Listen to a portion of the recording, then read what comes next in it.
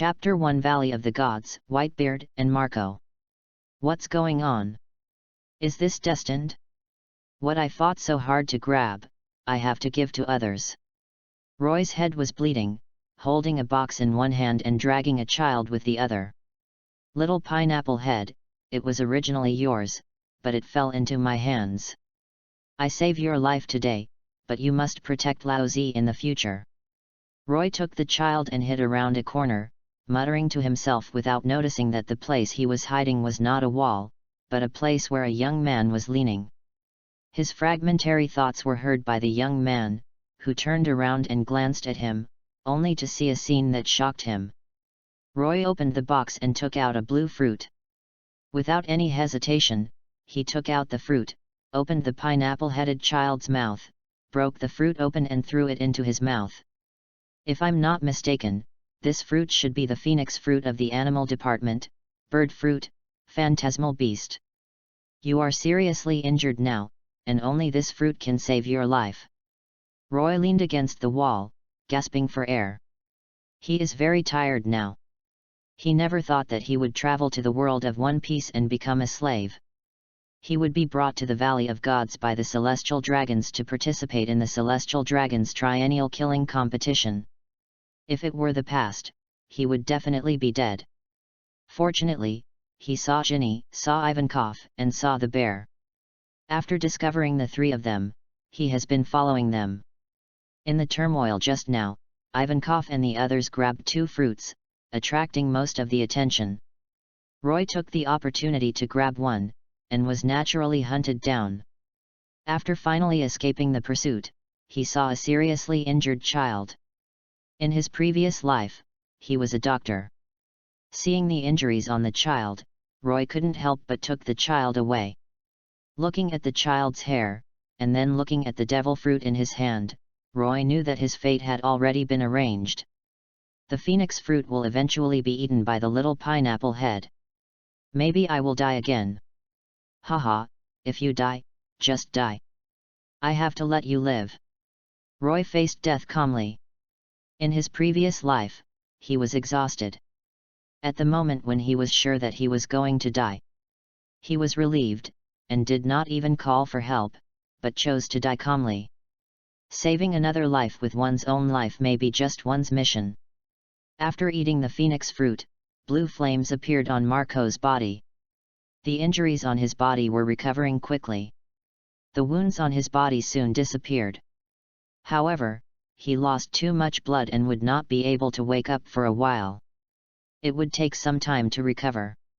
Find a way to send you to the pirate's ship and let the pirate take you away, preferably Whitebeard, he should be on the island.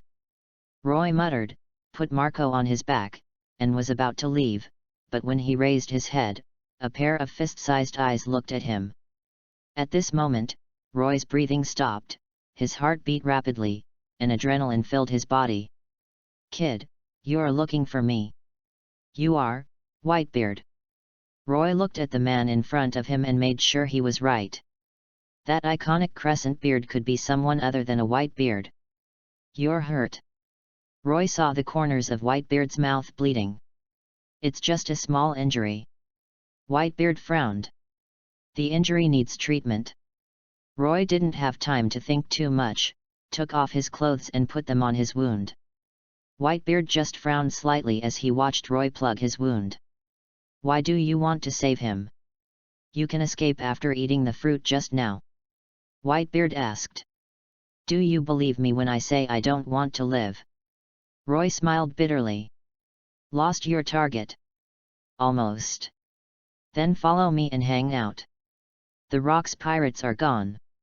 I want to form my own pirate team. You can hang out with me. Follow you? Let's leave alive first. Come up, I'll take you away.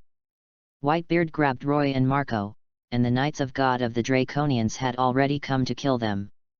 Whitebeard held the two of them with one hand, and with the other hand held the supreme sharp knife Kong Yun and slashed out. The entire Valley of Gods was in chaos, with the celestial dragons, marines, and pirates fighting together. Nowadays, Whitebeard is already very powerful, but he still suffered some injuries, which shows how strong the fighting power of the Tianlong people is. Not only the Knights of God of the Celestial Dragons were on the battlefield, but the 5 elders were also present. Even though Saturn Satan was the only one on the island, it was still through him's ability that the other 5 elders were sent over. If you only rely on the Knights of God and Garp, it is impossible to face Roger and the entire Rocks pirates. If the 2 pirate groups don't fight, it's not certain who will win and who will lose. The Rocks pirates are not the same group. Everyone has their own interests. After getting the interests they wanted, these people began to betray Jibek. Whitebeard was considered loyal and held back the ancient Saint Figolando Green, but the situation was over and he had to speed up and leave. Now the Rocks pirates have begun to flee. Whitebeard took the 2 of them to escape and robbed a marine warship. Cough. Whitebeard spewed blood from his mouth, and Roy hurriedly entered the cabin to look for medicine. Whitebeard cut off the anchor and didn't have time to pull it up, so he cut off the chain directly. He also cut off the rope on the sail, lowered the sail, held the rudder and fled with the 2 of them. Roy came out of the cabin, took a lot of medicine, and gave it to Whitebeard as soon as he came out. Relax, don't hold yourself tight with your domineering force, I can't sew it up. Roy used a needle to sew up Whitebeard's wound, but the needle couldn't go in at all. No, there is no need to mend my wound. Just give me medicine. Whitebeard shook his head. Why? If your wound is not mended, it will leave a big scar. Roy said. Scars are a man's shame. I want to keep this scar to make me stronger. Whitebeard said. Fart, how can there be so many things? Hey, little pineapple head, you're awake. Roy looked to the side, Marco was already awake. Thank you for saving me. Marco still remembered that Roy took him away and gave him something to eat, and then he got better. Come here. Hearing Roy's words, Marco trotted over. Will you use your ability? Roy asked. Are you talking about this? Marco's body suddenly changed and turned into a blue firebird. Whitebeard saw Marco's appearance and kept a little distance. Facing the unknown ability, he was afraid of any accidents. Don't worry, he ate the devil fruit in the form of a phantom beast, the phoenix. The flames have no lethality.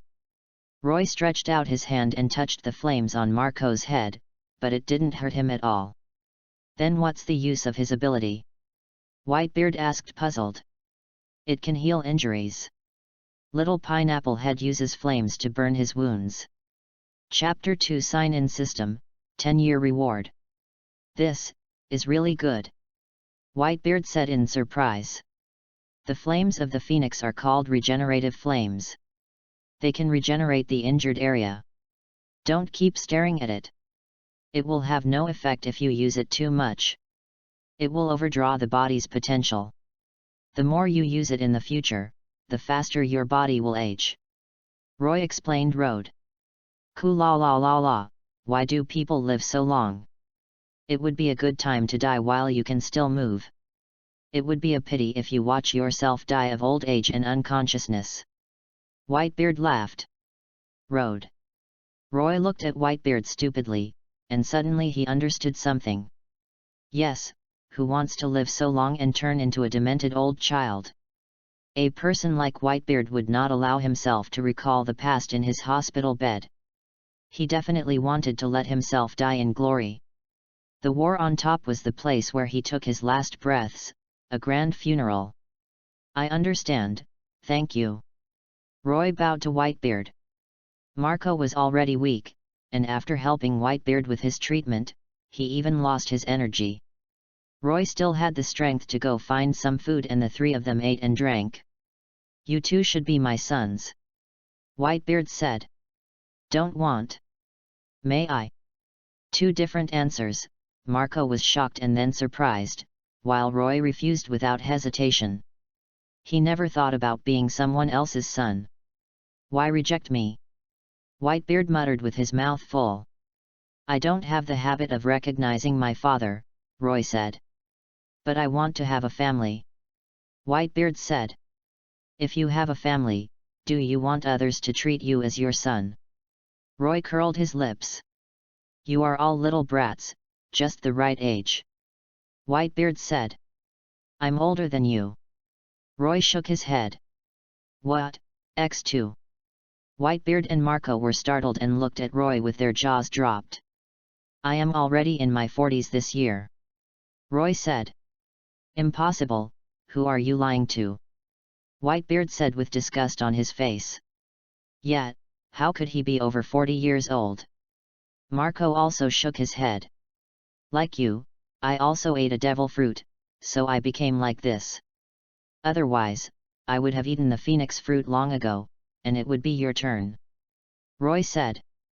In fact, he was lying. He didn't at all. What fruit ability? Really? Marco said. I didn't expect you to be older than me. No wonder you speak in an old-fashioned way. Whitebeard was completely disgusted. Who would have thought that Roy was older than him? If you want a son, a little pineapple head is suitable for you, but not for me. Roy said. Same, you will be my family from now on. Whitebeard said domineeringly. Whitebeard is 36 years old, Roy is 9 years old, and Marco is only 7 years old. A 36-year-old young man and 2 little kids under 10 years old formed their pirate group. The warships were floating in the West Blue, and they didn't know their target. Whitebeard knew how to sail. He went to sea alone when he was very young, and his birthplace was the Sphinx of the Great Channel. He had been sailing in the New World for many years. The technology is fine.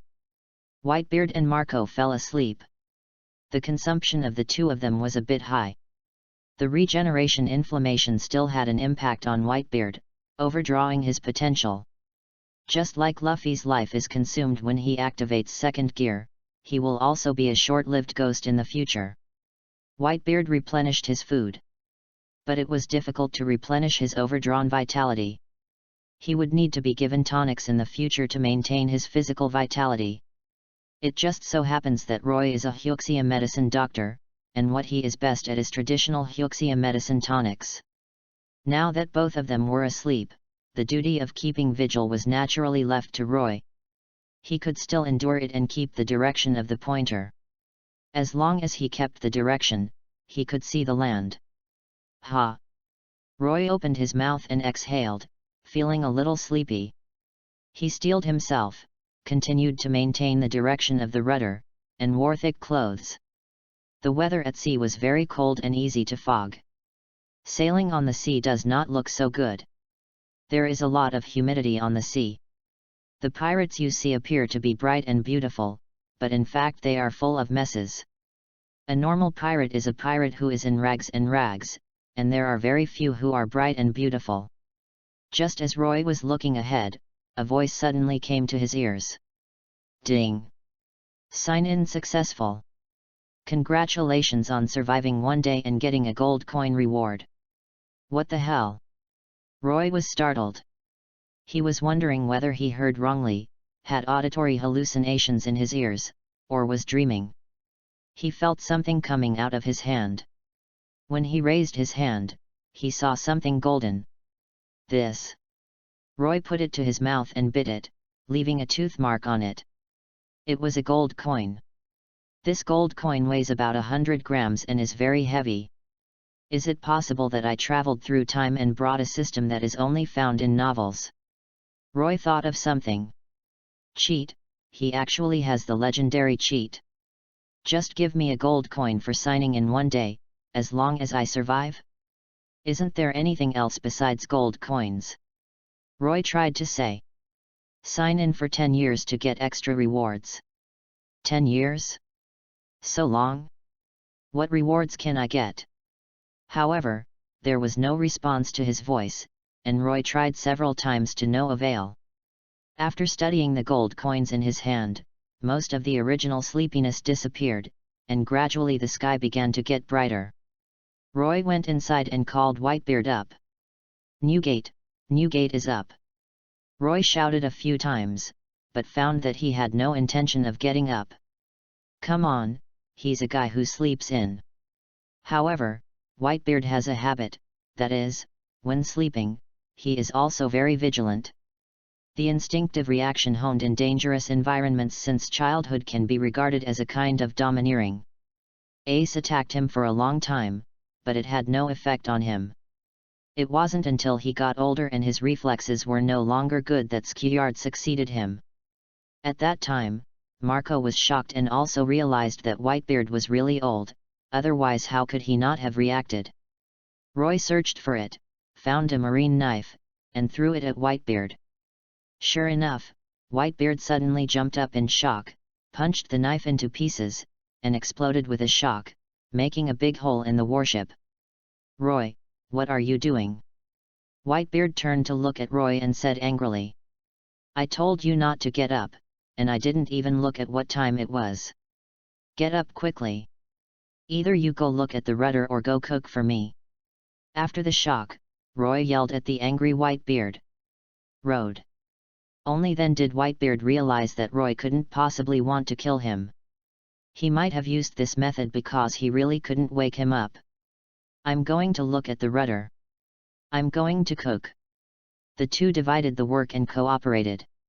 Roy cooked a large pot of porridge. There was a lot of food on the warship. Originally, there were hundreds or even thousands of people on a warship. Even preparing food for a week would be enough for them to eat for a month. Why is it not a year? With Whitebeard, a 666 centimeters tall giant, how can the appetite be reduced? After making breakfast, I called Marco up by the way, and then he went to bed, leaving the two of them on duty. Chapter 3 Black Market, Be My Son. It was already dark when he woke up, and Roy was startled by the two of them. "What are you doing?" After Roy woke up, he found that they had docked, but Whitebeard and Marco were unhappy. "What's wrong with you?" "Hungry," said the horse. "No cooking?" Roy asked. "Won't do it." "Neither can you, Newgate." Whitebeard scratched his head with an embarrassed expression on his face.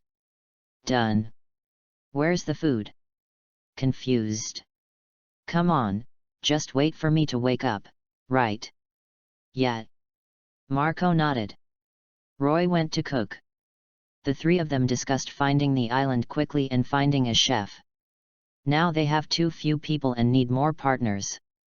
However, Whitebeard doesn't need a partner, he wants a family. After eating, Roy continued to watch the night. He had been waiting for 12 o'clock. Sure enough, as soon as 12 o'clock arrived, the voice sounded again. Ding! Sign in successful. Congratulations on surviving one day and getting a gold coin reward. Sure enough, you can get a gold coin by signing in every day. Can you see the sign-in reward 10 years later? Roy tried many methods, but still failed to figure out this system. He could only leave it like this, 1 gold coin a day to ensure that he would not starve to death. After 4 days away from the Valley of the Gods, they finally arrived at an island. During this period, they also arrived at other islands, but Whitebeard said they had to run far away, as the world government might attack their remnants. They saw the news about the destruction of the Rocks pirates in the newspaper on the 3rd day. It was huge news for the whole world, and countless people took to the streets to cheer and celebrate the destruction of the Rocks pirates. Everything about the Rocks pirates is slowly being erased. Marine Lieutenant General Garp, who killed Rocks, is called a marine hero. However, when everyone thought that Garp would become Marine Admiral, Garp refused, and a conflict broke out between him and Marine Fleet Admiral Sora, and was then thrown out of Sora's confinement to calm down. "Are we going to the island?" Roy asked Whitebeard. "Come on, this ship is going to die soon. Sell the things on the ship and buy a new ship." Whitebeard said. "Okay, but they are all arms and weapons. You have to find a black market to sell them." Roy said. "You know the black market?" Whitebeard asked in surprise. "I said I'm older than you, but you really don't believe me." Roy said. "Now that I believe it, I don't know if there is a black market on the island." Whitebeard went down with his naginata. There was a city on this island and there were many people on the street. Whitebeard's huge body walked on the street, which was full of oppression. And many people recognized his identity. It's Edward Newgate, the Whitebeard of the Rocks Pirates. How is it possible that when the Rocks Pirates were destroyed, he was not captured by Marine? Do you want to inform Marine? Are you going to inform? Nothing good will come of informing Marine. It's better not to offend him. I heard he can easily destroy an island. He's the only one, so what are you afraid of? His bounty is more than 1 billion belly. If you kill him, you'll have no worries for the rest of your life. Then come on. Whitebeard was too conspicuous, and soon someone bold enough to attack him. The result was naturally tragic. And ordinary people simply couldn't bear Whitebeard's punch. I found it, it really does exist. Whitebeard found the target on the street and pushed directly into the gate of opening. Welcome the light. This was a tavern. The owner heard the bell ringing at the door and knew someone had come in. He raised his head and said, but stopped mid-sentence and changed his face, looking serious. There is a warship outside. Except that it has no anchor, it is 80% new. Whitebeard said. Warships won't accept it. The store owner shook his head. There are artillery, shells, and guns on it. Whitebeard said. How many? Quite a few. I'll have someone transport it away tonight. I want a boat. How big? It doesn't need to be big, just medium. I'll leave the food on the warship. No problem, I just want arms. The two parties discussed it and agreed verbally without signing anything. This is the trading rule of the black market. Reputation is more important than anything else. When doing business with pirates, contracts are useless. Whitebeard turned around and wanted to go out, but suddenly stopped and said, do you have any children here? Slave? I don't do slave trading here. The shop owner was stunned for a moment and shook his head. Are there any orphans on the island? Orphans, there must be some, I don't know much about them. Give me a barrel of wine. Whitebeard took the wine, pushed out the gate of opening, and returned to the warship. Have you found a buyer? Roy asked. I've found it.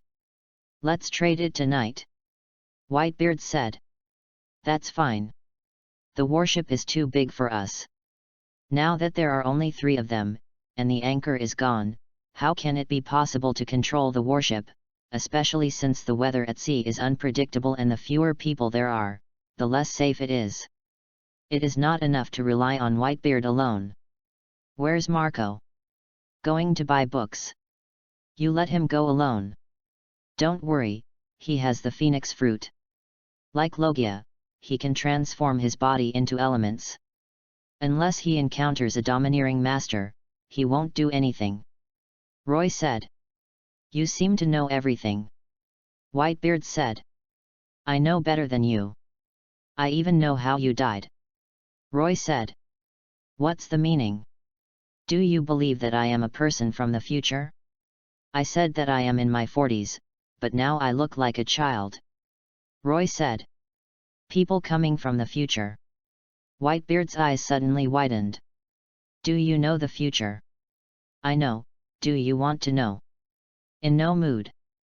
Ha ha ha ha, as expected of you, Whitebeard, I saw the right person. Like Luffy, he chose to refuse.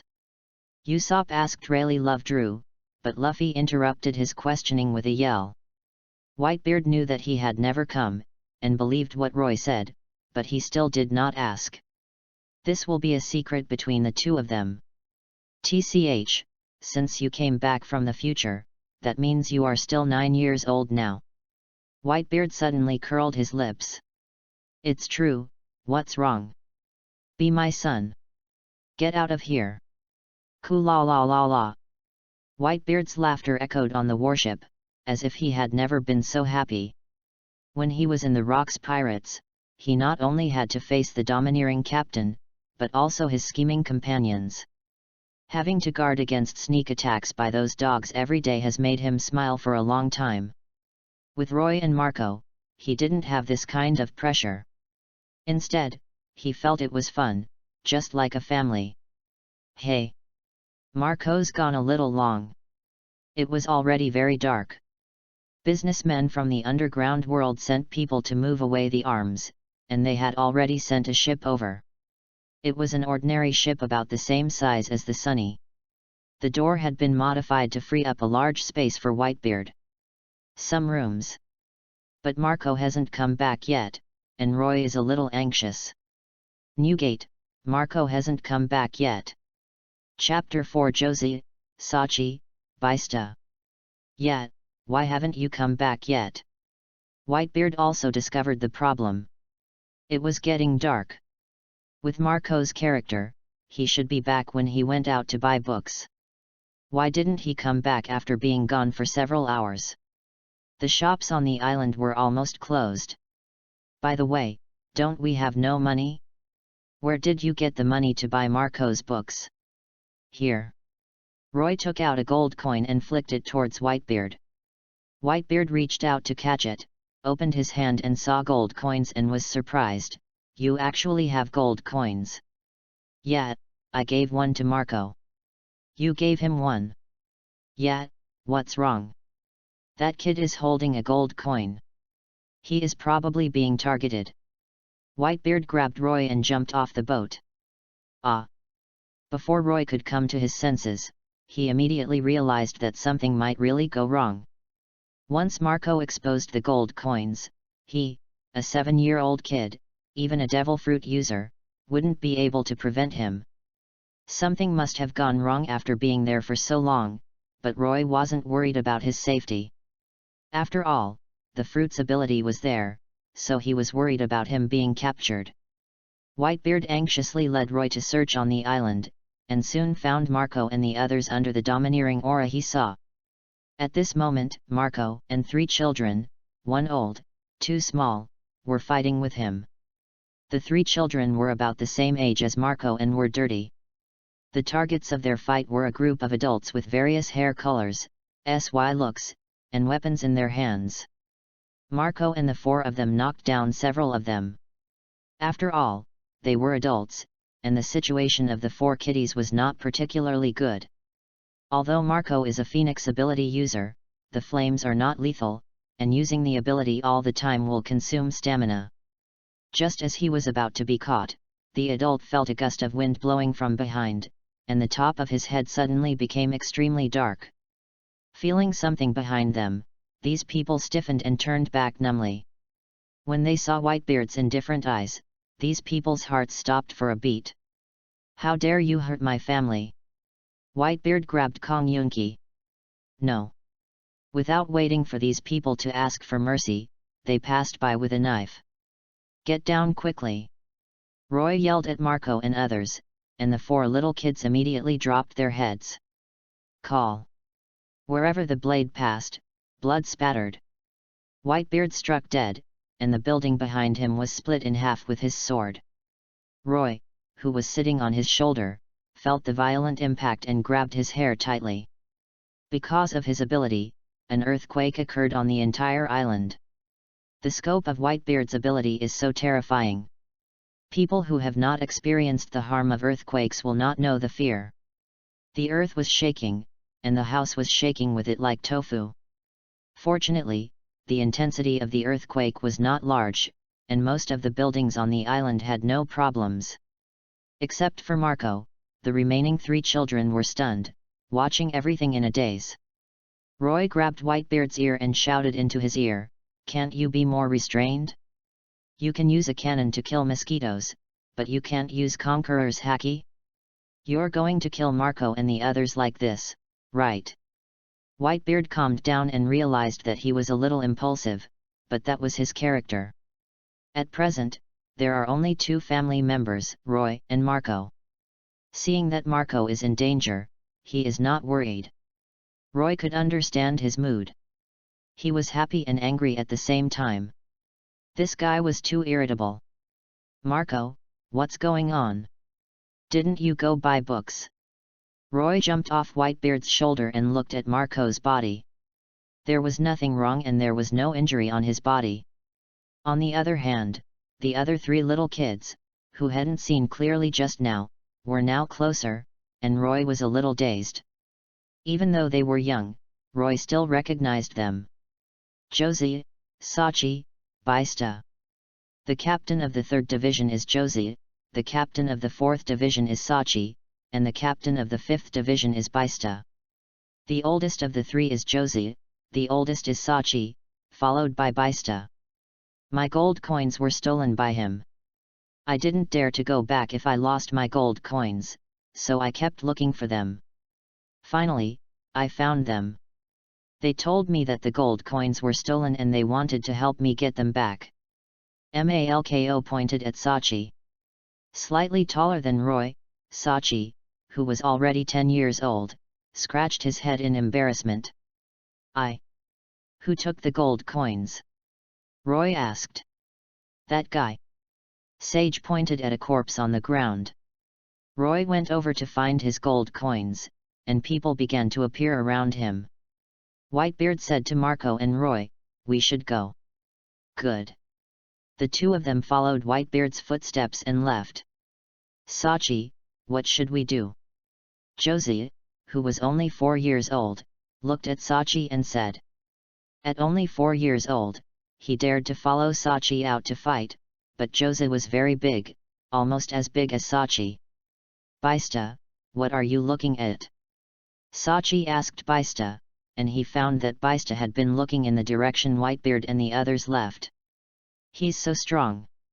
Baista said blankly. It's very strong, let's leave quickly. Sachi said. Sachi, I want to follow him. Baista said. Why? I don't know. He was very nice to Pineapple Head just now. He killed people for him. If we can join him, will he also protect us in the future? Baista whispered. Sachi was stunned for a moment. The team of 3 people had no father or mother. He worked in the kitchen and was kicked out for stealing food for Josie. Then he met the wandering Baista, and the 3 formed a group of thieves. Combination. Marco was spotted while strutting around the market with a gold coin. However, after stealing the money, he was also targeted by another group of people and the gold coin was robbed.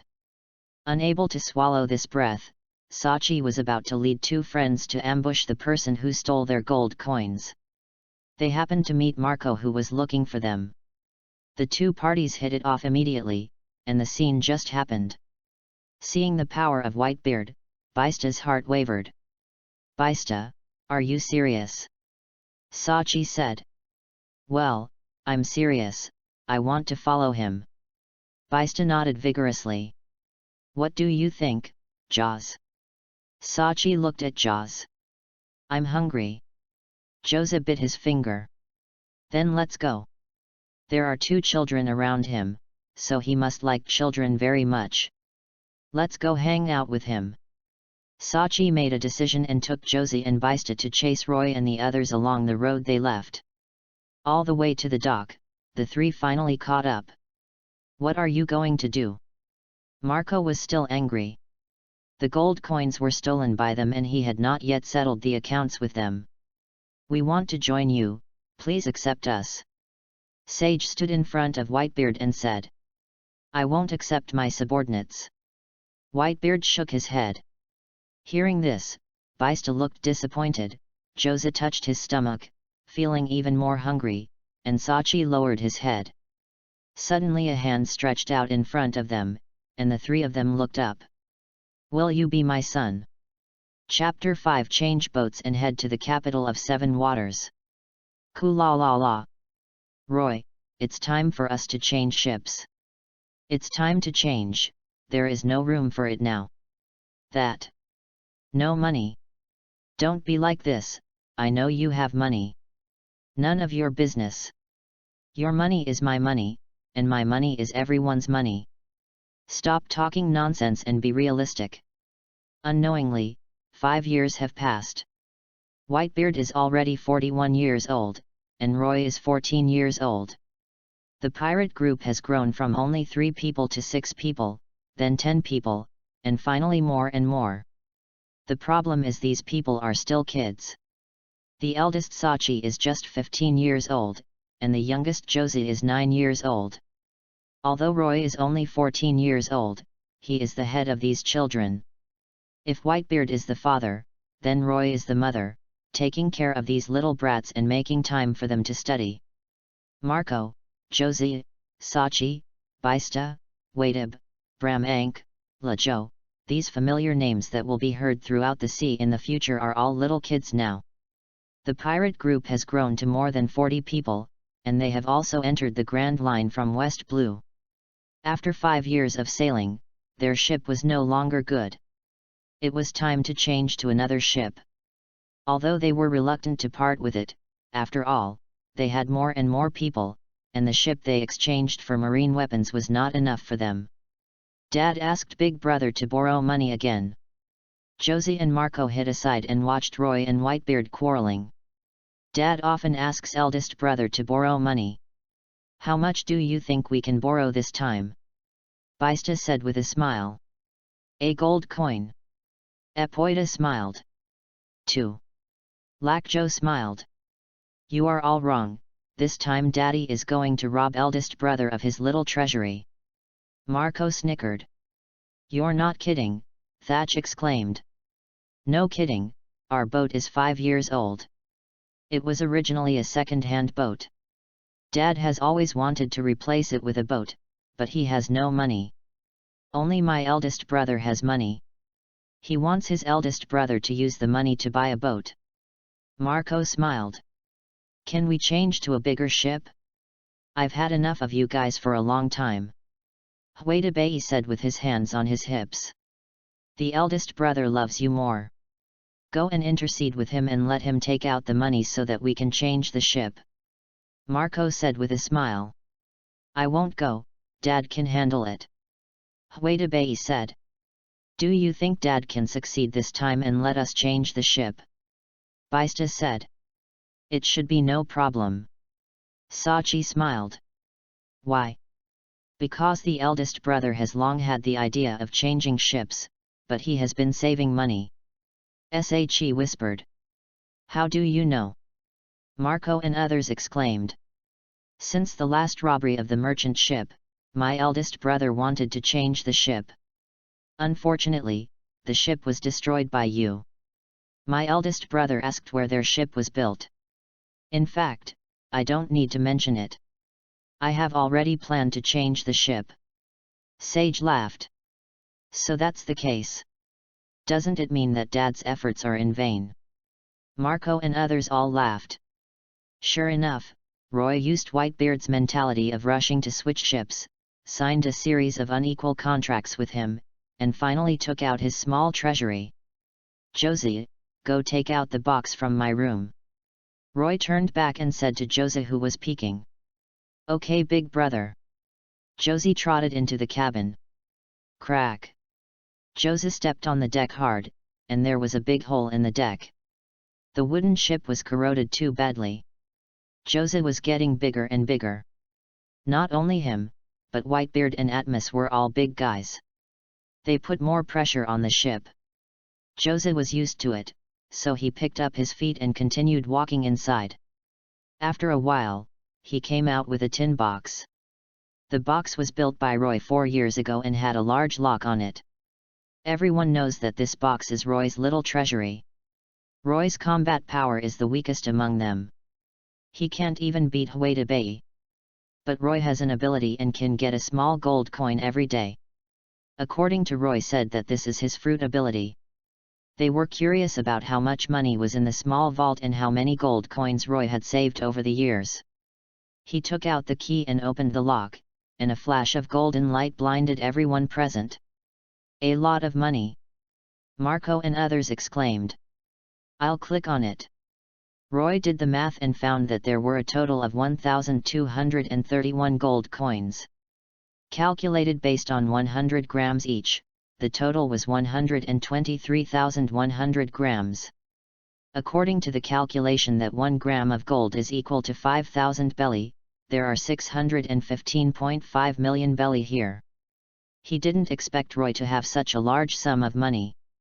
Whitebeard took a breath after being calculated. You actually have so much money. Brother, give me some money.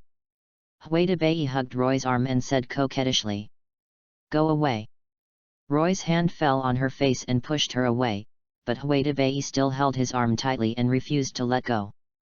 Here's one for you. Roy finally couldn't bear it anymore. He was the only one in the pirate group and took out one and handed it to her. Thank you, brother.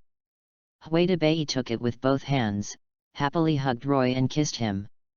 Roy wiped the saliva from his face. Marco and others watched eagerly. You don't have it, and it's useless to give you money. I've inquired about the price of the ship. A brand new ship that can take us to all parts of the world requires at least 300 million belly.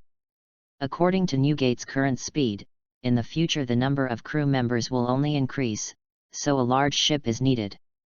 The estimated cost is 500 million belly, and we will need to buy other things for the remaining 100 million belly. Roy had already made the calculation. He has been saving money and didn't take it out until today.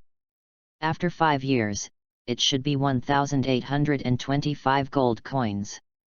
In the past 5 years, 594 have been consumed. In addition to the money plundered, frequent banquets, compensation for destruction and buying miscellaneous things, a lot of money was spent. Without Roy, their lives would have been extremely difficult. Then where are we going now? Go to the Seven Rivers capital. In the first half of the Great Channel, the shipbuilding industry in the Seven Waters capital is the best. I've heard of it, but I've never been there. Whitebeard nodded. I've been ready for a long time. Roy took out a permanent pointer. I bought a permanent pointer to the capital of Seven Waters through the underground world before. You can go directly to it through the pointer. Roy said. It turns out you were already prepared. Whitebeard said. Otherwise, it depends on you. When can we change ships? Roy said angrily. Koo-la-la-la, it's because of you that I feel relieved. Whitebeard laughed and stood up. Little ones. Let's set off and head to the capital of Seven Waters. Yeah. Everyone cheered. Brother, let's have a party. No money. Aren't there still 15 million Baileys left? That's my money. You bastards, Newgate, teach them a lesson for stealing money. No, Dad, Marco stole it. BD Sachi, Daddy has nothing to do with me, Sachi stole it. Chapter 6 General Warring States Period. Hey, have you heard? Newgate appears in the Grand Line. On an unknown island in New World, a group of people were resting on the beach. The man in the leader laughed. I heard that he was followed by a group of children. The handsome middle-aged man with yellow hair next to him smiled. Newgate's dream is to have a family. I heard that those children are his family. Ha ha ha, he is a father. Roger laughed loudly. Everyone goes to sea for their dreams. Newgate's dream is different. The former members of the Rocks Pirates have begun to become active on the sea. Rayleigh said. Ha ha ha, I'm looking forward to meeting again and seeing how his family is doing. Roger laughed. What's so interesting about a bunch of brats? Jabba shook his head. I'm looking forward to meeting him again. The Whitebeard pirates appeared in the Seven Waters capital and caused a scene around the Seven Waters capital. The battle with Marine spread throughout the world. At the same time, Roy was losing his temper with Whitebeard in the Seven Waters capital. I've told you before. This place is very close to Marine headquarters. Keep a low profile. Our ship hasn't been repaired yet. It's better for you to cause trouble for me everywhere. Now you're being targeted by Marine. Roy waited for Whitebeard. The man roared. The others were obviously bigger than Roy, but in front of Roy they all lowered their heads and looked listless. A month ago, they arrived at the Seven Waters capital. Roy found Tom and commissioned him to build a large ship with a budget of 500 million belly. Tom took over the project and designed Moby Dick according to Whitebeard's ideas. It only took Tom a month to build it alone, so Roy simply asked them to stay on the island. As a result, they heard that there were several special islands nearby, such as the Food City, St. Poplar Island, etc. Whitebeard led these little ghosts went there to play. As a result, for some unknown reason, he got into a conflict with Marine and defeated a Marine Lieutenant General. Marine General Sengoku came and killed him, and another battle broke out. Whitebeard could only lead his people to escape in despair, and fled back to the capital of Seven Waters. What to do now? Marine has surrounded this place. Marco whispered. Wait here and negotiate with Marine. Roy said. You are going to negotiate with Marine. How to negotiate? Whitebeard said. With the lives of everyone in the Seven Waters capital. Roy said solemnly. What are you going to do? Whitebeard exclaimed. Don't worry, we're just negotiating with them. The boat will be built tonight and we can leave here by then. Roy said. Really? It's already healed. Whitebeard said happily. You are really a hands-off shopkeeper, can you be more careful? Roy yelled at Whitebeard. No one else dared to treat Whitebeard like this, but Roy was the only one who dared to treat Whitebeard like this. Wait, let's go negotiate with Marine. Roy took a deep breath and walked towards the Seven Waters capital pier. Whitebeard followed Roy out. At this moment, the Marine Army has surrounded the capital of Seven Waters, and as time goes by, more and more Marine warships are coming to support. The person leading this fleet is none other than Marine Headquarters General Sengoku. Admiral, Whitebeard is out. The Marine soldier who had been staring at the dock turned back and shouted to Sengoku. After hearing this, Sengoku, who had an explosive head, immediately stood up and walked towards the position of the fort in front. Without a telescope, he saw Whitebeard and Roy at Whitebeard's feet. Warring States. Whitebeard shouted from the island. New Gate. Warring States stared at him, always wary of him. Pull the boat over.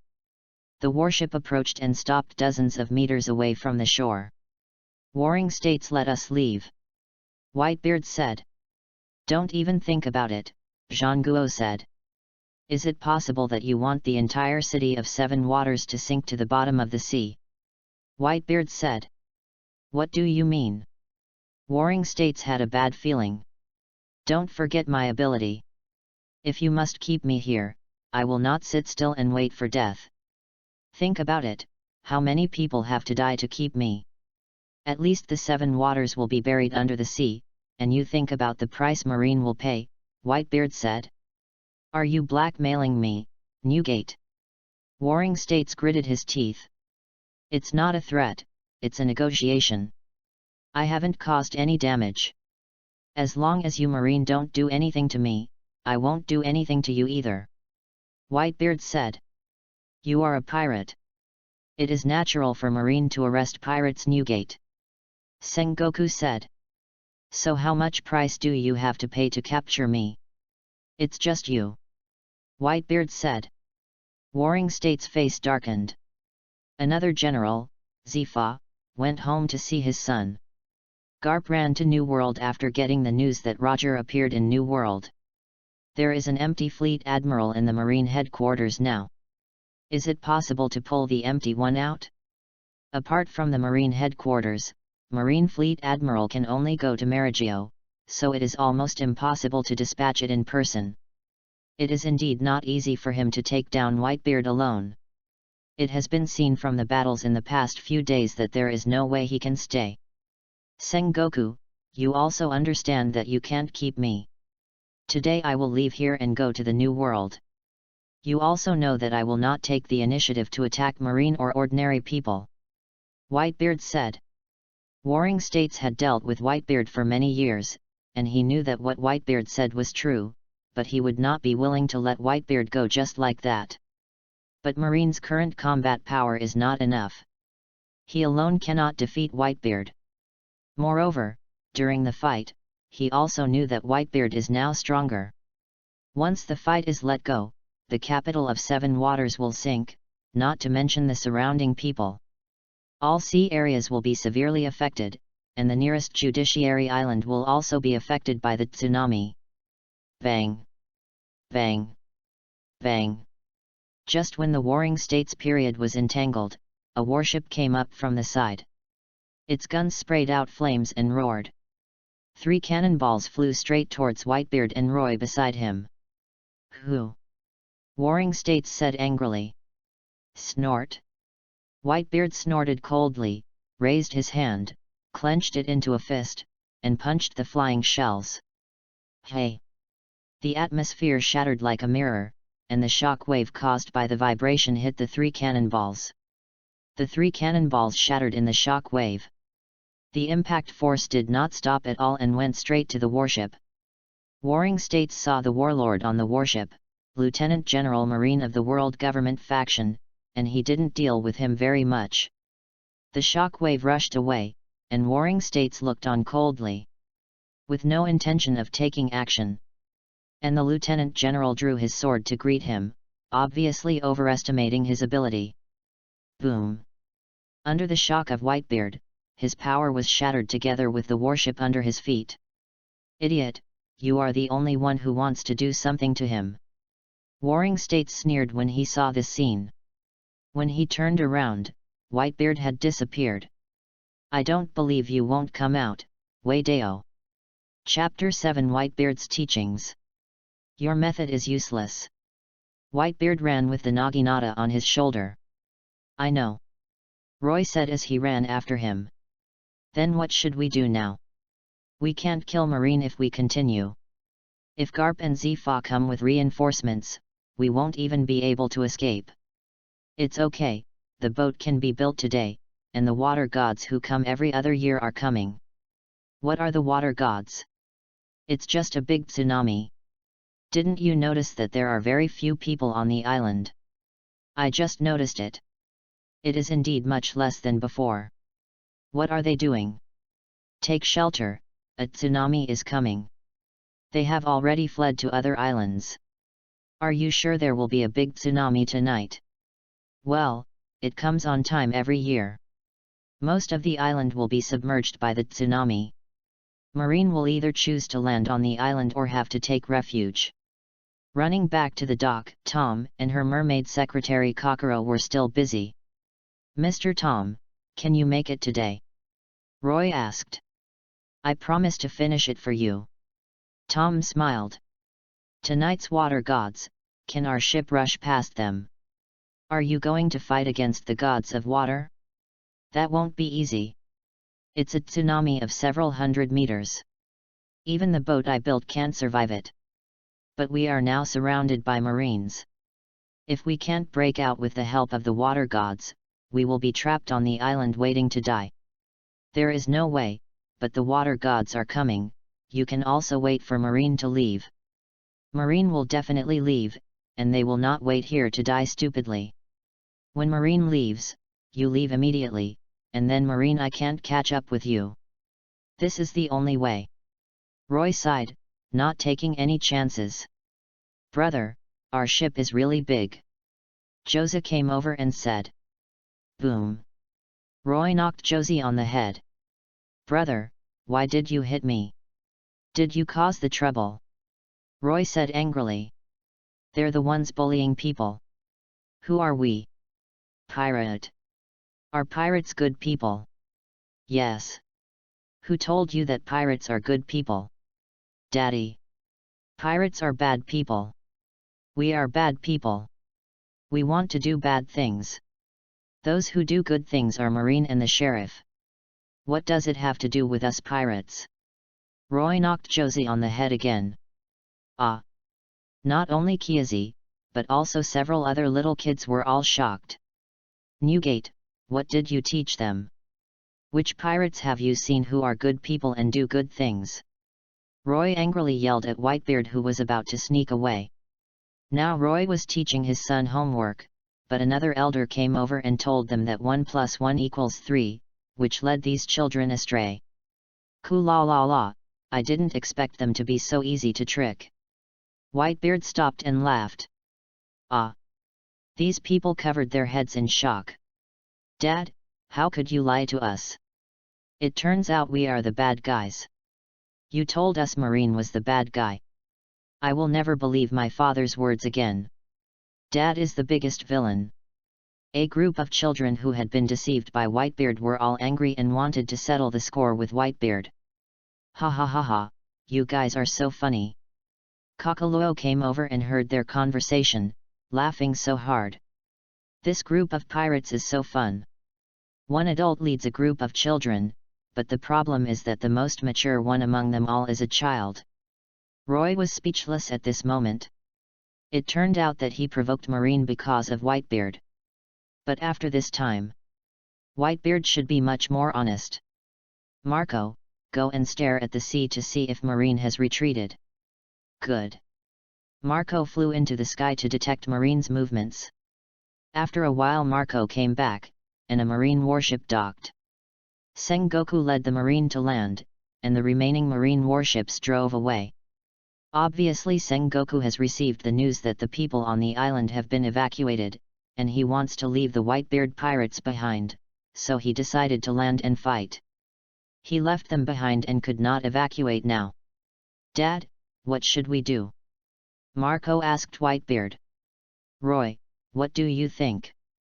Whitebeard looked at Roy. What else can we do? Fight them. Roy looked at everyone. How could these people grow up without going through hardships? Even though they were young, they were all very strong. There are not many Marine troops landing, and Whitebeard is enough to attract the main firepower, so just leave it to him. It's so rare to hear this from my eldest brother. Seiki smiled.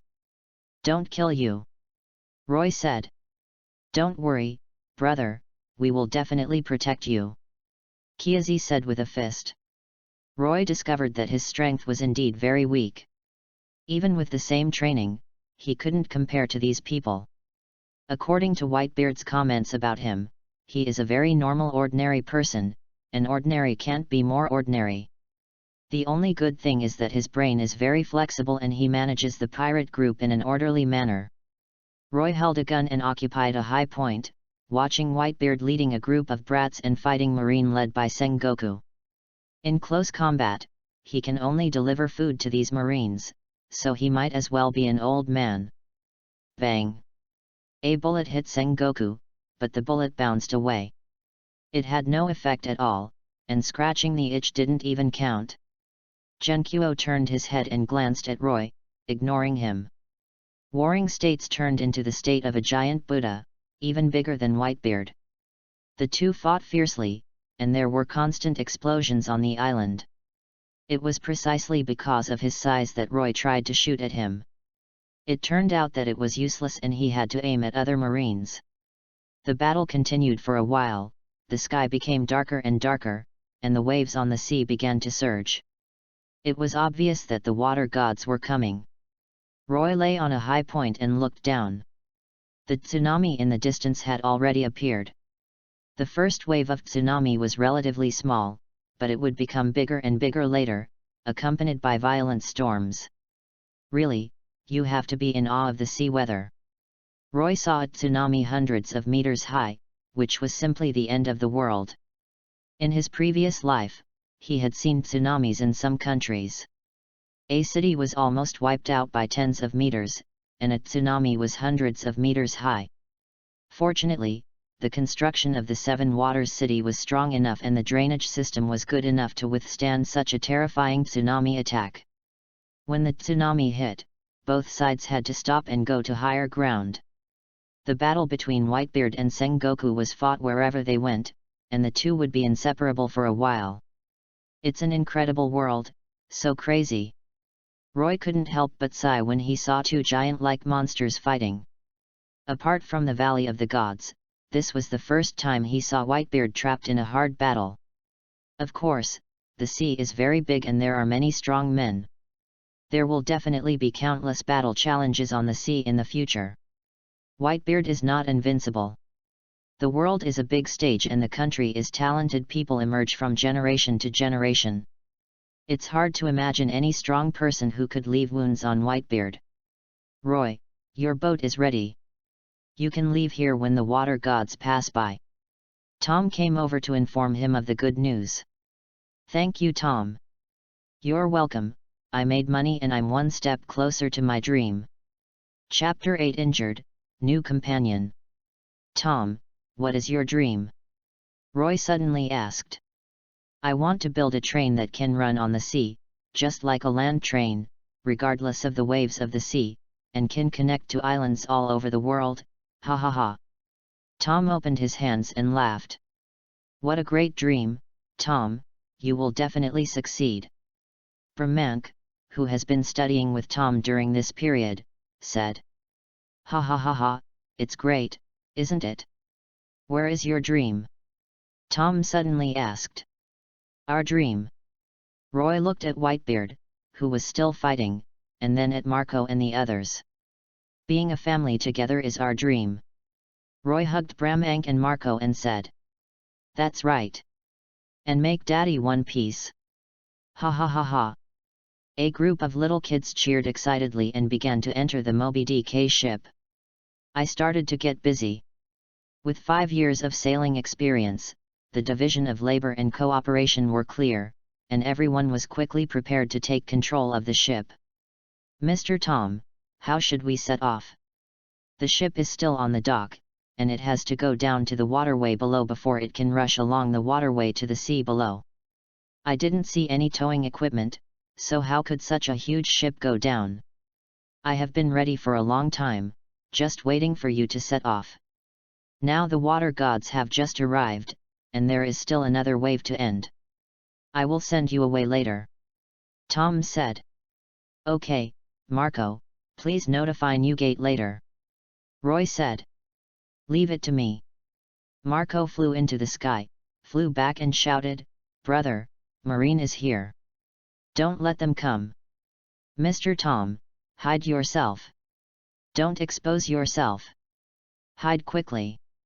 After Roy finished speaking, he pulled out his knife and jumped out of the boat with Josie and Bista. Sure enough, Marine discovered their boat, knew their intention to go to sea, and led Marine soldiers to intercept them. The Whitebeard pirates cannot be allowed to go to sea. Major General Marine, the leader, said. Kill them, don't let them get close to our ship. Roy rushed forward, raised his pistol and fired a round, then rushed into their Marine with a knife. Although his strength is average, it does not mean that he does not have the courage to fight with the enemy. At times like this, courage is what determines the outcome of the battle. The two sides fought fiercely together. Roy faced an elite soldier from his headquarters, and the two were inextricably killed. The soldiers were surprised. They didn't expect that there were such ordinary people in the Whitebeard pirates. What are you looking at? Roy noticed the moment when he was distracted, pulled out a gun from his waist, pointed it at his chest and fired. Without the support of one hand, the opponent's knife broke through the knife in Roy's hand and made a solid scratch on his chest. The soldier didn't expect Roy to fight him in this way. Both of them were injured at the same time. There was a blood hole in the other's chest and a blood mark in Roy's chest. After a while, Roy got up, and blood flowed from his chest, quickly dyeing his clothes red. Roy continued to pounce on another soldier and continued to fight. Boom! According to what Tom just said, another huge wave of tsunami hit the island, and the whole island shook violently. According to what Tom just said, this is the last wave. Marco, go inform Newgate, hurry up. Roy found Marco and asked him to call Whitebeard back. Marco immediately turned into a phoenix and flew to the place where the fierce battle broke out, where golden light flashed and earthquakes continued. Don't even think about it. A general wearing a marine coat struck at Marco. When Roy stood in front of Marco, due to the gap in strength, he was slashed and flew out, buying time for Marco. Marco rushed into the sky to find Whitebeard. Brother! Josie ran over after seeing Roy being slashed and sending 4 or 5 Marines flying with one punch. Seeing the blood on Roy's body, Joe's eyes suddenly widened and he wanted to eat someone. "I'll kill you!" Josie rushed towards the general angrily, and punched him with a steel glove fist. The opponent didn't expect Joe's power to be so terrifying, and was directly knocked away by his punch. Not long after Marco arrived, there was a violent earthquake, and then he heard heavy footsteps. Whitebeard rushed back with a naginata in hand. "Roy!" Seeing Roy lying on the ground, Whitebeard was so anxious that he clenched the naginata with both hands, and the shaking fruit concentrated on the blade to form a white and transparent circle of air. "Shock knife! Call!" The sword swung past, and all the Marines were blown away by the shock wave in an instant. All the Marines were killed under Whitebeard's sword. "Roy, how are you?" "Marco. I'm not dead, why are you so anxious?" "Ahem." Roy was picked up by Josie. "Hurry up and go. The tsunami is over and our boat is ready. Hurry up and get on the boat." Whitebeard looked around and saw Roy's condition. He wanted to continue killing and kill all these Marines, but he dared to hurt his family. "That's enough, let's go." Roy grabbed Whitebeard's arm and said. "Okay. Boys, let's go." Whitebeard raised his naginata and shouted. Everyone got on the boat. Tom pulled down the gate, and the wood on one side of the boat that was fixed exploded. The boat tilted down, and everyone grabbed the hull. The boat tilted at 70 degrees and was about to hit the shore, and suddenly bounced up. Was dragged upright by the sea water, and the current was very fast, rushing their boat toward the sea from top to bottom. This was how they climbed over the upside-down mountain from West Blue and entered the Grand Waterway a year ago. For such a rapid descent, it was nothing. "Come on!" a group of people shouted excitedly. Sengoku chased after him, and when he saw the Whitebeard pirates gone away, his body began to transform back into its original form. "General of the Warring States period, we. It has nothing to do with you. Who would have thought that their ship would be hidden here? Should we continue our pursuit? The next stop is only Fishman Island. They must coat the Sabayati Islands. No, let them go to Fishman Island. The sea route to Fishman Island is very dangerous." "Yes." Without the god of water, their ship sailed quickly on the sea. Tom deliberately added 2 power wheels so that it could travel quickly when there was no wind. As for power, it is naturally a steam engine, which requires a large amount of fuel to start. "Brother, let me help you treat it." Marco used the regenerative inflammation to heal Roy's wound. Now Marco is very good at using abilities and can regenerate even broken limbs. Roy recovered all of a sudden and was able to jump around again. "Don't take part in fighting in the future. You are not suitable for fighting," Whitebeard said. "I am a member of the Whitebeard Pirates," Roy said calmly. Whitebeard was speechless for a moment, didn't say anything, lowered his head and didn't know what he was thinking. "Be happy, you are the captain. We have a new partner. We want to welcome our new partner to join." Roy patted the calf of the 2-story Whitebeard. "Young ones." Whitebeard raised his head, and everyone looked at him excitedly. "Welcome our new partner, Moby DK, let's have a party." "Ho ho ho! Welcome Moby DK. It's a party. Ha ha ha ha." Ouch! Chapter 9 Whitebeard's Wrath, Sabayati Land. The happiest thing is having a party, everyone is cheering, but Roy has a request that underage people are not allowed to drink.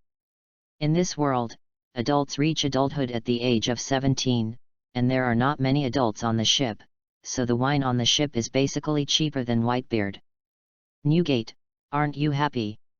Roy saw Whitebeard, who was drinking, sitting alone on a throne tailor-made for him, drinking from a barrel. "No, I'm happy."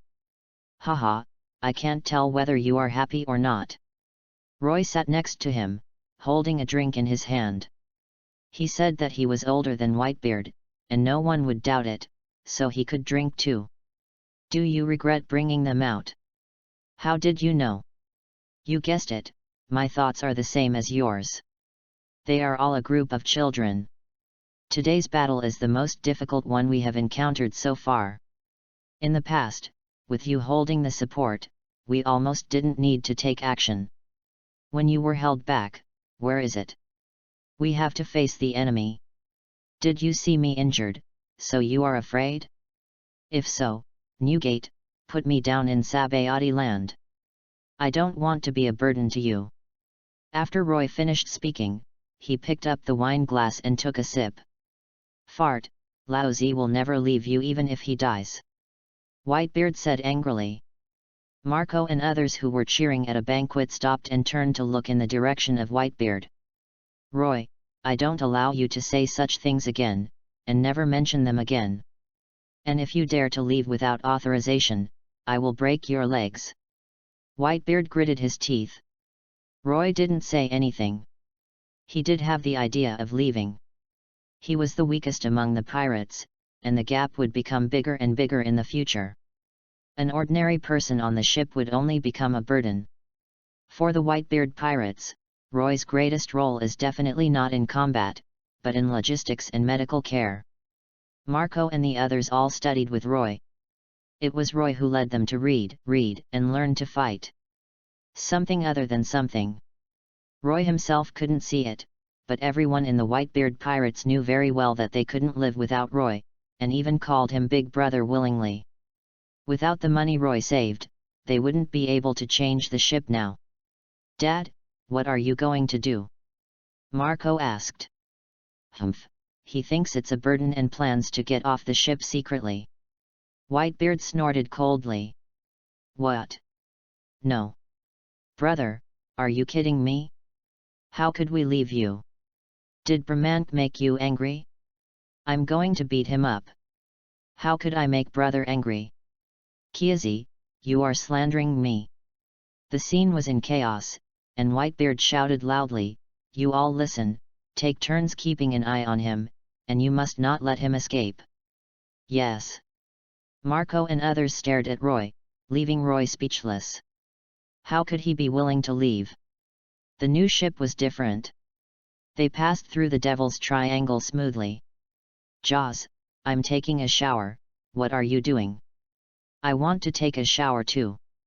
Since Whitebeard gave the order, everyone is now watching him, eating together, going to the toilet together, bathing together, and locking him up when sleeping, guarding him closely.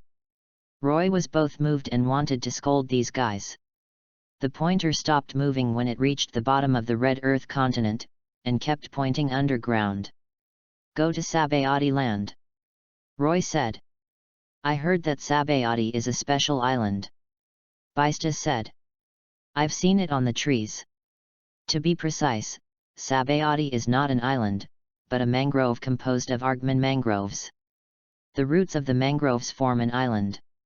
The island has special landscapes, and there is an amusement park. Marco said with a smile. He loved reading, and Roy bought him many books, especially medical books. Even if his ability is restored, he still needs medical assistance. Roy was wondering if Marco hadn't been locked up, would his regenerative flames be able to revive Ace? It is really possible to have the ability to restore life from the dead. Roy doesn't remember the details clearly. There are illegal areas and legal areas in Sabayati. It's been 5 years since he came to this world, and it's impossible to always remember the original work. Roy only has a general idea of what's going on there.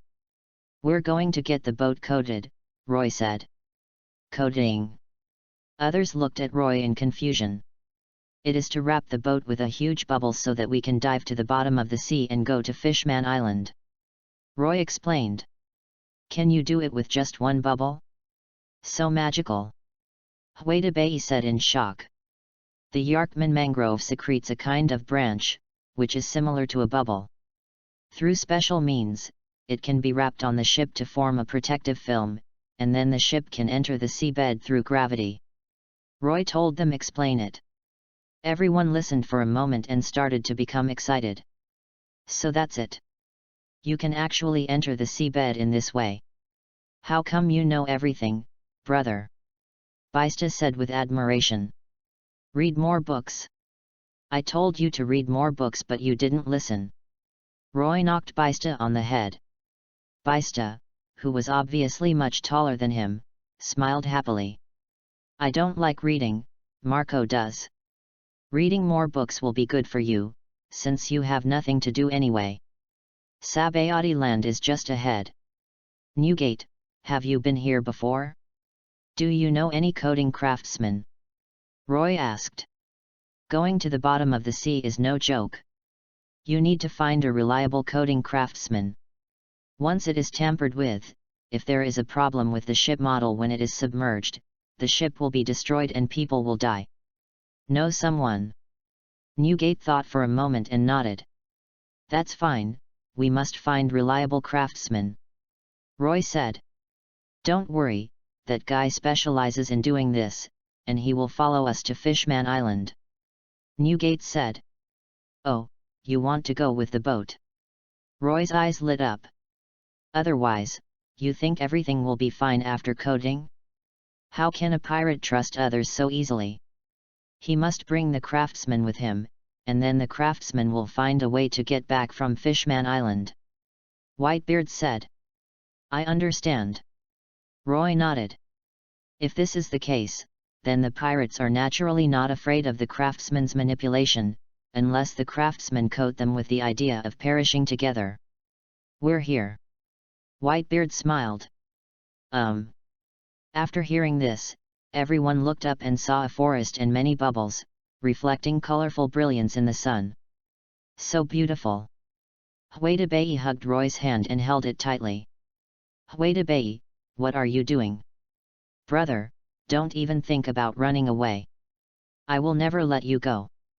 Huaydabayi said fiercely. The ship is getting closer and closer. Whitebeard said that 1 to 29 are illegal zones, and they landed in the mangrove number 27. Before the boat even docked, two voices were heard. Let me go. Let me go. Ha ha ha, I didn't expect to pick two small fishmen. They should be sold for a good price.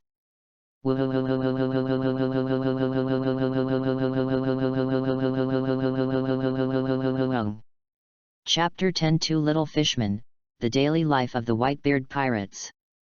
The cry of a child. A dark shadow passed over their heads, and they knew who it was without looking.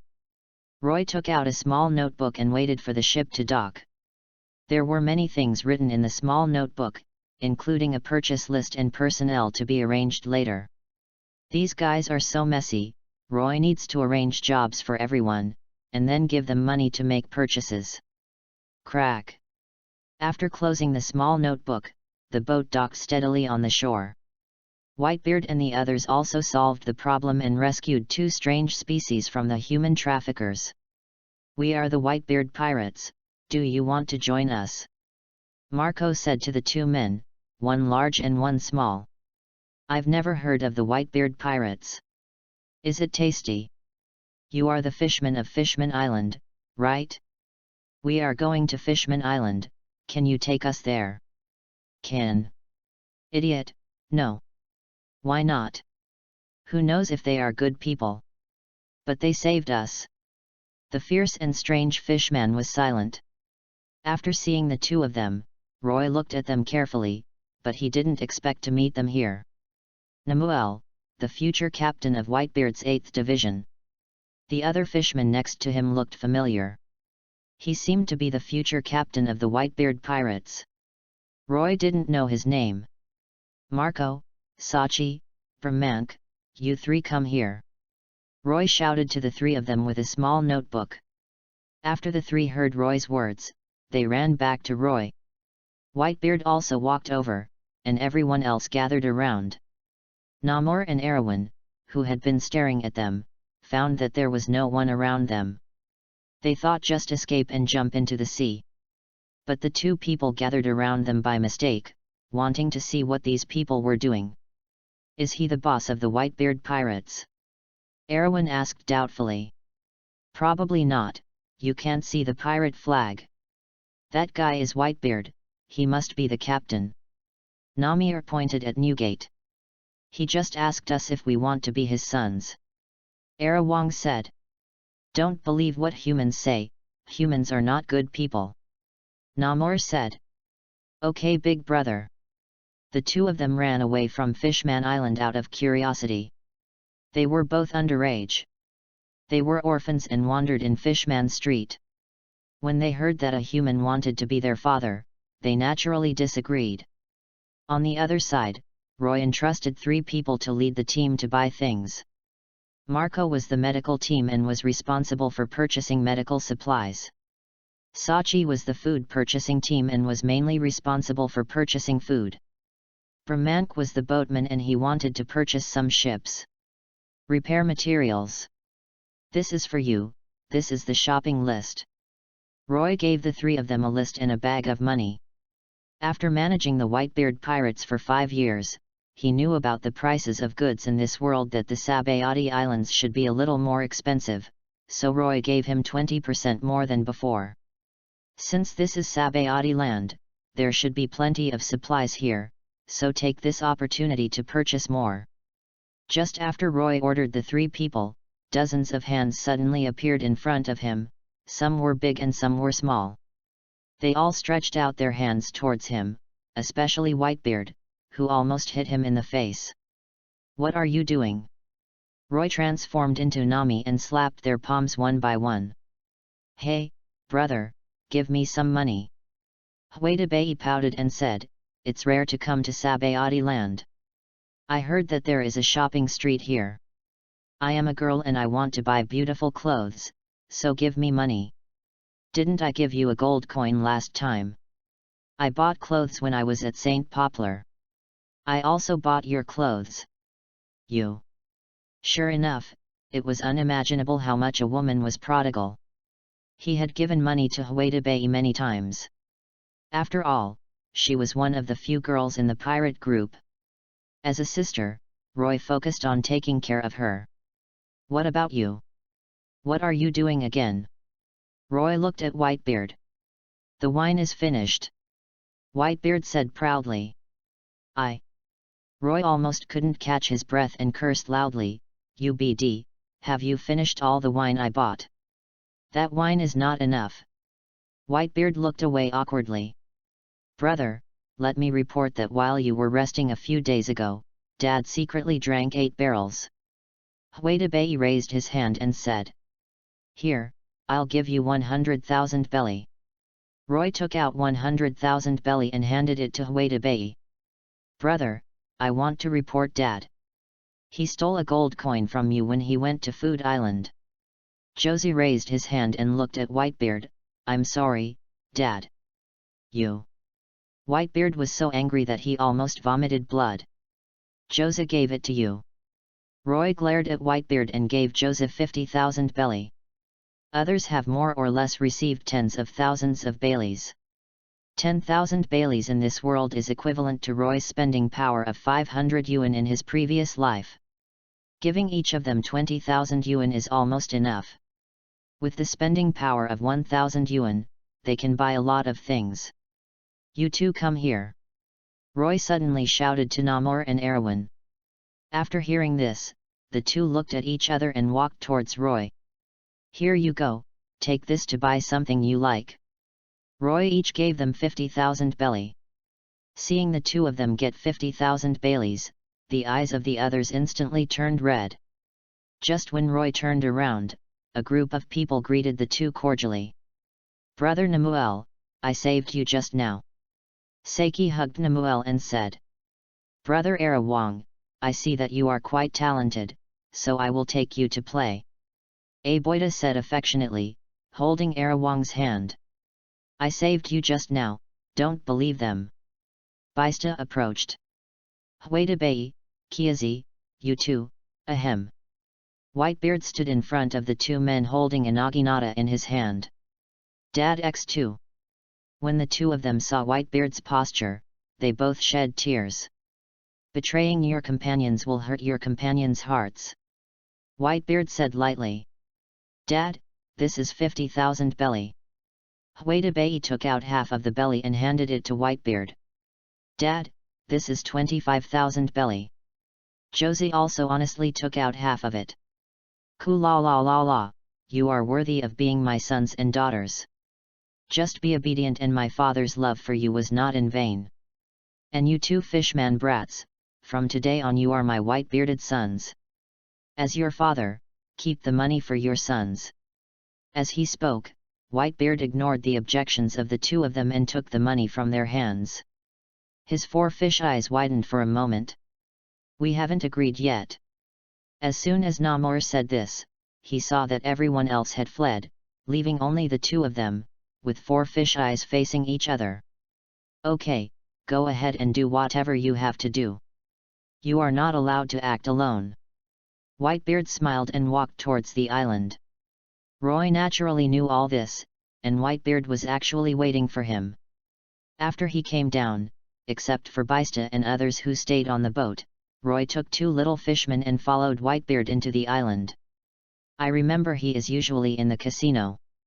Whitebeard said. Finding someone to do the coding, given our ship, it will probably take a week to do it, Roy said. Almost. Chapter 11 Coding Craftsman Blue, Black-Hearted Foreman. Hey, do you know there's a coder named Blue? Roy asked a man on the street. Get away, you brat, don't block my way.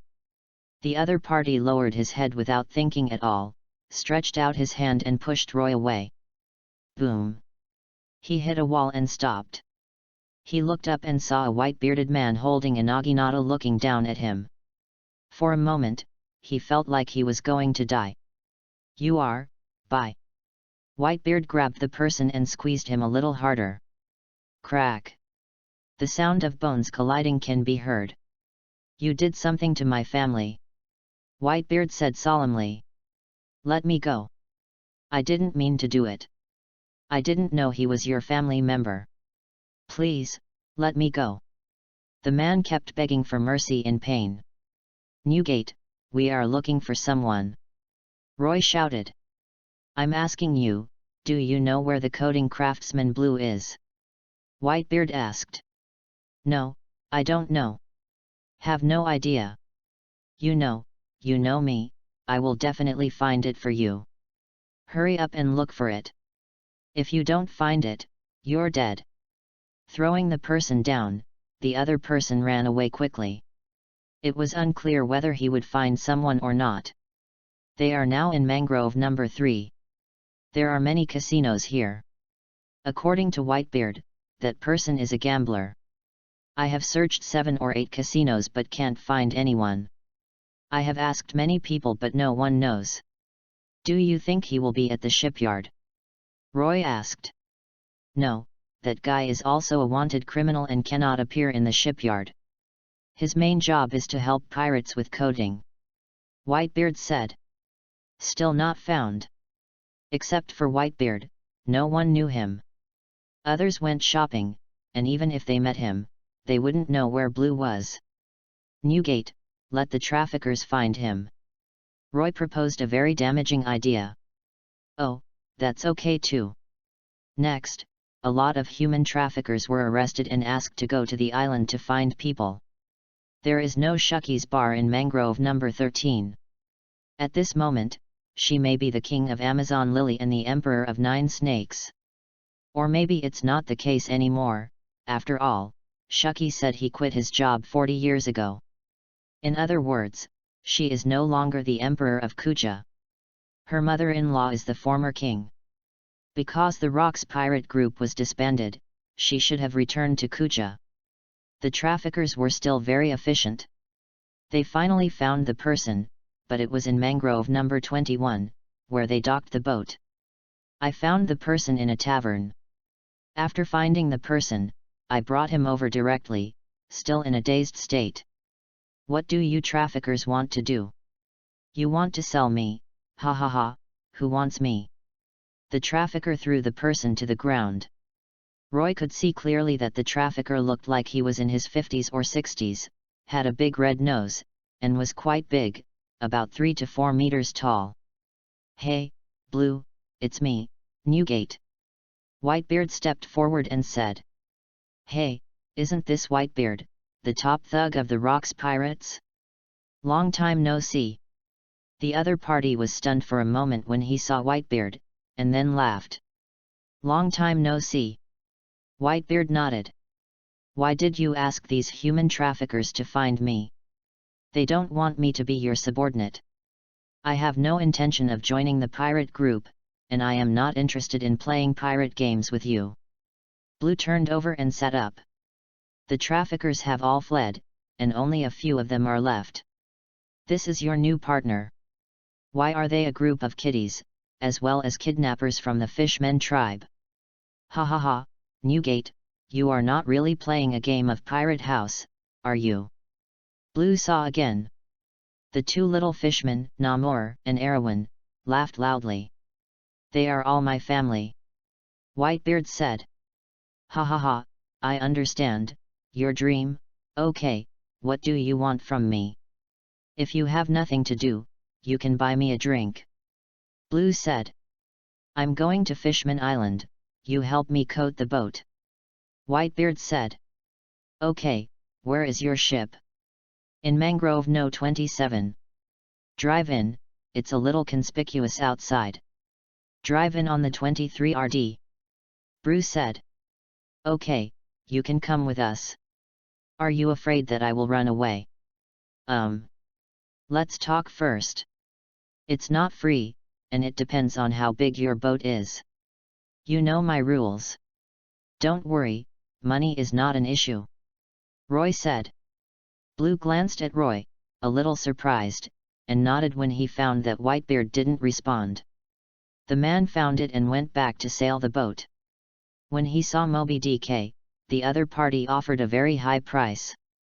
8 million Baileys in 1 week. Bruce said. "So expensive?" Roy asked about the price. "Usually, a ship like the Melly would cost hundreds of thousands of burials. For a big ship like theirs, 3 million barriers would be enough to get it done. As a result, at this price the asking price is 8 million. This is my price. If you don't believe me, you can ask Newgate. And it's been this price all these years. If you can't afford it, you should think about your own reasons. There are many rich people on the island. Why don't you go and rob them? Ludo. This is too close to the Marine headquarters. It's better to be honest." 8 million Baileys, does Roy still have money? Whitebeard asked. "Yes." Roy nodded. "Give it to him." After discussing the price, Blue started to take action. He first prepared the materials, then called 10 people to come over to help, and each person gave them 200,000 belly. This guy plays an outsourcing factory and earns 2 million. He makes money by himself while watching 10 craftsmen working. "Don't worry kid, this money won't be wasted on you." Facing the angry Roy, Blue said with a smile. "You'd better keep safe, or I'll kill you first." Roy said viciously. "Ha ha ha, funny kid, Newgate, your man has a personality. Don't worry, I will get it done for you. Don't worry, my craftsmanship will definitely make you get more value for your money." Others bought things and started coating the boat. Roy asked Bramank to learn from them. Bramank liked shipbuilding very much. He studied with Tom for a while. Now he had the opportunity to learn coding and asked him to follow him. As for the others, they continued to wait on the island. They can only move in the lawless zone, and they will soon get tired of it after a few days. "Boy, do you have money?" Roy stared at Blue. Instead of working, Blue kept drinking with Whitebeard. In the past few days, he also knew that Roy was the butler of the Whitebeard pirates and the person who controlled the money. "What are you going to do?" Roy asked after hearing his words. Roy not only has a gold coin that he gets for signing in every day, but he also does business. When he goes to an island, he will buy some special local things and take them to the next island to sell. In addition to the money gained from plundering some pirates, the Whitebeard pirates are actually not that poor. It's just that Roy doesn't want them to spend money randomly and keeps telling them that his family is very poor. Whitebeard knows his family's financial situation very well, and Roy won't hide from him. Do you want something like this? I'll sell it to you cheaper. Blue took out a bag from his arms, revealing a square fruit. Chapter 12 Dirty Goods, Ultimate Bargaining. Devil Fruit. Roy didn't expect that the old guy actually had something good in his hands, and it was a devil fruit. How much? 100 million belly. Why don't you take it to the auction house and sell it? You should be able to get a higher price. This is Sabayati land, there is a lawless zone, and it is not easy to deal with some dirty things here. Dirty things obtained by pirates and things that cannot be sold through formal channels can almost be laundered here. Devil fruit is even easier, it has a price but no market. It is said to be 100 million baileys, but the actual price must be more than that, especially if it is sold at an auction house, it will definitely be higher. The fact that he can sell you things shows that even the black market in Sabayati dare not accept the origin of his things. Whitebeard took a look and said calmly, "What you didn't dare to take away in Sabayati, you got it from the celestial dragons." Roy said in shock. "I hate smart people the most. If you want it, I'll put it away." Blue said. "Tell me the price, I'm sure it won't be too high for you." Roy said. 80 million baileys. 8 million baileys. You robbed. Hearing this, Blue jumped up, pointed at Roy and said in disbelief. Black goods have their own price. You are holding it in your hands now. Anyone who gets this fruit will be a hot potato. Even the person who eats the fruit will be hunted down by the world government, so the price of 8 million is very reasonable. Either you eat it yourself, or you can only sell it to others.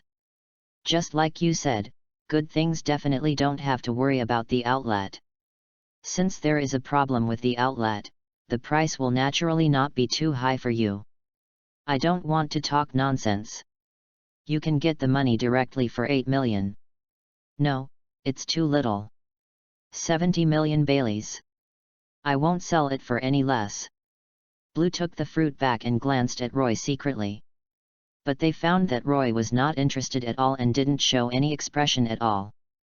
After a while, Blue couldn't help but said, 8 million is too little, how about 60 million baileys? I stole this at a great risk. I'll give you an extra 2 million and 10 million baileys. 50 million. 11 million. My 10 million is reduced, so you give me 1 million more. That's quite a lot. 1 million can buy 5 slaves. Do you think it's so easy to make money? We are pirates, not businessmen. Every penny we earn comes from fighting. You have also seen us pirates. The group is all children, and we can only rely on our captain to fight alone. He has to feed so many of us, do you think it will be easy? Moreover, we just bought the pirate ship not long ago, and we have already spent all our savings. Roy. Spread your hands. How much money do you have? More than 10 million is too low. How much money I have has nothing to do with you. It's not a fruit that was obtained in a serious way. You will never be able to sell it. Once discovered, I will definitely tell you. You stole an ancestor and the price is 12 million. If you can sell it, just sell it. If you can't, forget it. Here you go, you have to give me a total of 20 million baileys. Blue threw the fruit to Roy without saying a word, like a hot potato, not wanting to take more for a moment. Whitebeard has long seen Roy's bargaining. For the Whitebeard pirates, Roy is indispensable. If he has control over the entire pirate group's financial issues, there will definitely be more and more people in the future. With Roy only then can their lives be protected. The fruit was bought for 12 million. Roy went to the cabin to get the money and gave it to Blue. Blue disappeared with the money and went to hide the money. What fruit is that? Roy asked Blue, who came back. The bag fruit will turn your body into a bag after you eat it, which can hold a lot of things. The celestial dragon originally planned to give it to his pets, but I got it by chance. Blue said. I'm not interested in the origin, bags of fruit. Roy knew about this fruit. Brahmank, Roy shouted to the boat. After a while, the chubby Brahmank jumped off the boat and ran to Roy. "Brother, what's the matter? This is for you." "Ah, devil fruit!" Brahmank exclaimed. "This is a bag of fruit. If you eat it, your body will turn into a bag. If you like to hide things, this fruit is perfect for you." Roy handed the fruit to him. "Brother, can this, really be given to me?" Brahmank said in disbelief. "He has a collecting habit. There is a small room in Moby DK where he keeps many things. He often picks up some things and hides them as treasures. Marco and others like to play tricks on him, steal his things, and then watch him lose his temper. Now that there are bags of fruit, he can put things on himself. Take it." Roy threw the bag of fruit to him. Brahmank caught the fruit and came over to hug Roy and act coquettishly. "Thank you, brother. Eat it." "Good." Brahmank ate the fruit in one bite, and after a while, 2 more bag openings appeared on his chin. According to what he said, one was for putting it in and the other for taking it out. However, no living beings can be hidden inside. Just like the piao fruit, it has no effect on living creatures. "Brother, you can leave your money with me in the future." Brahmank has great ambitions, and that is to collect Roy's money. This should not be exposed. Boom! Without Roy taking action, Whitebeard knocked him on the head first. "Get to work quickly." "It hurts, Dad, I know." Brahmank ran away quickly, probably hiding his own things first. "Why don't you eat it yourself? Even if you are a companion, you won't give it away." Blue said, puzzled. "I am also a person with abilities, why should I eat a second devil fruit?" Roy said. "I see, you are a person with abilities." Blue understood. If it weren't for the past few days of getting along, he wouldn't have taken out this fruit. The Whitebeard pirates are about to head to Fishman Island, and it would be safer to leave the fruit to them. If they show up in Sabayati, they will definitely be targeted by the world government. If you sell it to other pirates, you may be betrayed, and the pirates' price is not high. Don't think that all pirates are rich, in fact, they are very poor. If you have money, spend it immediately, this is what you call a pirate.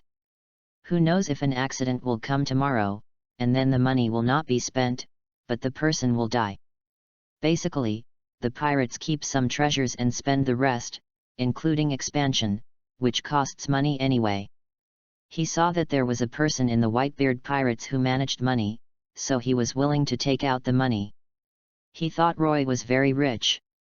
It's just that he didn't expect Roy to be so good at haggling. And he cut the price of a devil fruit worth hundreds of millions to more than 10 million. You are so smart, why do you want to be a pirate? Chapter 13 Strength is greater than anything else, Prince Neptune. There are so many smart people who become pirates. Why can't I be a pirate? Roy felt a little strange. I think your ability is very strong in business.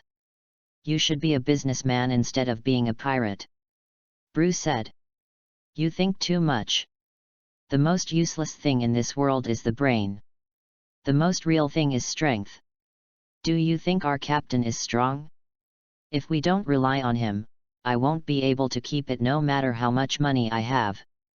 Just for example, you have more than 10 million belly now, and now you are exchanging your life for it. Do you want to take out the money? It's your luck that you met me, I'm more rule-based, and you're still useful to us. If you are of no use to me, I don't need to tell you the rules. I can just ask our captain to kill you and take the devil fruit back. Therefore, there are many smart people in this world, but strength is the foundation. Without enough strength, no matter how good the brain is, it is just a chess piece. After listening to Roy's words, Blue smiled, turned to Newgate and said, "You crew member is not like a child at all. This mind is too smart, and his strength is not very good. But he is very smart, he know who to rely on, and you will feel relaxed when he is by your side. That's natural, he is my first companion," Whitebeard said solemnly. "The coding takes a while, and during this period, some idiots who overestimate their abilities come to challenge Whitebeard. However, these newcomers did not need Newgate to take action. Marco and others were able to finish the battle. Newgate, as I said before, you can't see the rainbow without going through wind and rain. They also have to grow up. This sea is so dangerous, I can't rely on you alone. I can't count on you. They will become your helpers in the future. You can watch them and protect them now, but what about the future? Is it possible that you want them to follow you every day?" Roy stared at the Whitebeard, who clenched his fists. "What you said makes sense, alas." Whitebeard was still eager to protect his calf. When he saw Marco and others fighting, he almost couldn't help but take action several times. If Roy hadn't stopped him, he would have rushed forward. "Let Marco and others fight those pirates, even if they are injured, it doesn't matter. Let them clearly know the importance of strength. Newgate, he is much more mature than you," Blue said while drinking wine next to him. 7 days passed and the 10 craftsmen took the money and left. Blue went up to check and found some problems. After repairing them, he followed them to Fishman Island. "This is my importance," Blue said proudly. It was agreed from the beginning that he would go to Fishman Island with them, and if something went wrong, he would die with them. "Namuel, Era Wong, it's okay for you two to lead the way," Roy said to the 2 little fishmen. "It's okay, brother," Era Wong said, patting his chest. After 7 days, they have become very familiar with the Whitebeard pirates, and have joined the Whitebeard pirates, and are now a member of the pirates. Their parents abandoned them in Fishman Street. They were curious about humans, just like Kemi, so they secretly came to the sea and saw Sabayati land, but they didn't expect to be caught. With 2 fishmen leading the way, their journey went much smoother. And they were very excited to dive into the bottom of the sea. But entering the dark depths of the ocean floor, everyone began to become afraid. In the deep sea, there are many dangers.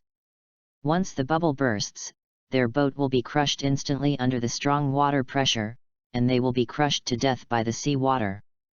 The sea is very cruel, and it is not easy to survive here.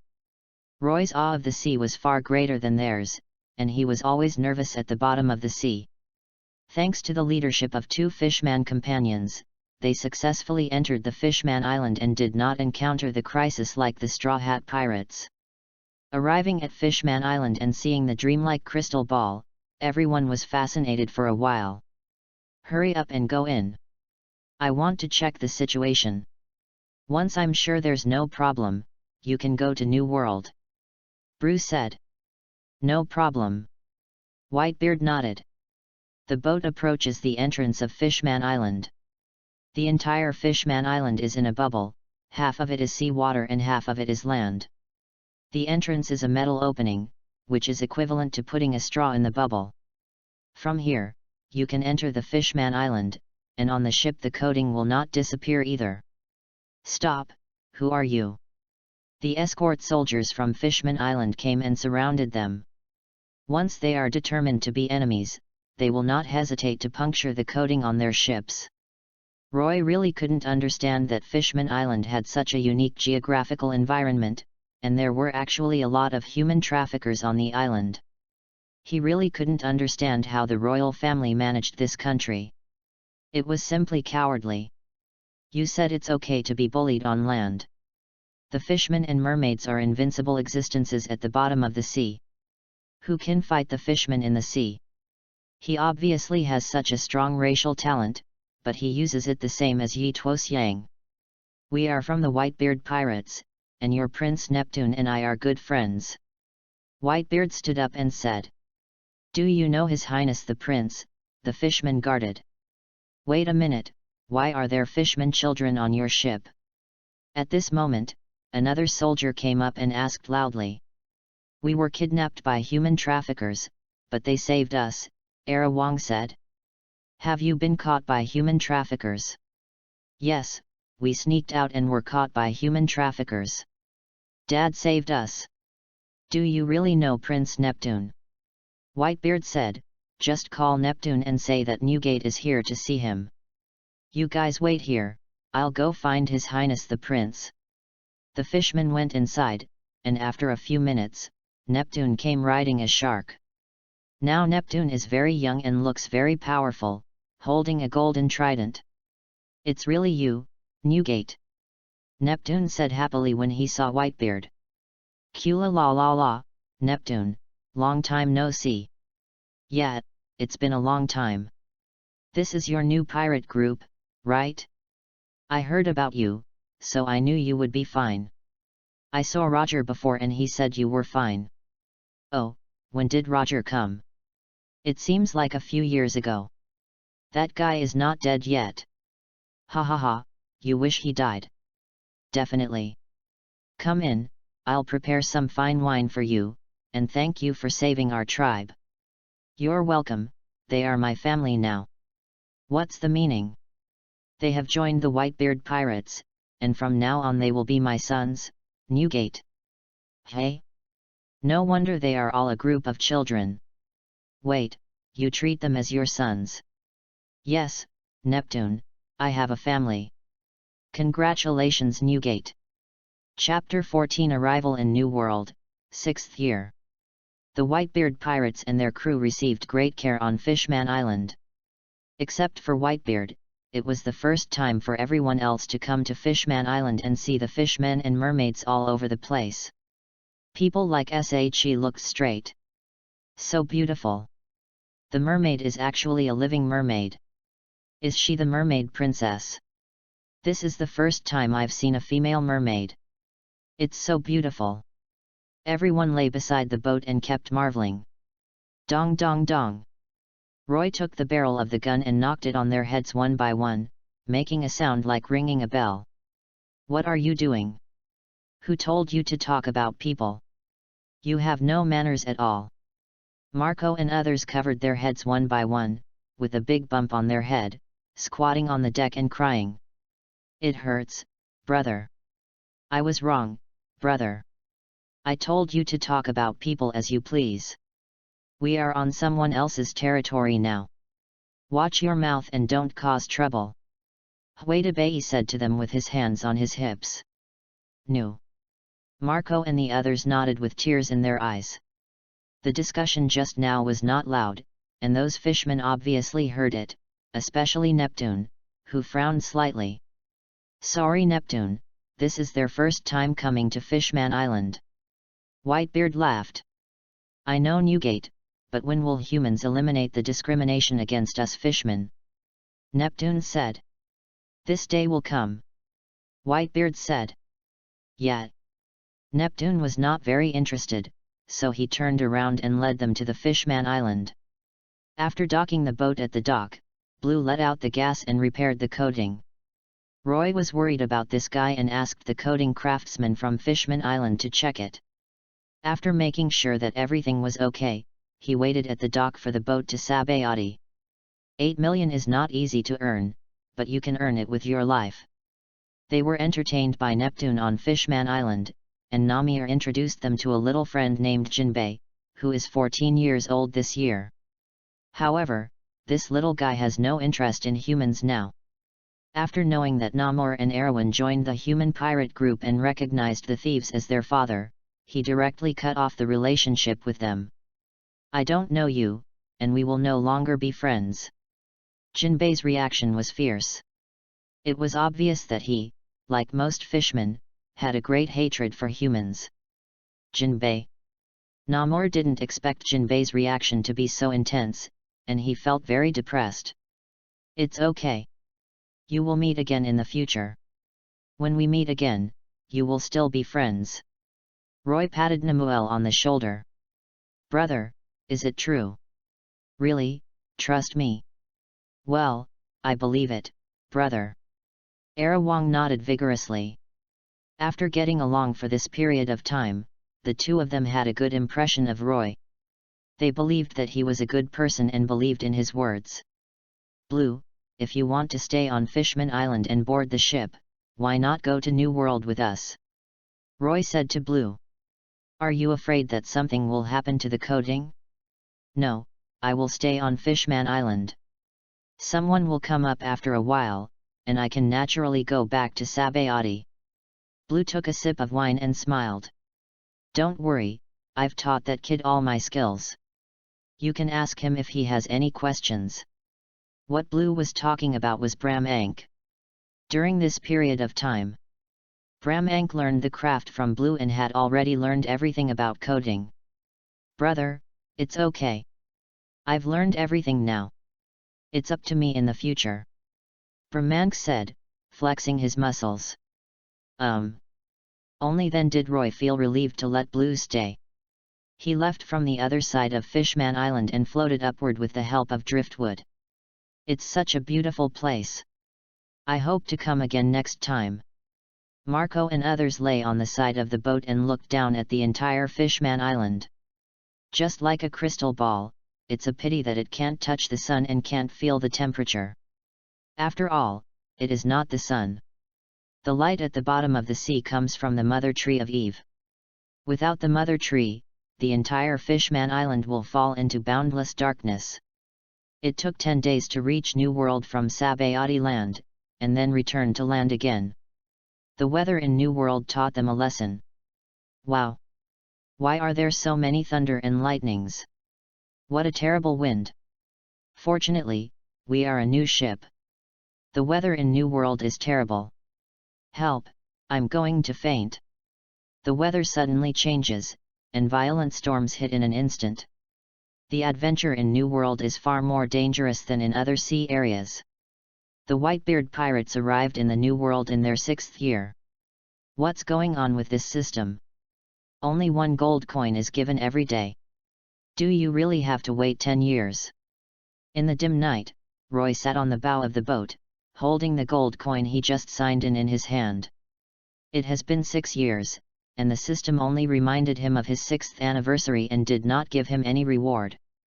He once thought he would be rewarded if he signed in for a week, then he thought he would be rewarded if he signed in for a month, and finally hoped that he would be rewarded if he signed in for a year.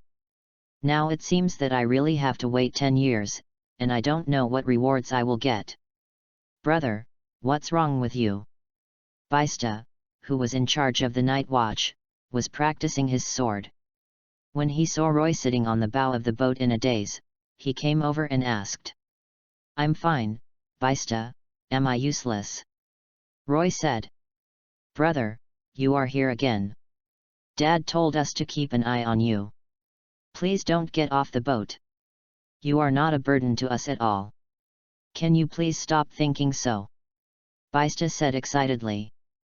You've seen the consequences of those who have no strength on the sea, what they become like.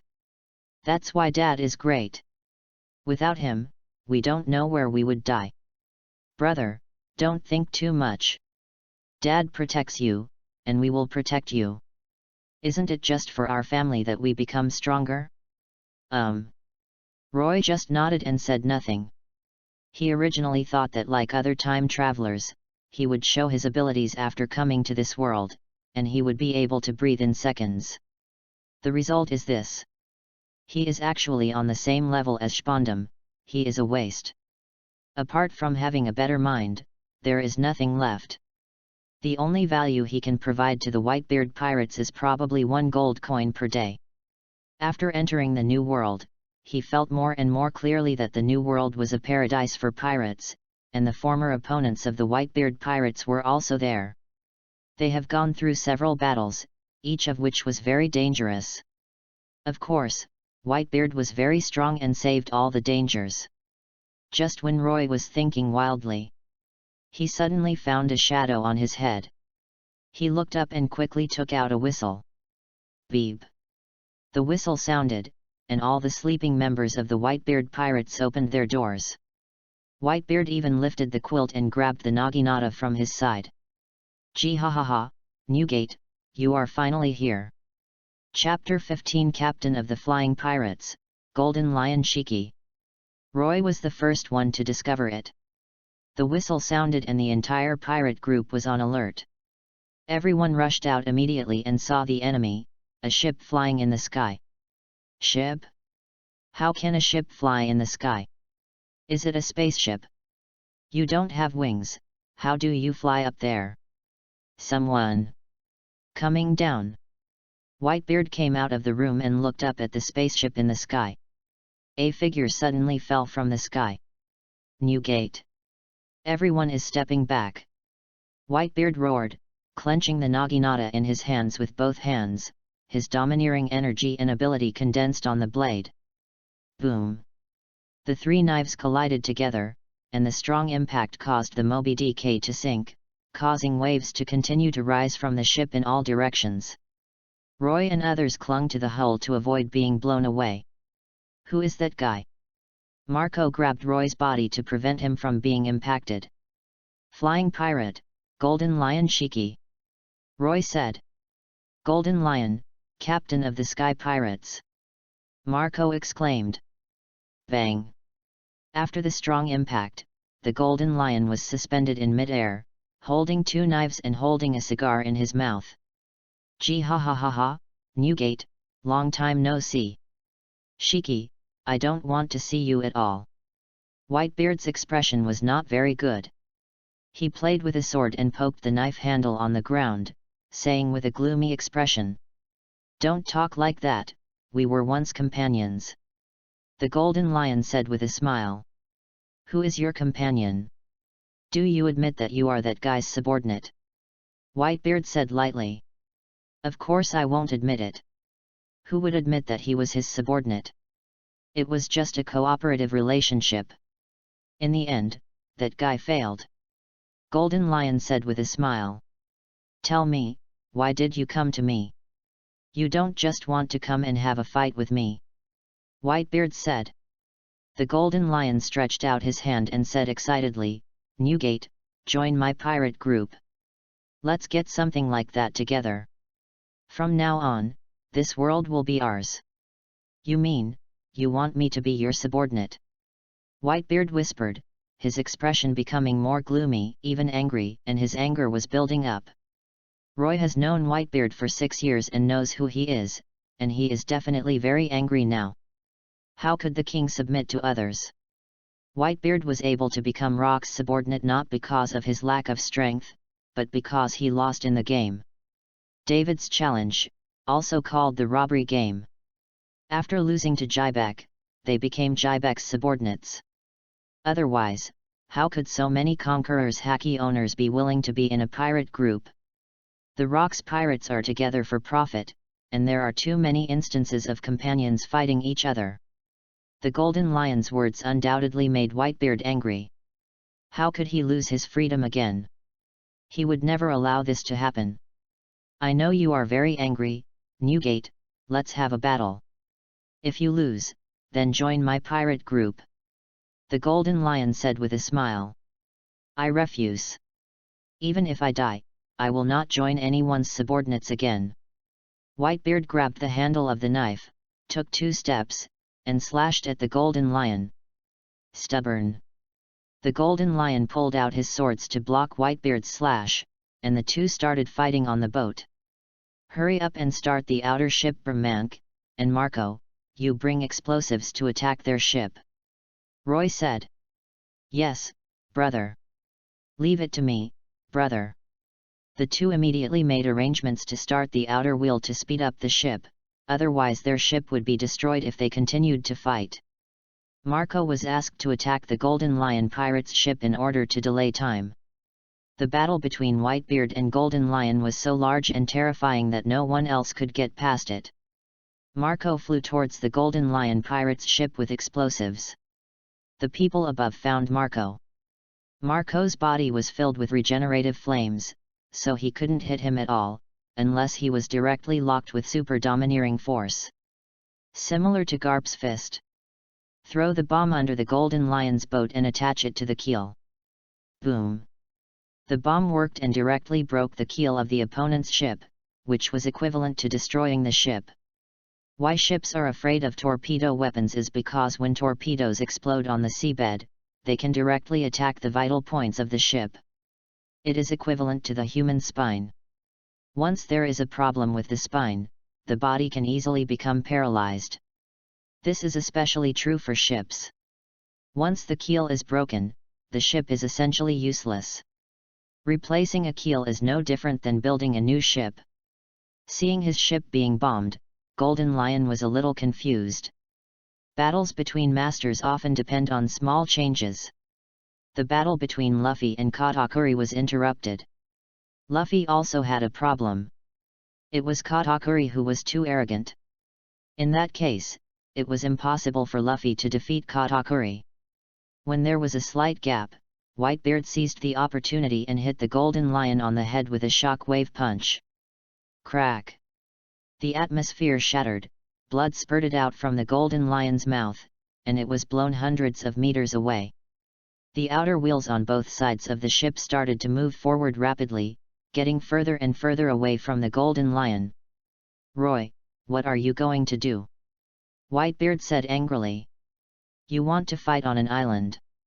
If the fight starts on a boat, won't the boat be taken away?" Roy said. "I know." Although Whitebeard was dissatisfied, he also knew what Roy wanted to do. The purpose of naval battle is to destroy the enemy's ships, and use your own pirate ship as a fighting platform. With the strength of the two of them, the Golden Lion can completely cut off their ship with one sword. For the sake of everyone's lives, Roy could not leave the battlefield on the ship. "At least you can't stay on your own ship. As for the enemy's ship, it doesn't matter. You can fight whatever you want." The Golden Lion was knocked away and quickly stabilized. When he saw the ship above his head and then the fleeing Whitebeard pirates, he spat out the blood in his mouth. "Newgate, don't even think about running away." The Golden Lion accelerated towards the Whitebeard pirates at a very fast speed. The Moby Dick was also very fast. Emitting black smoke, he quickly pushed the hull to accelerate towards the next island. After a while they saw the island, and there was land for them to fight. Whitebeard took the initiative to greet him, and they fought with Golden Lion on the island. "Let's stay far away and don't get affected. Move the ship farther away for now and let them have a good fight, which is expected to last for a while." Beating and beating, the island began to deform and break, and the roar continued. Both of them are monsters. And their abilities can easily destroy an island. Fortunately, there is no one on the island, otherwise the consequences would be unimaginable. Only when you put yourself in their shoes and see them fighting can you realize that the horror of these abilities is beyond imagination and irresistible. Chapter 16 The Country of Wano. The battle lasted for 3 days and 3 nights, and finally ended with the Golden Lion leaving. "Let's eat something first." Roy asked Sachi to prepare the food. Whitebeard ate a big meal and fell to the ground to sleep. "Happy." Whitebeard only said one sentence and fell asleep. "What a bunch of monsters." Roy shook his head and continued to stay on the island. Whitebeard slept for a whole day and night, and finally woke up. "We veered off course. Where will we go to the next island?" Roy asked. "Find an island with people." Whitebeard said. "Okay." Roy nodded. "The magnetic field of an inhabited island will be very stable, and the most stable island among the 3 pointers must be inhabited." "Roy, what happened to your fruit?" Whitebeard asked. "I don't know, but I won't be able to spend all of 1 gold coin a day in my lifetime." Roy spread his hands and said. "It's better not to expose your ability. 500,000 belly every day will make anyone's heart flutter when they see it." Whitebeard said. "I've thought about it a long time ago. If someone else knew about his ability, locked him up and took 500,000 belly from him every day, anyone would be tempted. 500,000 baileys can't be spent in 1 day, and he will become a living cash machine. Is this ability poor? It's not bad for ordinary people, but if you can take out gold every day, how can you not attract attention?" The adventure continues. The Whitebeard pirates are encountering more and more opponents. There are too many pirates in the New World. After the Golden Lion, they encountered many more pirates. Some were killed by them, and some chose to surrender. There are not many pirates in the New World who can rival Whitebeard.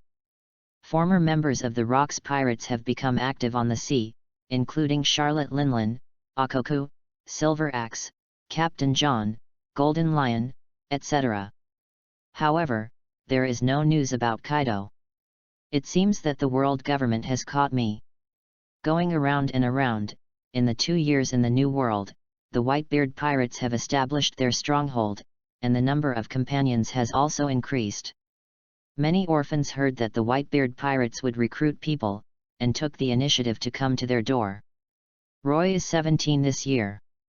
According to the age of this world, 17 is the age of adulthood. If you are not of age, you can only be an intern in the pirate group. Marco is 15 years old, and Whitib and others are already 17. Roy has kept a low profile in the past 2 years. The new crew members know him, but they don't know Roy as well as Marco and the others. They only know that he is responsible for managing the finances of the Whitebeard pirates. Roy was writing something in the room. There were more and more people, and the territory was getting bigger and bigger. Although they were pirates, more and more people meant more expenses. Many of the places Whitebeard protected were not rich. Now that they have hung up their pirate flag to avoid being attacked by other pirate groups, Roy is also helping them so that they can make more money. Only when they have money can they give more money to the Whitebeard pirates. The sea is still too far apart, and the transportation is inconvenient. It is difficult to sell things. The cost of freight through the underground world is not low. The profits are all made by the merchants. There are not enough manpower to form a escort formation. Roy said, as I write, I think about the development direction of those islands, and I am responsible for the future of the entire pirate group. Boom! Suddenly he felt a big vibration on the ship, and then the ship began to rotate uncontrollably. Roy hurriedly grabbed the table. The table was fixed to the ship and prevented him from being thrown out. What did those guys do again? The vibration continued for a while, then rotated, then rose, and finally stopped. It was already a mess. Walking out of the cabin, it was already in a mess. The ship was leaning on the shore. In fact, it was more like being washed up on the shore, half lying and tilting. Seeing the boat stranded on the shore like this, Roy almost couldn't carry it on his back. Brother, are you okay? Marco came over and said. What's going on? Why did the ship run aground? We encountered a current, and we didn't know what happened, but we were washed here. Marco scratched his head and said. Where is this? I don't know, we don't know where it is. Brother, the purpose of our trip is not here, but we were brought here by the current here, and then we used a huge carp to bring us up. We didn't expect that there is land here. Brahmank said with a silly smile. Giant carp? Did we climb up the waterfall? Roy exclaimed as he thought of something. Yes, brother, do you know this place? Marco said. I know, this is the country of Wano. Roy nodded. Wano country. The legendary warrior country. Then you can see samurai here, right? It's not just a samurai, it's really a gear of destiny, back on track. Roy looked up at the distance, Wano country, as if it started from here. Roy, are you okay? Whitebeard came over and said. I'm fine, Newgate, it's a bit dangerous here. Roy waved his hand. Dad, this is the country of Wano, as my elder brother said just now. Marco said excitedly. Wano country, I didn't expect it to be here. It is rumored that this country is not open to the outside world and has been in a state of seclusion. Moreover, there are also strong samurai groups here. It is better not to mess with it. We will set off after our ship is repaired. Whitebeard Shen vocal channel. Dad, this is the country of Wano, why don't we go in? Marco and others said in disappointment. Be honest, Marco, since Dad and eldest brother say it's dangerous here, as a trainee crew member, you should be honest. Huitabei said with his hands on his hips. You are just 2 years older than me, so you will age faster than me. Marco smiled. Marco. Whitebeard chased him angrily. Since you said so, then there is real danger here. Only Whitebeard among the people on the ship knew Roy's secret and believed what he said. What should we do next? Whitebeard asked. There is no need to do anything. Someone is coming to find us. You should be more ruthless when the time comes. Roy sighed. Whitebeard was silent. Obviously, the future that Roy knew had not been changed, and Roy did not seem to have any intention of changing the future. Dad, brother, what are you talking about? Kiazi was a little confused as he listened to the two people talking. Stop talking nonsense now, unload the cargo from the ship and help Brahmank repair the ship. Roy went to arrange the work. Where are we, Roy? Whitebeard asked. You just sit here, yes, just keep it like this. Roy smiled. Brother, what do you mean? Why do you want us to wait here? Atmos said. Since eldest brother said this, it means eldest brother, let's just wait here. Kiazi said. You just listen to whatever he says. Foza asked in confusion. Shut up, Foza, if I hear you say such things again, I won't be polite to you. Marco said angrily.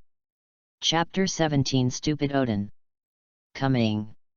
Roy counted the losses there, and the battle on Whitebeard's side began. After several rounds of fighting in the anime, in real life, Whitebeard knocked him out with one punch. Just like when he met Roger, Minister Bai instantly killed Odin. Whitebeard was initially afraid of the other party because he discovered the other party's domineering power. The opponent's domineering power was very strong, and the conqueror's domineering power was not concealed at all. With Roy's reminder, Whitebeard did not underestimate him, but went all out and knocked him down with one punch.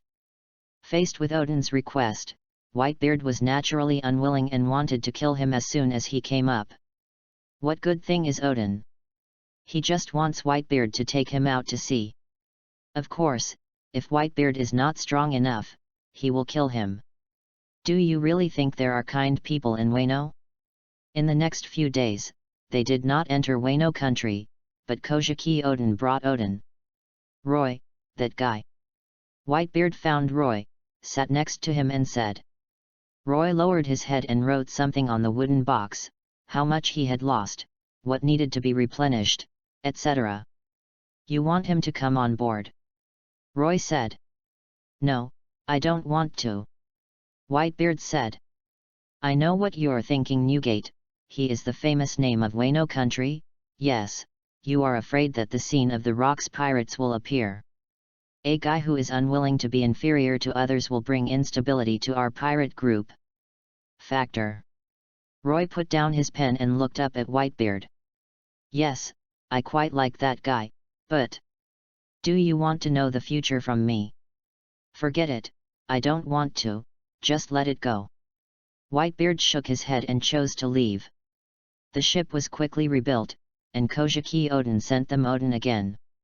The Whitebeard pirates also entertained Odin with wine. According to Brahmank's estimate, the ship would need 2 weeks to repair.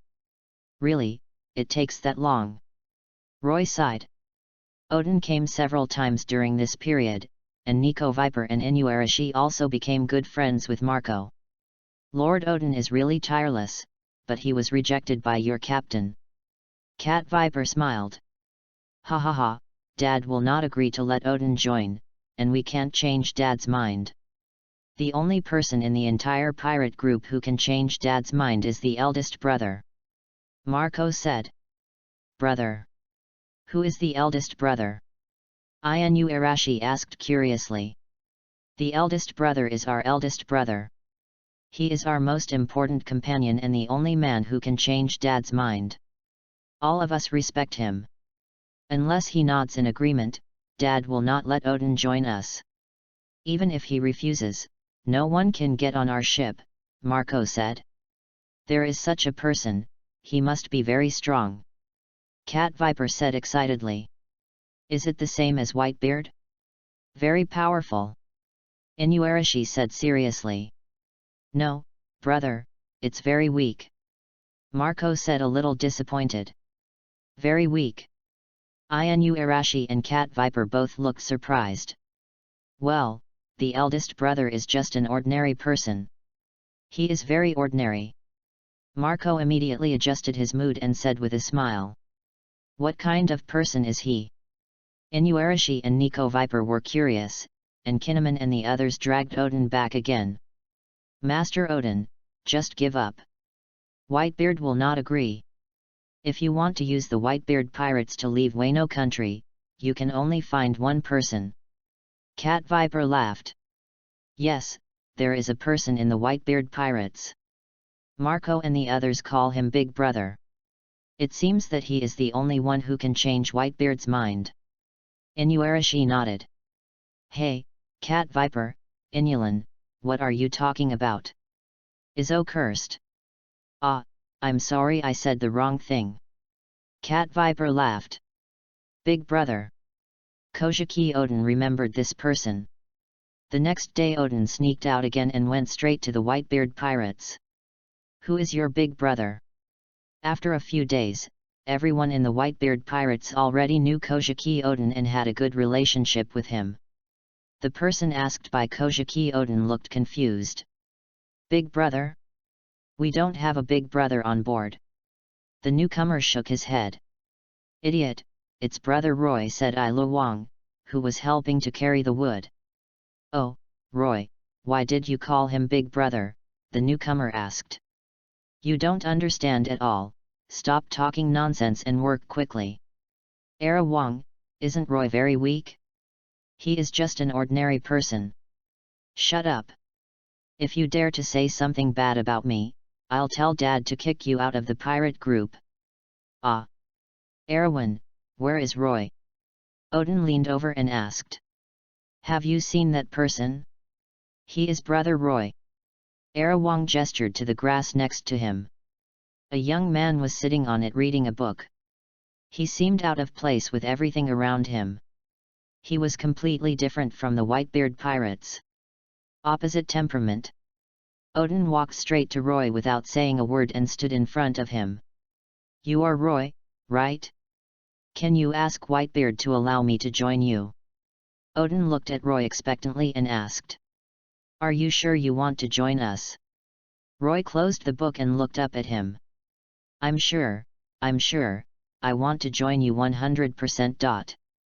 Kojiki Odin said. Then you have to think clearly. Your current decision will bring disaster to the country of Wano. The entire country of Wano will be in crisis or even destroyed because of your decision. Roy said.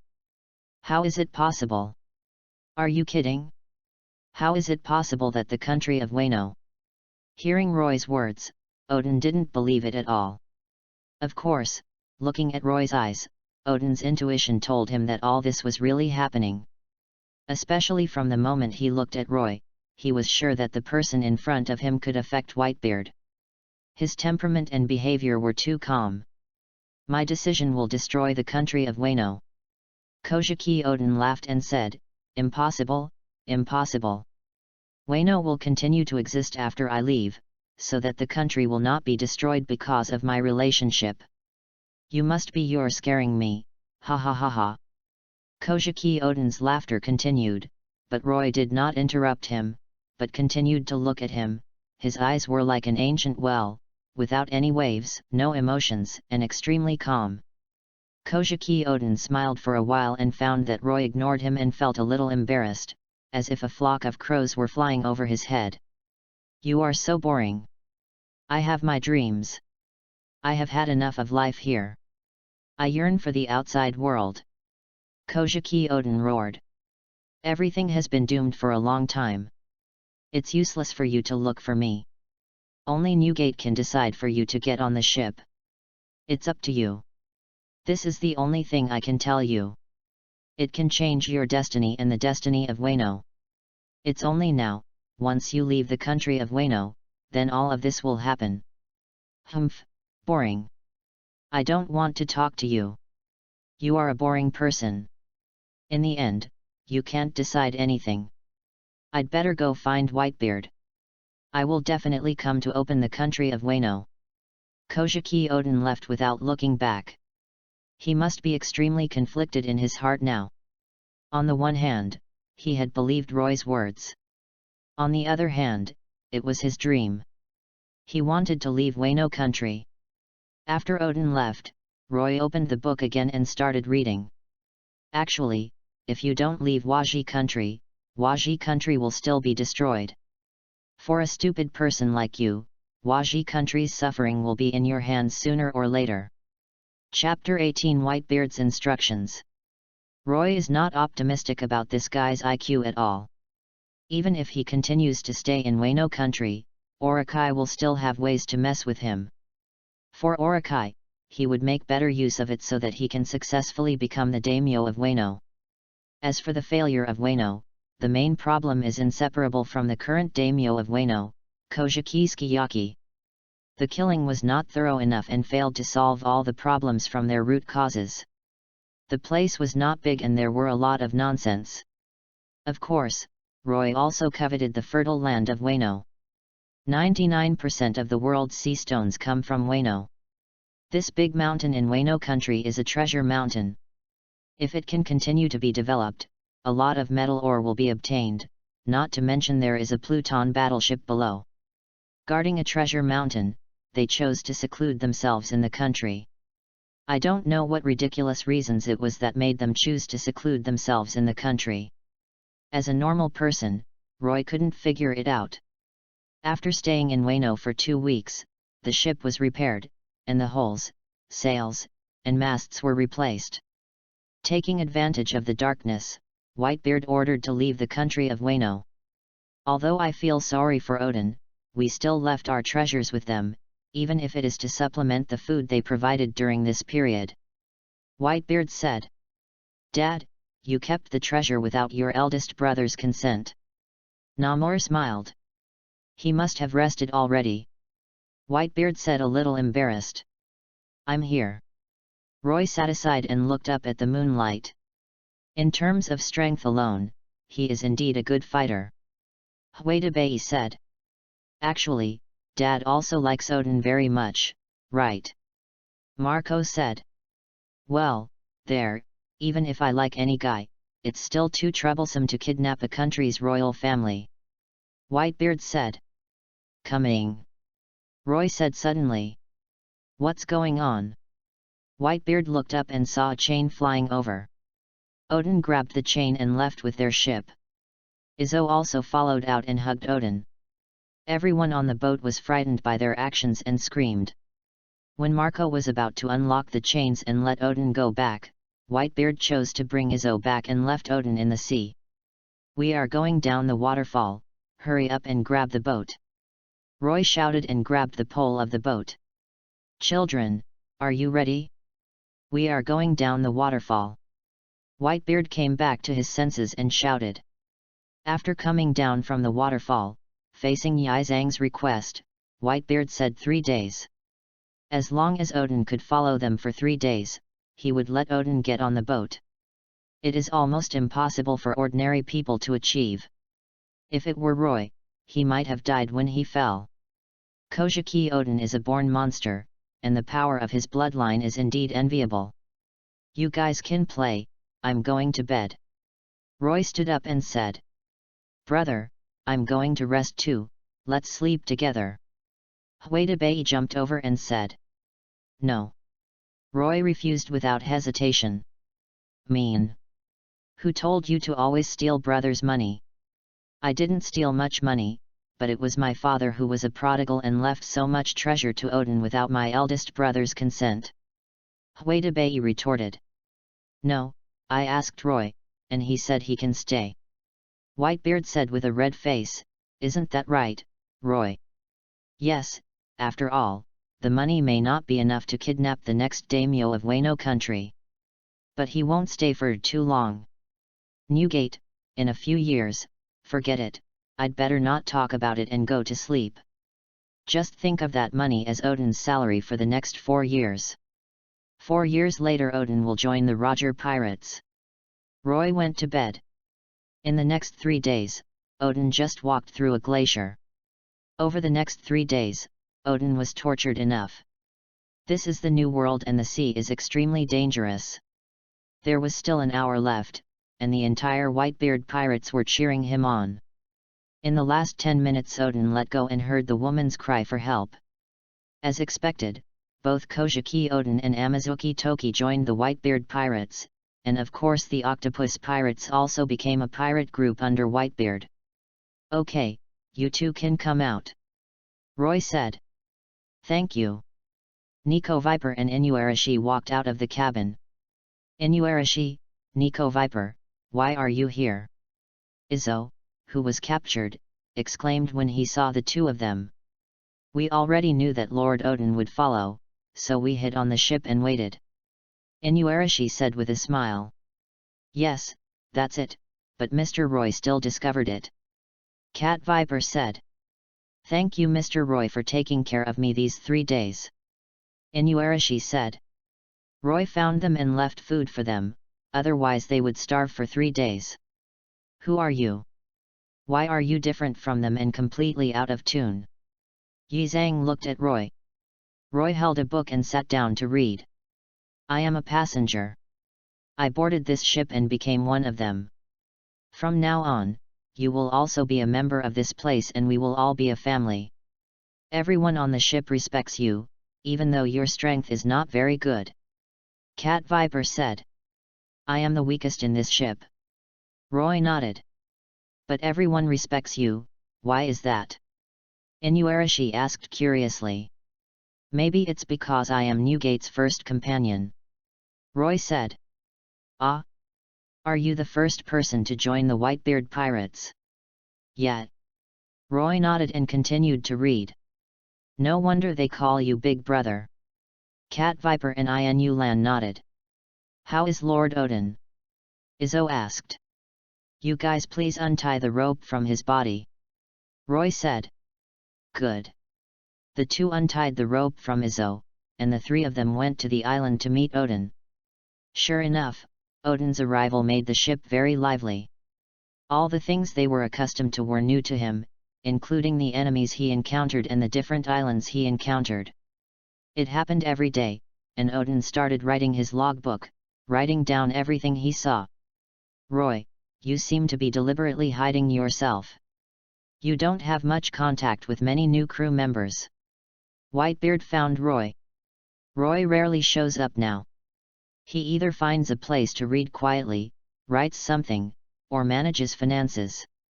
The new members only know Roy as a person and have never called him Big Brother. He is like a transparent person, living in the Whitebeard pirates and gradually losing his sense of existence. "It's okay. This is good. I can read quietly. Besides, there is no danger. Isn't that what you always wanted? If you don't feel free, I still won't let you get off the boat. So, don't worry, everything will come to pass, just like I asked you what ending you wanted." "Kula la la la, you still remember, I understand, I will not let them bother you in the future, but you must remember that you are my first partner and the eldest brother of this ship. If I am no longer here, this you have to help me keep the house safe." Chapter 19 Teach comes on board. 2 years later, Odin and Amazuki gave birth to Momonosuke, and the entire Whitebeard pirates cheered. Everyone was cheering for the birth of new life. Whitebeard was drinking wine, but looked at Roy who was reading a book in the corner. "Forget it, let you go." Roy adjusted his glasses. Reading all the time made him a little short-sighted. Although the world is a sea, each country has its own culture and many magical adventures. Roy is reading the story of Nolando, the Great Liar. The Golden Land really exists. Do you want to go there? There is a thunder fruit in Birka. Is it useful to eat the thunder fruit in my current situation? Roy muttered. It's not like he never thought about eating devil fruit, but when he found that no matter how hard he tried, he couldn't make himself stronger, he understood that it was the system.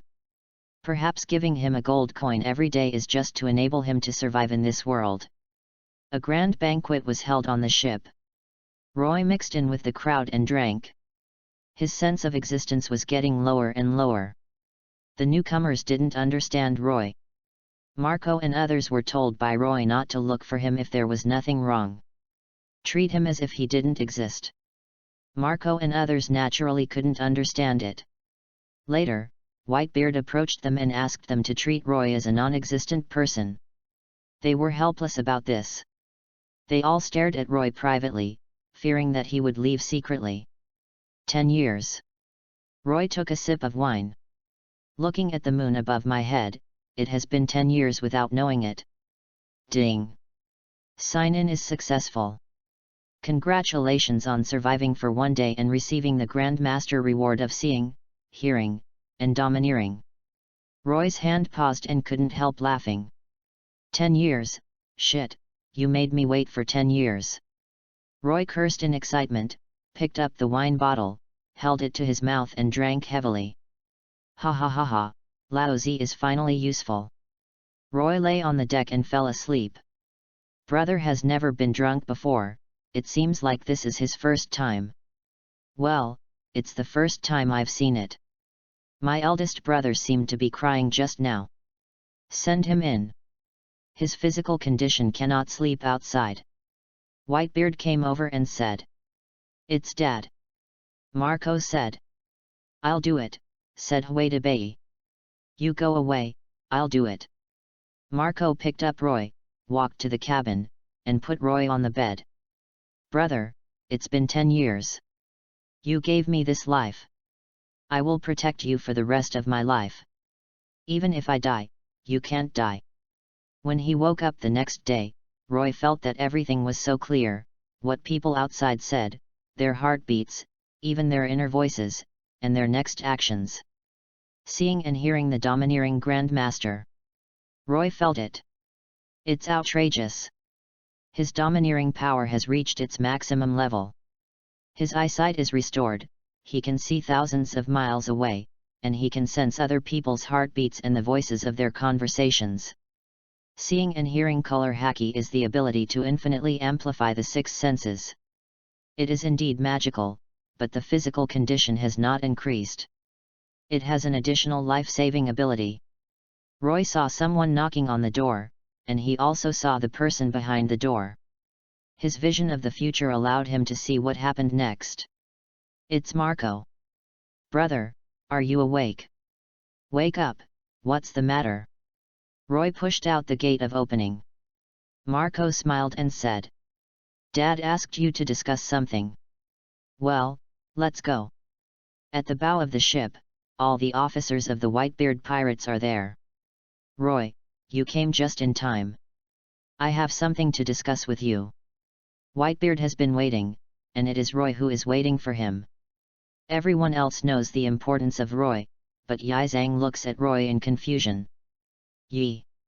It has been 2 years since he came here. Although he knew Roy, he found that this man was too ordinary and very weak. He was no different from ordinary people. He only read books and managed money all day long, and didn't see anything special.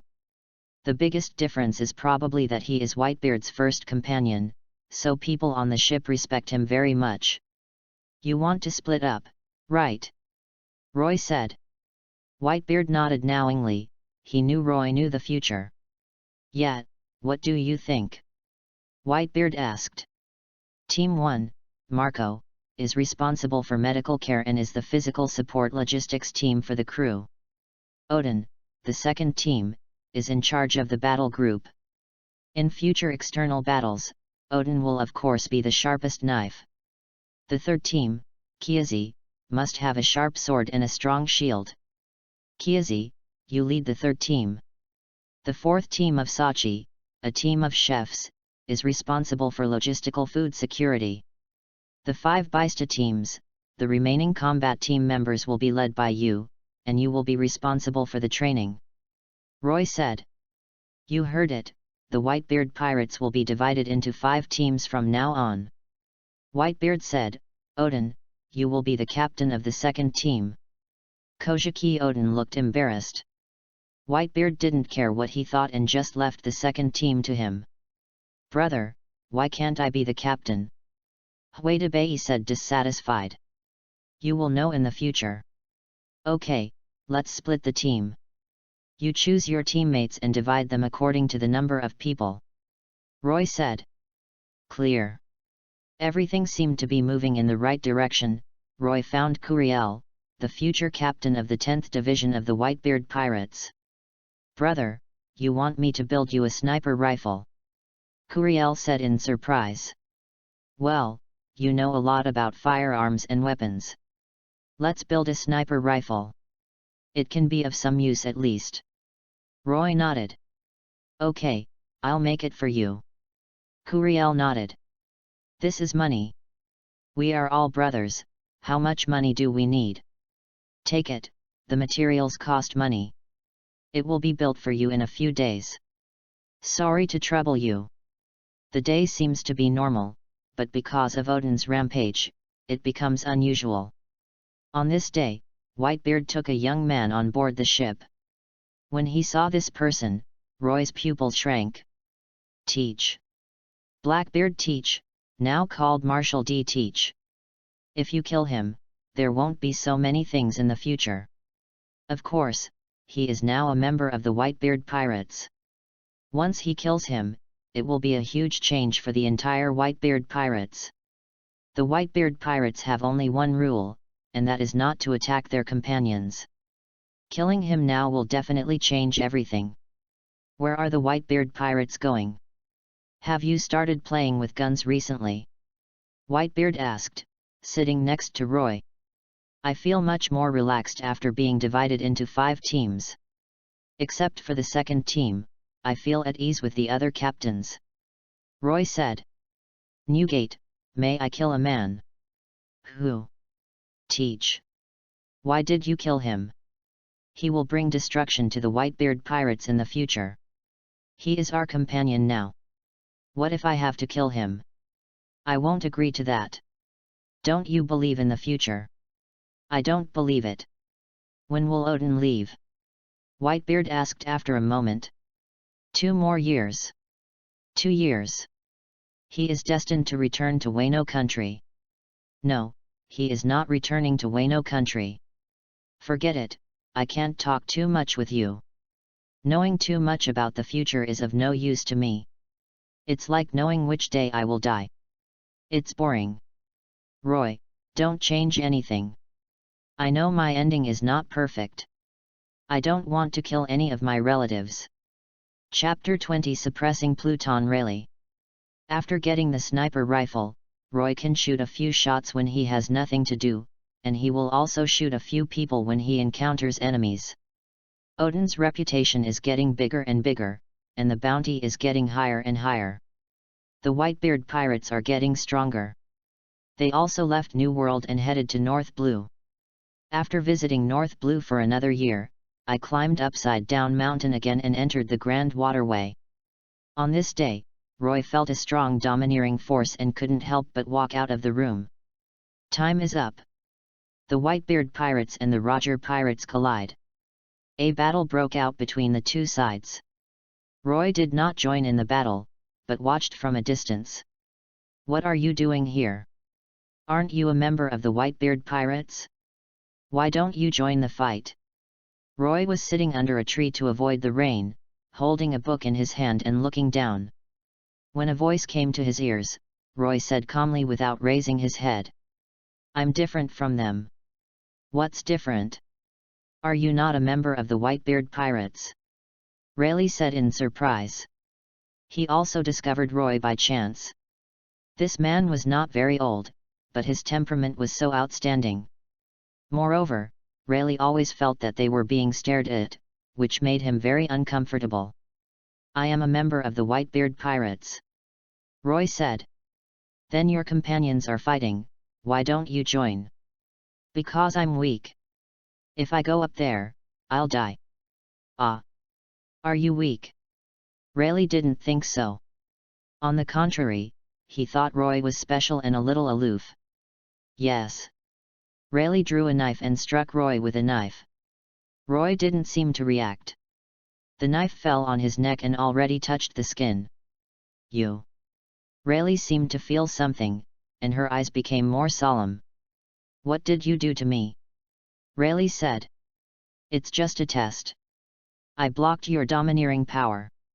Roy closed the book and looked up at Rayleigh and said, How did you do it to block my domineering power? It's very simple. My hegemonic power is stronger than yours, so I can block your domineering power. Stronger than me. So that's it. Do you know the consequences of losing the domineering spirit among strong men?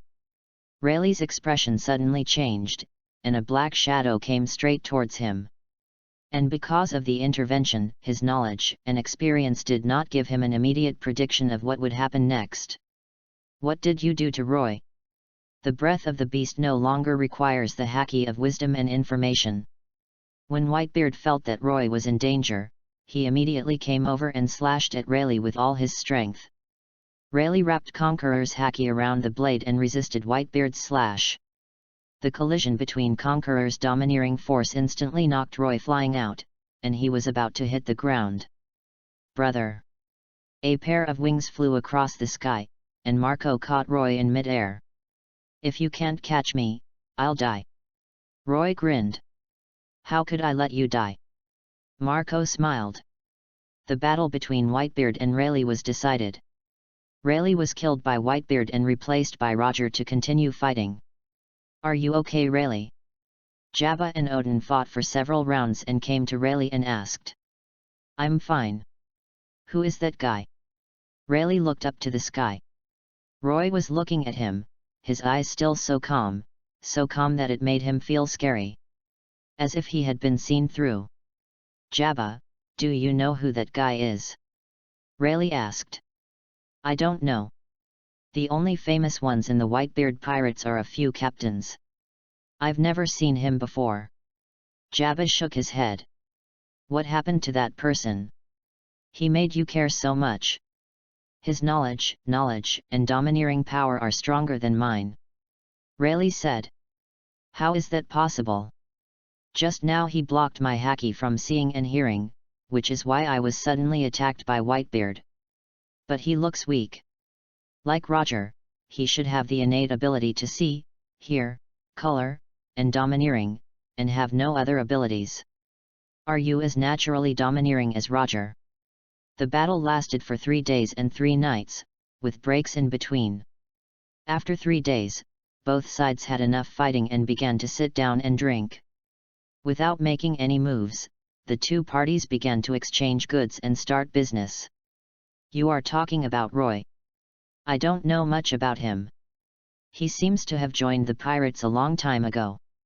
He likes reading books and has no fighting ability. However, he is a financial expert on our ship. He is responsible for all the finances on our ship. Management. A member of the Whitebeard pirates asked Rayleigh and Jabba. I have been in the pirate group for a long time.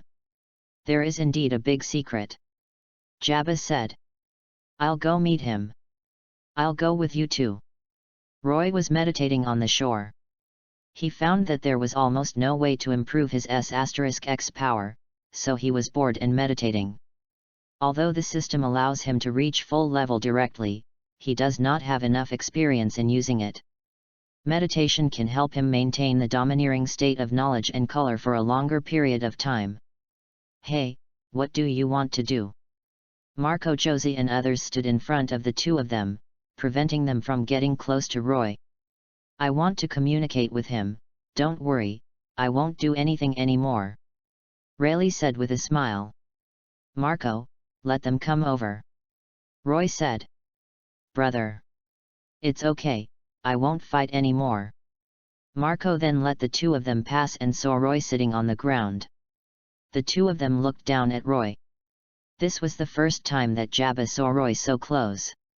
Sure enough, he found that his temperament was completely different from others. So calm, terrifyingly calm. Rayleigh sat cross-legged in front of Roy and said with a smile, Your name is Roy, right? Why is your temperament incompatible with theirs? They are obviously young people, but you seem to be an old man with a lot of worries. Because I'm bigger than you two combined. Roy said. Rayleigh and Jabba were stunned. They looked at Roy carefully and found nothing special. Are you kidding? There's no way you're older than both of us. Jabba laughed. Roger will die in 2 years, you will find the last island in a year, and Roger will become one piece. Roy said. What are you talking about? Rayleigh and Jabba's expressions changed. I'm someone from the future. Roy said calmly. Now Rayleigh and Jabba couldn't sit still at all, and they stood up at once. Only Newgate knows my secret. Apart from Newgate, you are the second and third person who knows it. You don't have to believe me, but you will know it in 1 year, right? Odin can join you, the gears of fate will turn, you come too early. Rayleigh and Jabba didn't believe what Roy said at all, but what happened next filled them with fear. Roger asked Kojaki Odin to join the Roger Pirates. Whitebeard naturally disagreed and was even angry. Newgate. Roy said at this time. Roy. Let's go. Odin agreed. Roger, 1 year, I will give Odin to you for 1 year. Chapter 21 One Piece Roger. Rayleigh, Jabba, why are you two unhappy? What's going on? Roger saw that Rayleigh and Jabba were silent and kept their heads down. They had already set sail. Poached Kojaki Odin's family from the Whitebeard pirates. Roger was in a good mood now. He originally thought that Rayleigh and Jabba would understand him, but he saw the two men had sullen faces and didn't know what they were thinking. Fine. Nothing. The two shook their heads one after another. I know you can't accept Odin yet. Odin is not a bad person. Roger smiled. Roger. What's wrong, Rayleigh? No, it's nothing. Is it really nothing? We'll tell you in a year. Okay. Roger's character is the same as Whitebeard's. He trusts his companions. Since neither Rayleigh nor Jabba wants to say anything, they will have to wait for another year. Rayleigh and Jabba looked at each other, seeing the fear in each other's eyes. Future. A person from the future tells them what will happen in the future. No matter how strong a person is, he will also be shaken. Who doesn't want to know what will happen in the future? The ability to predict the future. People from the future.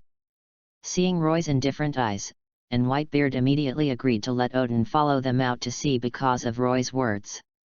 You can imagine how high Roy's status is in Whitebeard's mind. They have already inquired about it. Roy is Whitebeard's first companion. He is not very strong, but he knows the economic and financial situation of the pirate group and manages the entire Whitebeard pirate group in an orderly manner. In their eyes, it wasn't that Roy was weak, but that he was terrifyingly strong.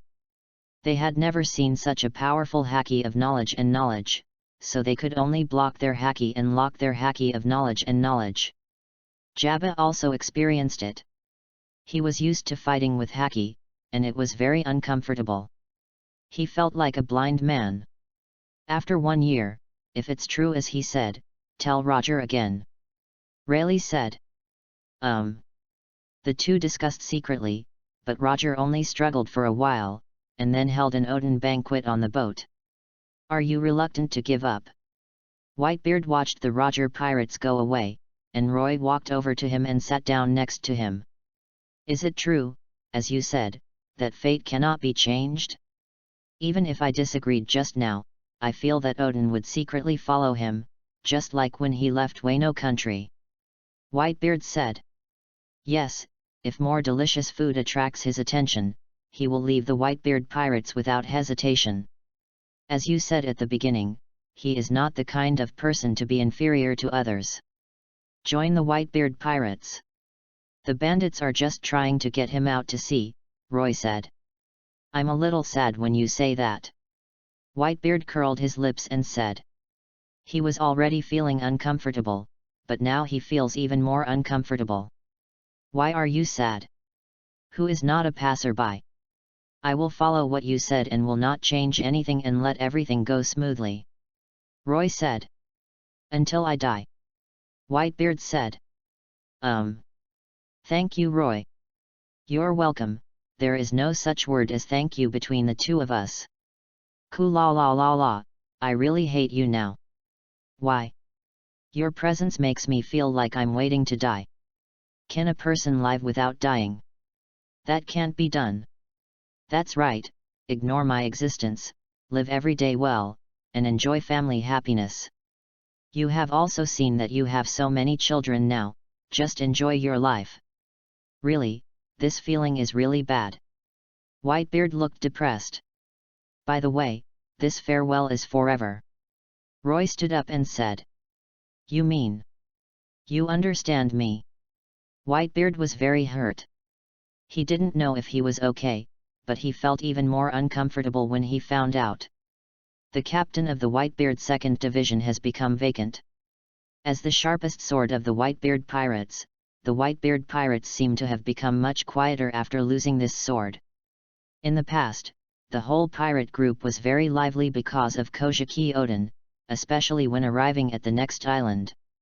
Odin would always do some reckless things, causing them a lot of trouble. Now that Odin is away, the excitement has disappeared, making everyone feel depressed. Have you seen Inuarashi and Cat Viper?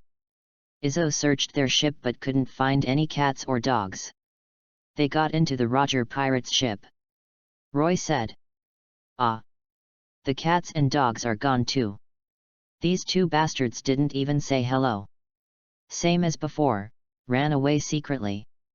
Whitebeard sighed. Sure enough, some people still couldn't be kept. The adventure continues. The Whitebeard pirates are running around the world, with more and more enemies, but they are all killed. Many people took the initiative to join them and became members of the Whitebeard pirates. Whitebeard refuses almost everyone who comes, and he also takes in orphans. A year later, a piece of news shocked the world. The Roger pirates reached the final destination and found the legendary secret treasure. Gold Roger became One Piece. The D in his name was quietly changed by the world government and became Gol Roger. That day, on an island where cherry blossoms were in full bloom, Roger found Whitebeard. Newgate, I'm waiting for you. Roger was waiting for Whitebeard on the island without wearing his hat and holding a drink in his hand. Roger, are you alone? Whitebeard asked. Well, I disbanded the pirate group. Roger said. Why? Because the time is wrong. You have a companion named Roy, right? Can I meet him? Under the cherry blossom tree, the three of them were sitting on the ground. Roy was a normal person, just over 1.8 meters tall. He was only 22 years old this year. Rayleigh and Jabba told me, is everything doomed? Roger looked at Roy and asked. Do you want to change? Roy said calmly. I want to know, will the future really be born? You mean the divination on Fishman Island, right? You even know the divination of Fishman Island? No. Then do you know that I will have children in the future? No. Great, ha ha ha ha, that's enough. Newgate, do you want the big secret treasure? I can tell you where it is. I'm not interested, my dream is not that. The future of Newgate is very interesting. It's a pity that we appeared in the wrong era. Forget it, I can't see it anymore. I don't know how long I have. Crocos told a few others for months, I want to know if I did the right thing. I don't know. You have to make arrangements yourself. You don't have much time. Well, it's a pity that I can't see all that. Your existence is really regrettable. No wonder Rayleigh and Jabba are worried all day long. Newgate, it must be very tiring to be a companion with such a person. Whitebeard looked at Roy and nodded, I'm very tired, but also very practical. You can reminisce about old times. I won't spoil your fun. Chapter 22 Signing in for 20 years and leaving the Whitebeard pirates. Whitebeard fell drunk under the cherry blossom tree, and Roger was gone. Sure enough, Odin didn't come back, he returned to Wano country. Yi Zhang, do you want to go back? Whitebeard knew Odin's whereabouts and knew that it would be difficult for Odin to come out again. Something must have happened in Wano to make Odin stay. Zhang is Odin's retainer, and he was the one who boarded the ship for Odin. Now that Odin has returned, he should also return. Lord Odin said that he would let me stay on the ship instead of him. I will abide by Lord Odin's order and continue to stay here. Izzo said. Well, then you can stay on the ship. Whitebeard finally had some sustenance. After all, Odin is my brother. He has been gone for more than a year, and I still miss him very much. Since losing Kojiki Odin, the Whitebeard pirates have become much quieter.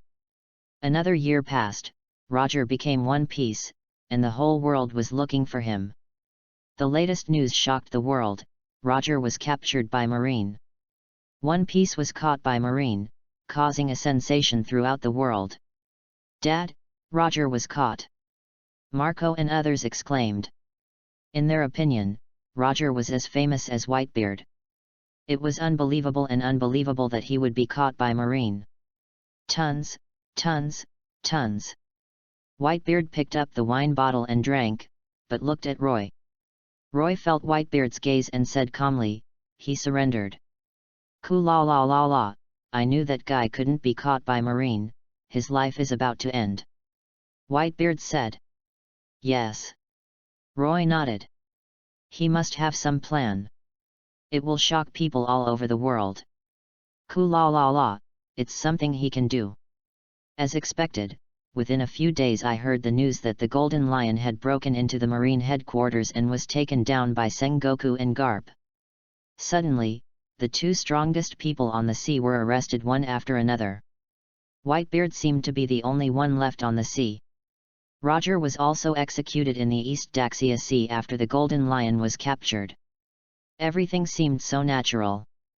Whitebeard found Roy, and the two sat drinking together. This is his plan, did you already know it? Well, the next era will be violent, and you will have to face more enemies. Roy smiled. That BD really left me with a lot of trouble. It seems that I will have many enemies in the future. Whitebeard suddenly understood what Roy meant. Yes, there will be more and more enemies in the future.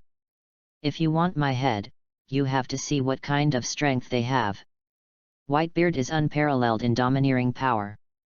The age of discovery has begun. There are so many pirates on the sea.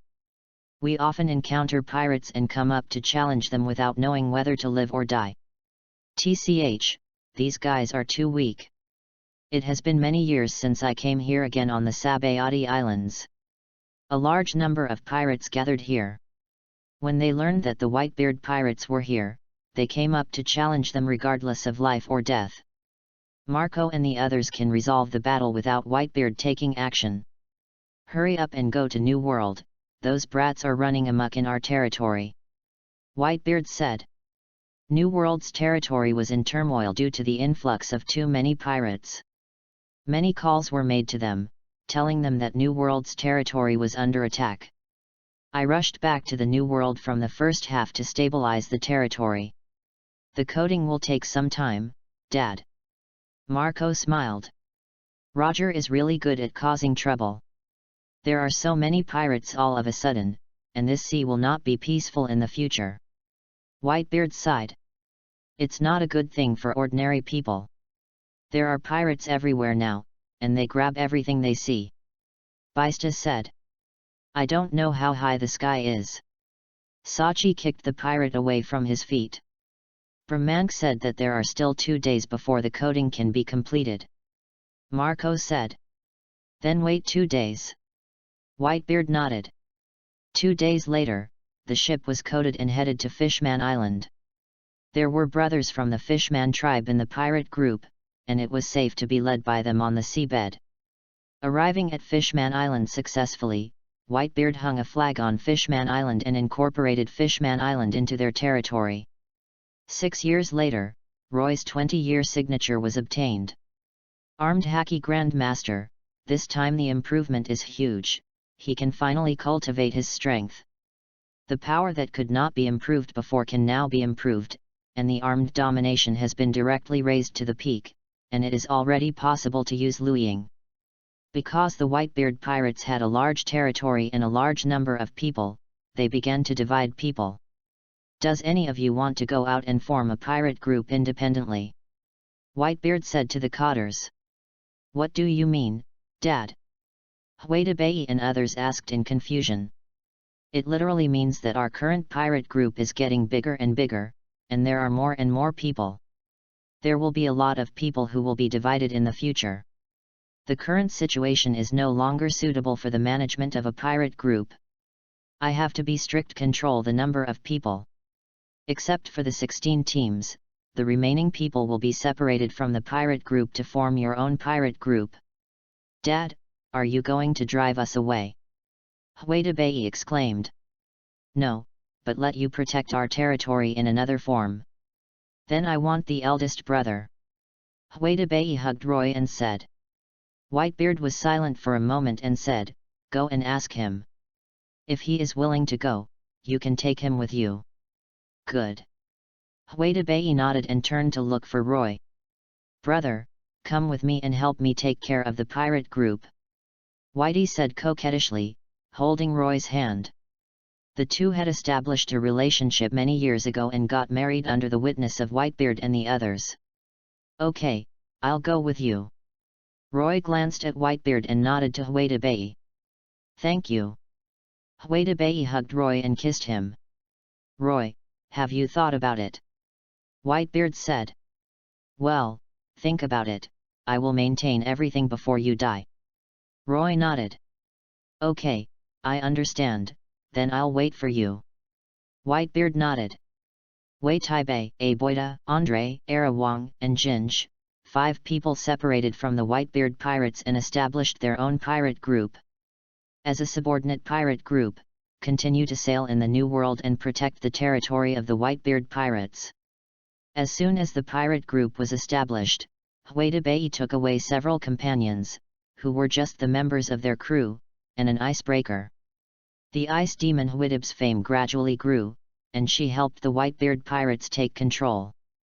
The relationship with Roy has always been very good. And the two have a child. Brother, our business is getting better and better, otherwise we will no longer be pirates. 2 years later, one day Huedabai suddenly said to Roy. Would you do that? I don't want to. That's fine then. But you, brother. It's nothing. I'm fine. Don't underestimate me. You really think of me as a weakling. The captain is in trouble, there are enemies attacking our factory. Chapter 23 4 Emperor's Shanks. The Whitebeard pirates don't just occupy those islands and rely on the islands to collect money. For the development of the pirate group, Roy developed those islands and established many factories to promote the development of the islands. For example, among the islands currently managed by Huedabai, one of the islands is suitable for growing cotton. The cotton on the island can be grown very large. The quality is very good and it is the material for making good cloth. However, wars continued here until Huedabai took over the place 2 years ago, bought machines through underground black market channels, and set up a clothing factory here. The entire island brought in billions of bellies in income a year later, allowing the people on the island to live a good life. The richer the island, the more it will attract pirates, so it will be attacked. How dare you attack the Whitebeard pirates' territory, you are seeking death. Huedabai immediately drove her icebreaker there. There is a Whitebeard flag hanging on the island, and pirates in the New World generally do not dare to provoke the Whitebeard pirates. Either he has the strength and confidence to dare to provoke Whitebeard. Otherwise, he is a newcomer who does not know how to live or die, and after entering the New World, he wants to challenge the strongest of the era. When they arrived, a fire was already burning on the island, and Roy's expression sank. He hated others destroying his things, so the factory he had worked so hard to build was burned down. Damn it, I want to see who it is. Huedabai was extremely angry and took the crew to the island. Sure enough, they were pirates, and they started fighting when they met. Roy was also angry, and Huedabai never let him take action, causing everyone on the ship to call him a pretty boy. The opponent's strength is not weak, and the bounty is as high as 240 million belly. Whitebeard's strength is about the same as the captain, equivalent to the level of Marine Lieutenant General. The two sides started fighting. Roy picked up his sniper rifle. Aim at the pirate who is fighting Whitebeard. Bang! Gunshots rang out and bullets pierced the sky. The pirate felt something, but he found that he could not move as the bullets hit his chest solidly. Whitebeard was startled, and when he looked back, Roy put away the sniper rifle. Big Brother's strength. Whitebeard fell into doubt. The opponent she felt was struggling just now was actually killed by Roy with one shot. Looking at the location of the wound, he completely determined the opponent's position and fired in advance. Looking at Roy's indifferent eyes, Whitebeard thought of something. Kill all these rubbish and give them to Marine in exchange for bounty money. Whitebeard said. Back on the boat, Whitebeard looked at Roy. Brother, you deceived me so hard. Whitebeard rushed forward and bit Roy's shoulder. Hey, I didn't lie to you. My abilities will gradually be unlocked as time goes by. It's only been 20 years now and part of it has been unlocked. Roy gently stroked her hair. It turns out that the longer time goes by, the stronger your abilities will be, right? Why didn't you tell us? Whitebeard complained. Because I didn't know it would be like this. I was very negative before. Thank you, thank you. Roy hugged Whitebeard. I'm happy for you. Whitebeard hugged Roy tightly. Thanks a lot. No. You have to work hard because so many people question you. Ha ha ha, I never care about these, I only care about the people around me. The two hugged for a long time, and other crew members were speechless when they saw this scene. They couldn't understand why their ice and snow goddess liked a useless person. Many of them later joined the Whitebeard pirates, and some of them joined the pirates. They knew that Roy was good at managing money, and he was even better at eating soft food. Who can afford to look down on a weakling without even looking at Roy? The killed pirate passed through the people on the island and went to Marine to exchange his head for a bounty. The wool of the world government is not plucked, let alone hundreds of millions of belly. Don't care who killed it, just take it if you have the money. As the Whitebeard pirates' reputation in the New World grows, the challenges they encounter will naturally increase. Newcomers will emerge every year to either challenge them or challenge other pirates. A new pirate group suddenly became famous in the world, the Red-Haired Pirate Group. A new member stirred up the storm in the New World and killed many big pirates.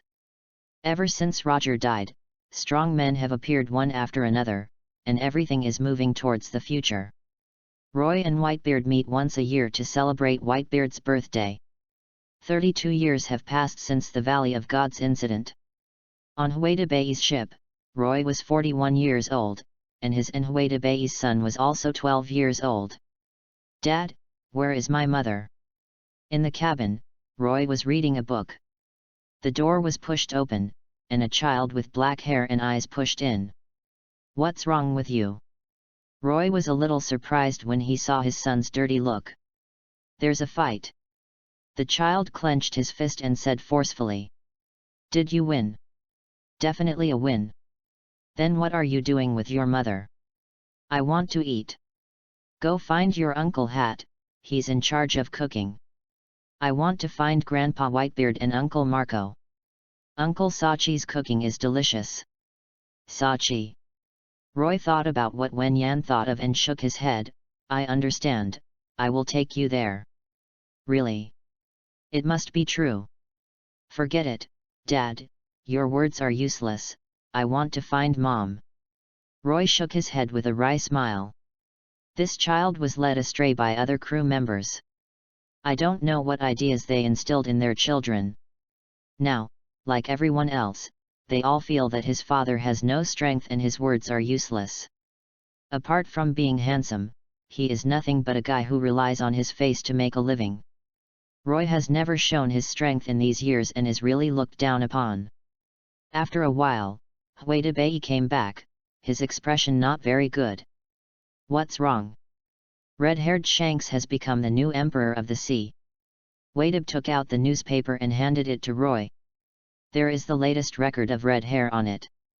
Red Hair lost an arm as early as 6 years ago, and the battle with Hawkeye came to an end, but the story of the Red Hair pirates in the New World did not stop. This time, he killed a big pirate, completely crowned the emperor, and became the new emperor of the sea on par with Whitebeard. What's the point? As long as there is strength in this sea, anyone can become the emperor, but there is only one piece. Roy smiled. What are you waiting for? EPUB asked, staring at Roy. What are you talking about? Roy laughed. Don't lie to me. What promises did you and Dad make? Why doesn't Dad want to see you? EPUB said. Come over. Roy hesitated and opened his hand. When EPUB saw Roy's actions, her face turned red, but she walked over and sat on Roy's lap. The two held each other, and Roy buried his head in her neck. Newgate needs a stage. You will know in a few years. This is what I promised him. Chapter 24 10 years of no sea, 4 more years to go. You are just too low-key.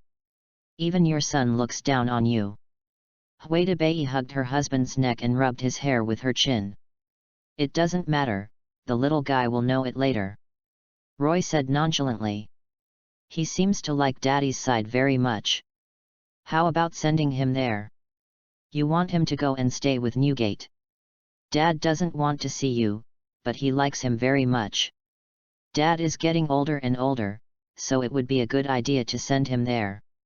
Then send it there and I'll take you on a trip. Roy said. Really? EPUB said happily. Well, let's go out for a walk. It will become more and more chaotic in a few years. Good. Just leave, set sail, and set off from the station to the Whitebeard pirates. It's not easy to find people in New World, but there is something called a life card, which every captain and captain has in their hands. Following the direction of the movement of the life card, they arrived at the location of the Whitebeard pirates 4 days later. Dad, a ship is coming. Who's here? Whitebeard was sitting on his big throne, dripping on his body, and the hat on his head was replaced by a turban. His hair loss was serious and he didn't look good, so he simply put on a turban and pouted. At 68, he was old. The men under him looked at it with binoculars and said happily, it's Sister EPUB's icebreaker. EPUB's icebreaker. Whitebeard paused as he prepared to drink. Dad, Big Brother is here, I saw him, he is on the boat. Marco said excitedly. Long time no see, Big Brother. Jose clapped his hands. Yes, it's been a long time. Seiki and others nodded. What are they here for?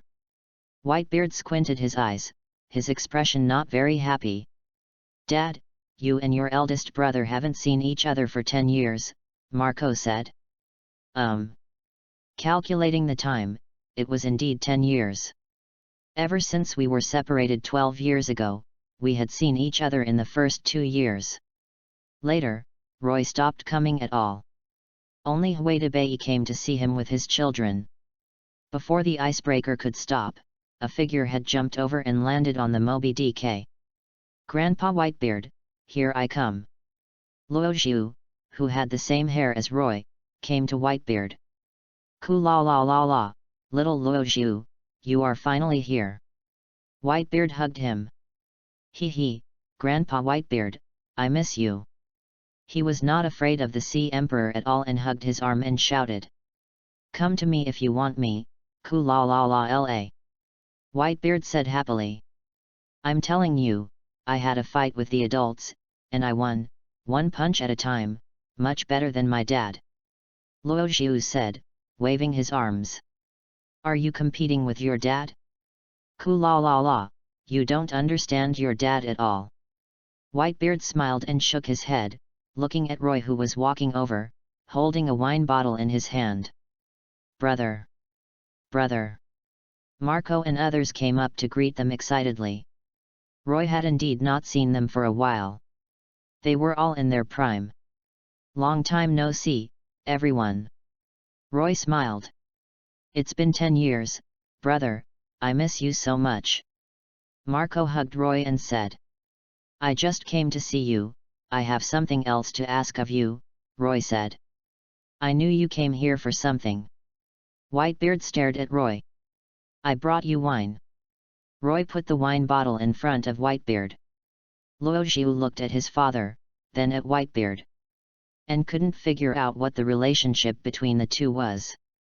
Everyone else respected Whitebeard, but he couldn't see it in his father. "Tell me, what's the matter?"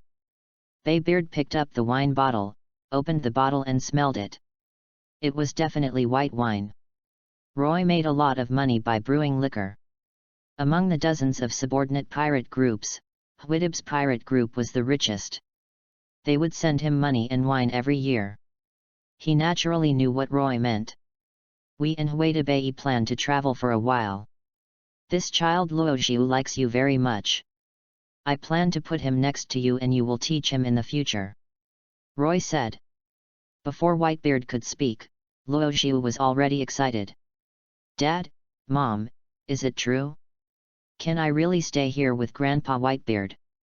Since you like it here, then stay here. This child is getting more and more difficult to discipline.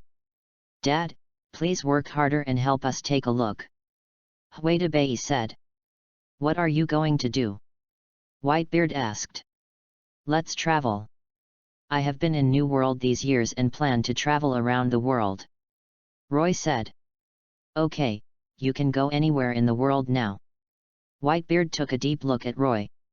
After 10 years of seeing him, he felt more and more unable to understand Roy. Even if he doesn't use haki, he can still feel the power contained in his body. He still had this intuition. Besides him, there was another person hiding in the crowd who also felt it.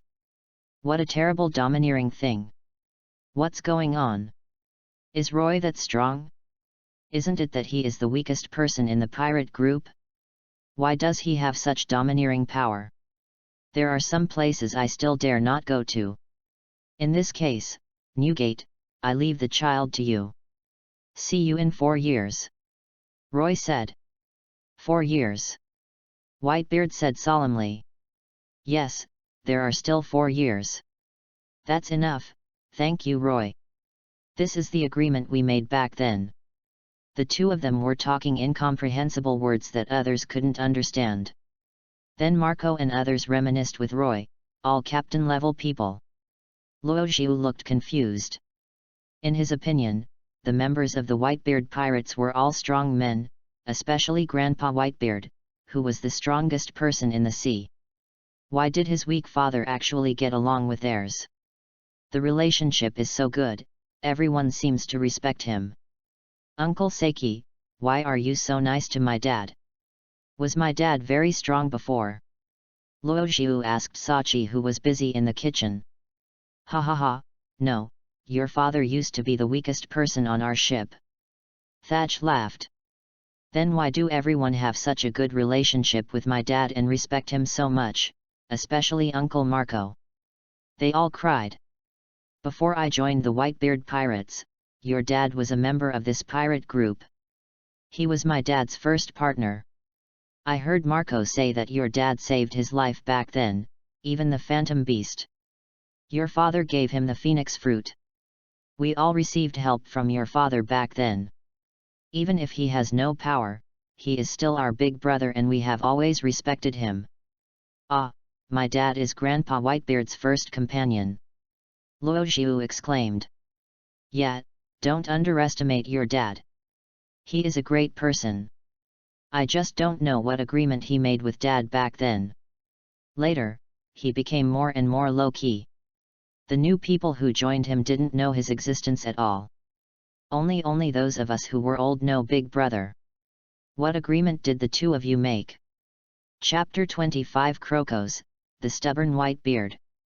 Leaving the child in the care of Whitebeard and the others, the couple took their men to travel around the world. Let Marco and the others take care of the territory. After more than 10 years of operation, the current structure of New World will not be broken unless there are desperate newcomers.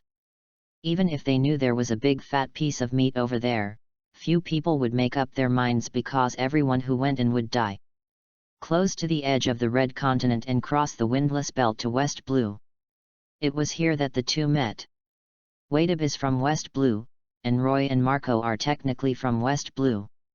The Valley of the Gods is no longer there, and the two of them relived the path they took in West Blue. Ha ha ha, it was here that year. Sachi stole the gold coins I gave to Marco, and then they were robbed by other gangsters. He took Baista, Josie, and Marco here with a group of gangsters. I didn't expect that more than 30 years have passed since we started fighting, Roy sighed. Revisiting the path he took back then, his mentality has changed a lot ever since he told Whitebeard that he knew the future. Whitebeard didn't want him to interfere with the changes in the world. I don't want to hear him talk about the future, unless it's a special situation. For example, regarding Odin, Roy had told him that Odin was dead. That's why they didn't see each other for 10 years, because Whitebeard couldn't stand the consequences. He hopes that Odin is still alive, and when he learns that Odin is dead, he would rather not know. After staying in West Blue for a year, I walked the same path that the Whitebeard pirates once walked, and some people even knew Roy. After climbing the upside-down mountain and entering the Grand Waterway, Roy saw Crocos. You are from the Whitebeard pirates, I remember you. Crocs said to Whitebeard. Old man, you're not dead yet. Whitebeard said in surprise. How is it possible to die? Whitebeard isn't even dead. Crocs choked back. You are looking for death, I don't mind giving you a ride. Whitebeard said angrily. Ha ha ha, don't be angry, there's nothing to argue with an old man. Roy stopped Whitebeard. I know you, Rayleigh and Jabba both told me about you. What did they say about me? They said you were scary. You're kidding, how can I be scary? I didn't think there was anything scary about a little devil before. Now that I see you, I think it is indeed scary. You make me feel like a volcano that will erupt at any time. Rayleigh and Roger said, but if I want to know the answer, I'll go find you. I think I understand. Do you want to know your answer? You know my answer. Your answer is to stay here, but the answer to the whale below is in the future. In the future, I know, thank you. You're welcome. Sometimes knowing the future is not a good thing, it's more of a fear. Yes, it must be difficult for you, right? Keeping a secret but unable to change. Even saying you want to change, some people don't want to. Roy was silent, knowing too much about the future and being unable to change it, so that he could already foresee everything. Actually, you don't have to worry about so much. Now that you have appeared, what will happen to the future? In fact, you already exist. If you think too much, you will constrain yourself. Crocos said. I made an agreement with Newgate. After he dies, I won't have to worry about the future. Roy laughed, took a bottle of wine and drank with Collex. So it's Whitebeard who is restricting you. Since he is restricting you, it means that the future will be beneficial to him. No, the future is not good for him, he will die on the battlefield. I see, just like Roger, we both like to have fun. Yes. Roy sighed and continued drinking. Whitebeard watched from a distance, not knowing what they were talking about. Roy waited until he was almost done drinking before leaving from Twin Capes. He wants to change, but Whitebeard doesn't. He has always abided by the agreement with Whitebeard, but he is a person who values promises. Crocos shook his head. It is difficult to imagine the world after Whitebeard is gone. Roy, well, what kind of light blooms?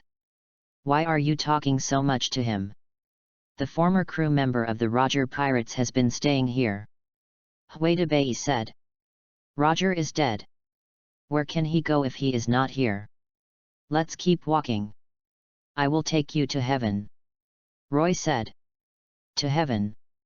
Went to Whiskey Peak, then to the Little Garden, and saw Donley and Brocky. You two are still fighting, can you please stop fighting? Roy shouted to the two of them. Do we know you?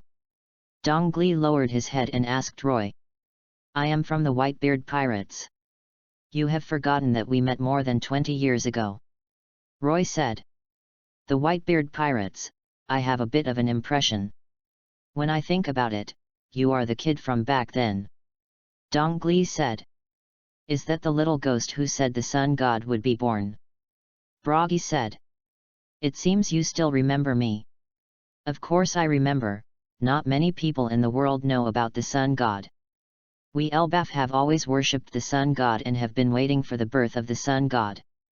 Dongli said. How long will it take for the sun god to come here? Bragi asked curiously. It will probably take another 3 years, Roy said. 3 years, we can still fight for 3 more years. Dongli said. That's right. Bragi agreed excitedly, and the two started fighting again. The record needs to be stored for 1 year. They prepared the pointer in advance and came to the Kingdom of the Drum. Roy has been here before and visited many doctors here. He is a doctor himself, and he taught Marco all his medical skills. I have been here to visit Gariva, and when I came here again I found that things had changed and there were fewer doctors. The king became Valpo, and doctors throughout the country were persecuted. Are you looking for Dr. Gariva? Hearing their origins, the people on the island were frightened and sweating profusely. In this country, Dr. Gariva has become a taboo. Except for Dr. 20, Gariva is the last doctor. For every treatment, you either go to the king or to Gariva. We don't know where she is. If we could find her, the king would have gone to find her long ago. The residents of the island said. The other party said so, and Roy had no choice but to give up, unable to find anyone. Gariva was his teacher and taught him pharmacology for a period of time. Since she was no longer in Roy, she went to Alabasta. There are 7 warlords of the sea in Alabasta, and Crocodile is there. Roy has seen this guy. After Roger died, he went to sea to challenge Whitebeard and was beaten up. One of the 7 warlords of the sea is hiding here. He must have a purpose. That guy. Huedabai said solemnly. It does have a purpose. Why don't you go talk to him? Forget it, I'm not interested. You said you wanted to take me to the sky. I'll take you there. Chapter 26, Enel on Sky Island. Bad taste. Leaving Alabasta, Roy took Wadib to Sky Island. The icebreaker stayed below, and Roy and Wadib took the boat up. They have been to Sky Island before, but the sky is very dangerous and most people don't dare to go there. How did you know there was an empty island here? Huedabai exclaimed when he saw the gate of heaven. I saw it in the book. Roy smiled. Is it in the book? Well, it's in the book. Huedabai didn't care so much. Roy had read too many books. He had read books for decades. He might have read the records of Sky Island in some nook and cranny books. Auntie, can you send us up? The Amazons who were guarding the gate of heaven nodded, and a lobster appeared and sent them to the Sky Island God's kingdom at a height of 3,000 meters. Why are there islands in the sky? This is the earth. Huedabai exclaimed. Shandora, the former Golden City, is here. Didn't I tell you the story of the great liar Nolando before? It's true, the Golden Land is here. Roy said. Really? The Golden Land is here. Huedabai stared curiously at the island in front of him with wide eyes. This is the map of Gaia Island. Look at this. This is the map drawn by Nolando. Compare it to see if there is a big piece missing. Roy said with a smile. Really, how did you know, brother? Read a book. Roy smiled. That means there is a lot of gold here. Huedabai said excitedly. Well, there is a lot of gold here. Roy nodded. Great, let's go grab all the gold. There are only 2 of us, but we can't bring much gold. It's okay to take some. Yeah. Huedabai nodded. The boat headed towards the island. When they docked on the shore, there was a roar in the sky. When Huedabai looked up, it turned out to be a thunder. Careful! Snort! Roy's eyes condensed, and a surge of domineering energy condensed into a black lightning and soared into the sky. The black energy pulse hit the thunder, and the thunder shattered in an instant. Huedabai was shocked when he saw this scene. His domineering influence affected the entire sky, turning into black lightning and running in a certain direction. Enel, who was eating fruit boredly in the temple, sensed something. He just heard two people trying to get his gold, and he was killed. He thought it was a small thing, but he didn't expect that a terrifying aura locked onto him. Before he could dodge, the black lightning pulse pierced his body, and Enel's proud invincibility was broken in an instant. Ah! Enel screamed and was suppressed by Conqueror's haki, unable to move.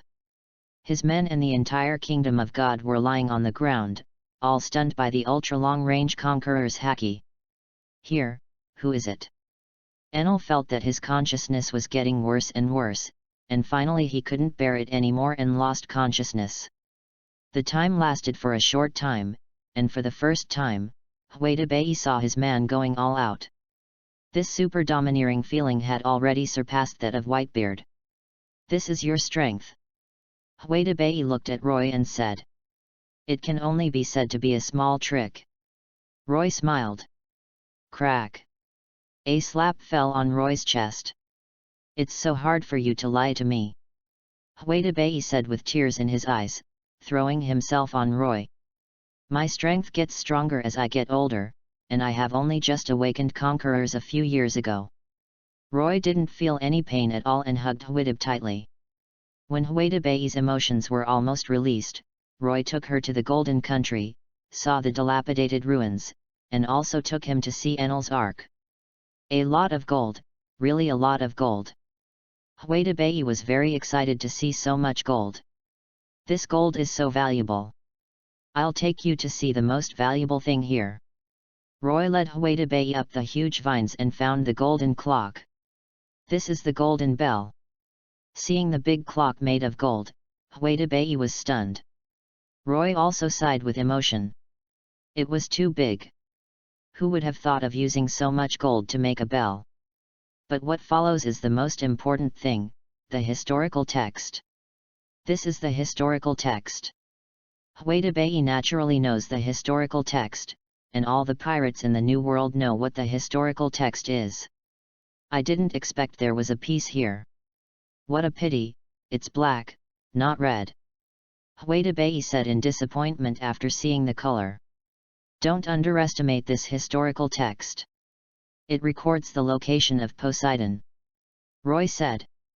Poseidon? Did you say Poseidon, one of the three ancient weapons? Yes, it records the location of Poseidon. The text here was left by Roger. Roy pointed to the text next to it. Sure enough, Roger knows ancient writing. No, it's Odin who understands ancient writing. Huedabai was stunned for a moment, so when Roger left Odin, it was to translate the historical text. Yet, how could he have found Raftru without Odin helping him? You know all this? No. Roy stretched out his finger, his armed domineering energy concentrated on it, and lightly wrote a few big words on the gold. Bad taste. Huedabai covered his mouth and laughed when he saw the words written by Roy. Roger is a fart, Whitebeard is the best in the world. Ha ha ha. Roy indeed had a bad taste, so he took Huedabai back after writing. This is the temple, and this guy is the one who attacked us, the Logia Thunder Fruit user. Huedabai kicked Enel. He didn't expect there to be such a person on the empty island. Enel felt something, opened his eyes, looked up and saw Roy and Huedab. He jumped up in an instant and turned into thunder and flew into the air. Thunder! Get down here! Roy snapped. The sound rang in Enel's ears like a bell, causing him to fall out of the air. Impossible, I am a god, how is it possible? Enel screamed in his heart, asking himself to move, but he couldn't move no matter what, his legs didn't obey him at all. He raised his head and looked at Roy. Shinzuna went to peek at him and found that Shinzuna couldn't use it either. He was completely suppressed and felt like he had never felt before. Who are you? We, husband and wife, are here for a trip. Don't be nervous, little one. Roy walked up to Enel and met his eyes. You are definitely not an ordinary person. What is your purpose? Enel said. There is no purpose, I just came to take a look. You provoked me first. Okay, I've finished reading and am ready to leave. It's okay to take some gold. No, no problem, you can take whatever you want. Enel felt the threat of death and said tremblingly. You don't need much. We can't bring that much gold. Prepare a bigger boat for us, and give us some shells and so on. Finally, the Roys left Sky Island with a pile of gold and returned to Gaia Island. Hey, what's wrong with you? On Gaia Island, Huetabei saw that all of his men were injured, and they were actually beaten in the first half. Who beat you? Chapter 27 Huetabei vs Fire Fist Ace. The captain is a very powerful newcomer. Huetabei's subordinates said. Newcomers, you were actually beaten by a newcomer. Huetabei felt a little incredible. No matter how weak their strength is, they are still pirates from the New World who came out of the New World to fight.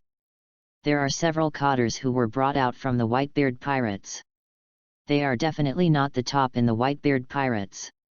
They are also at the level of squad leader, but they were beaten by a newcomer. Our treasure has also been robbed. Another whispered. My treasure has also been robbed. If you dare to rob me, where are the people? Huetabei said angrily. Already left. Chase me. Yes. A group of people started to get busy, but when they saw the pile of shells Roy brought back, they felt a little dissatisfied. Due to the identity of Huetabei's husband, they could only hold back. Put away all the gold. Huetabei pointed to several large boxes nearby. Hearing Huetabei's words, they opened the box and were shocked to see a box full of gold. Why is there so much gold? Don't worry about it. Roy brought this back. Put it away quickly. The gold was almost integrated into the box. After Enel melted the gold, he poured it directly into the box. There were 10 boxes in total, full of gold. 2 people can barely move it, and only 4 people can move a box of gold in. To you, those golds are not as interesting as these shells. Whitebeard said, sitting next to Roy. Roy was playing with these shells, picked up one of them and said, this is the wind shell. Combined with the hot shell, it can be made into a hair dryer, which can dry your hair in the future. Roy said with a smile. Seeing Roy's smile, Huetabei felt warm in her heart and looked away arrogantly. You have a conscience. The route of the Grand Channel is fixed, and the pirate group that defeated them will definitely appear on the next island. Soon they caught up with me on the 3rd day. The flag looks familiar. When Roy saw the flag on the pirate ship, he thought of something, but he couldn't remember it. Captain, it's them. With the backing of Huetabei, the henchmen became much braver. Go on, kill them. Huetabei has been fighting in the sea for more than 30 years. He has never seen any opponent, and One Piece has also fought against him. He led his men to kill them. They were originally stronger than ordinary pirates, and with the addition of Huetabei, they quickly defeated them. Just wait, our captain is back and wants to look good on you. You captain, I want to see who bullied my men when I was away. Huetabei sneered. After waiting for a while, a group of people hurried back, led by a young man wearing a cowboy hat and a light yellow shirt. Let go of my men, the young man said. It's you who bullied my men. You are so brave. You dare to bully even my men. The captain is this guy, you have to be careful, this guy killed 7 warlords of the sea Hanafza. Oh, I killed Shishibukai, it looks like I have some strength. No matter what, the Shishibukai are a group of good guys. Unexpectedly, this rookie pirate actually killed one of the 7 warlords of the sea. Fire Fist. The other party would not dare to take action just because Huedabai was a woman. He jumped up and his fists were ignited with flames. It's Logia. Huedabai pulled out his sword, wrapped his armed domineering energy around it, and slashed at Ace's fire fist. Boom! There was a loud noise, and then the flames went out. Ace knew that he had met his opponent, and the opponent easily broke through his fire fist. The two fought hard, and Whitebeard had the strength of the leader of the Whitebeard Pirates team. The strength of each captain is not weak. Although the bounty is high or low, it is still no problem against the ordinary 7 warlords of the sea. The battle lasted for half a day, and the two men looked at each other breathlessly. Ace had always been careful with Dibe's knife. He felt in danger. Fortunately, several times, the elemental transformation was fast, otherwise he would have been killed by the opponent's knife. What's going on? Why do you feel in danger? Ace muttered. Since going to sea, even facing Hanafza, the 7 warlords of the sea, has not been so stressful, but he actually feels in danger when facing a woman. Are all newcomers now so strong? In addition to their Logia abilities, they also have very strong combat capabilities. Huedabai shook the western sword in his hand and became extremely serious. You're hungry, do you want to stop and have something to eat? At this time, Roy came out with a bowl of noodles and walked towards Huedabai. Brother, I'm still fighting. Huedabai said dissatisfied. Only when you are full can you have the strength to continue fighting. Roy smiled and looked at Ace again. Don't you think so, young man? When Ace heard Whitebeard calling brother Roy, he felt something was wrong. Could it be that this man was the boss of the pirate group? He could withstand one person, but he really couldn't beat 2 people. You have a point. Ace's stomach growled.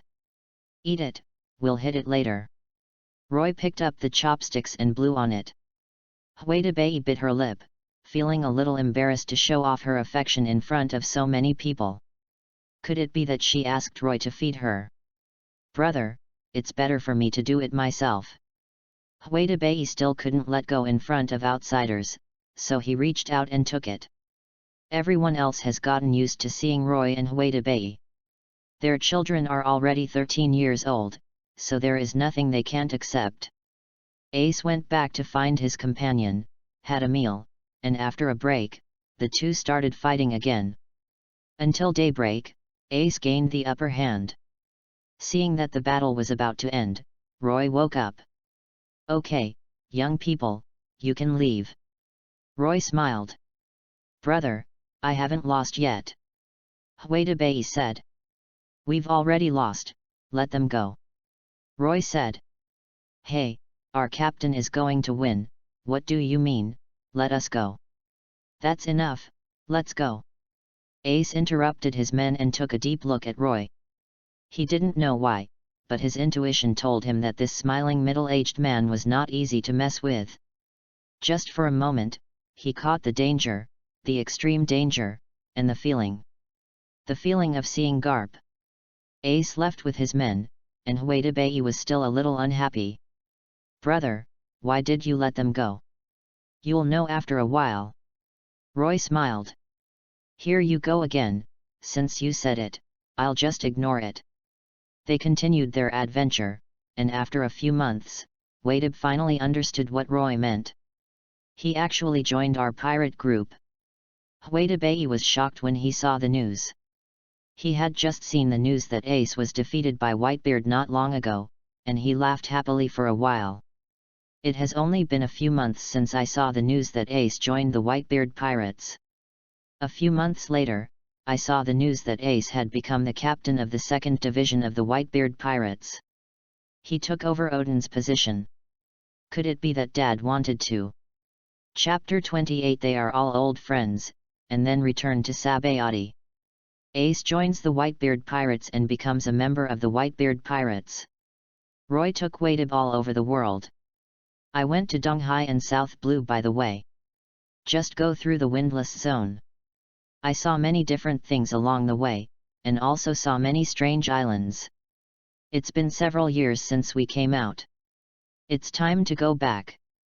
Whitebeard said to Roy after crossing the upside-down mountain again. They have been out for 4 years and have visited 3 oceans. Except for the North Blue, they have visited the 3 oceans in the southeast and west, plus the first half of the Great Waterway. They have visited them twice, and now it is the 3rd time. Well, let's go back. Roy remembered that time was almost up, so let's go back. This time they planned to go directly to the New World. When passing by the capital of 7 Waters, they stopped for a moment. Time flies so fast.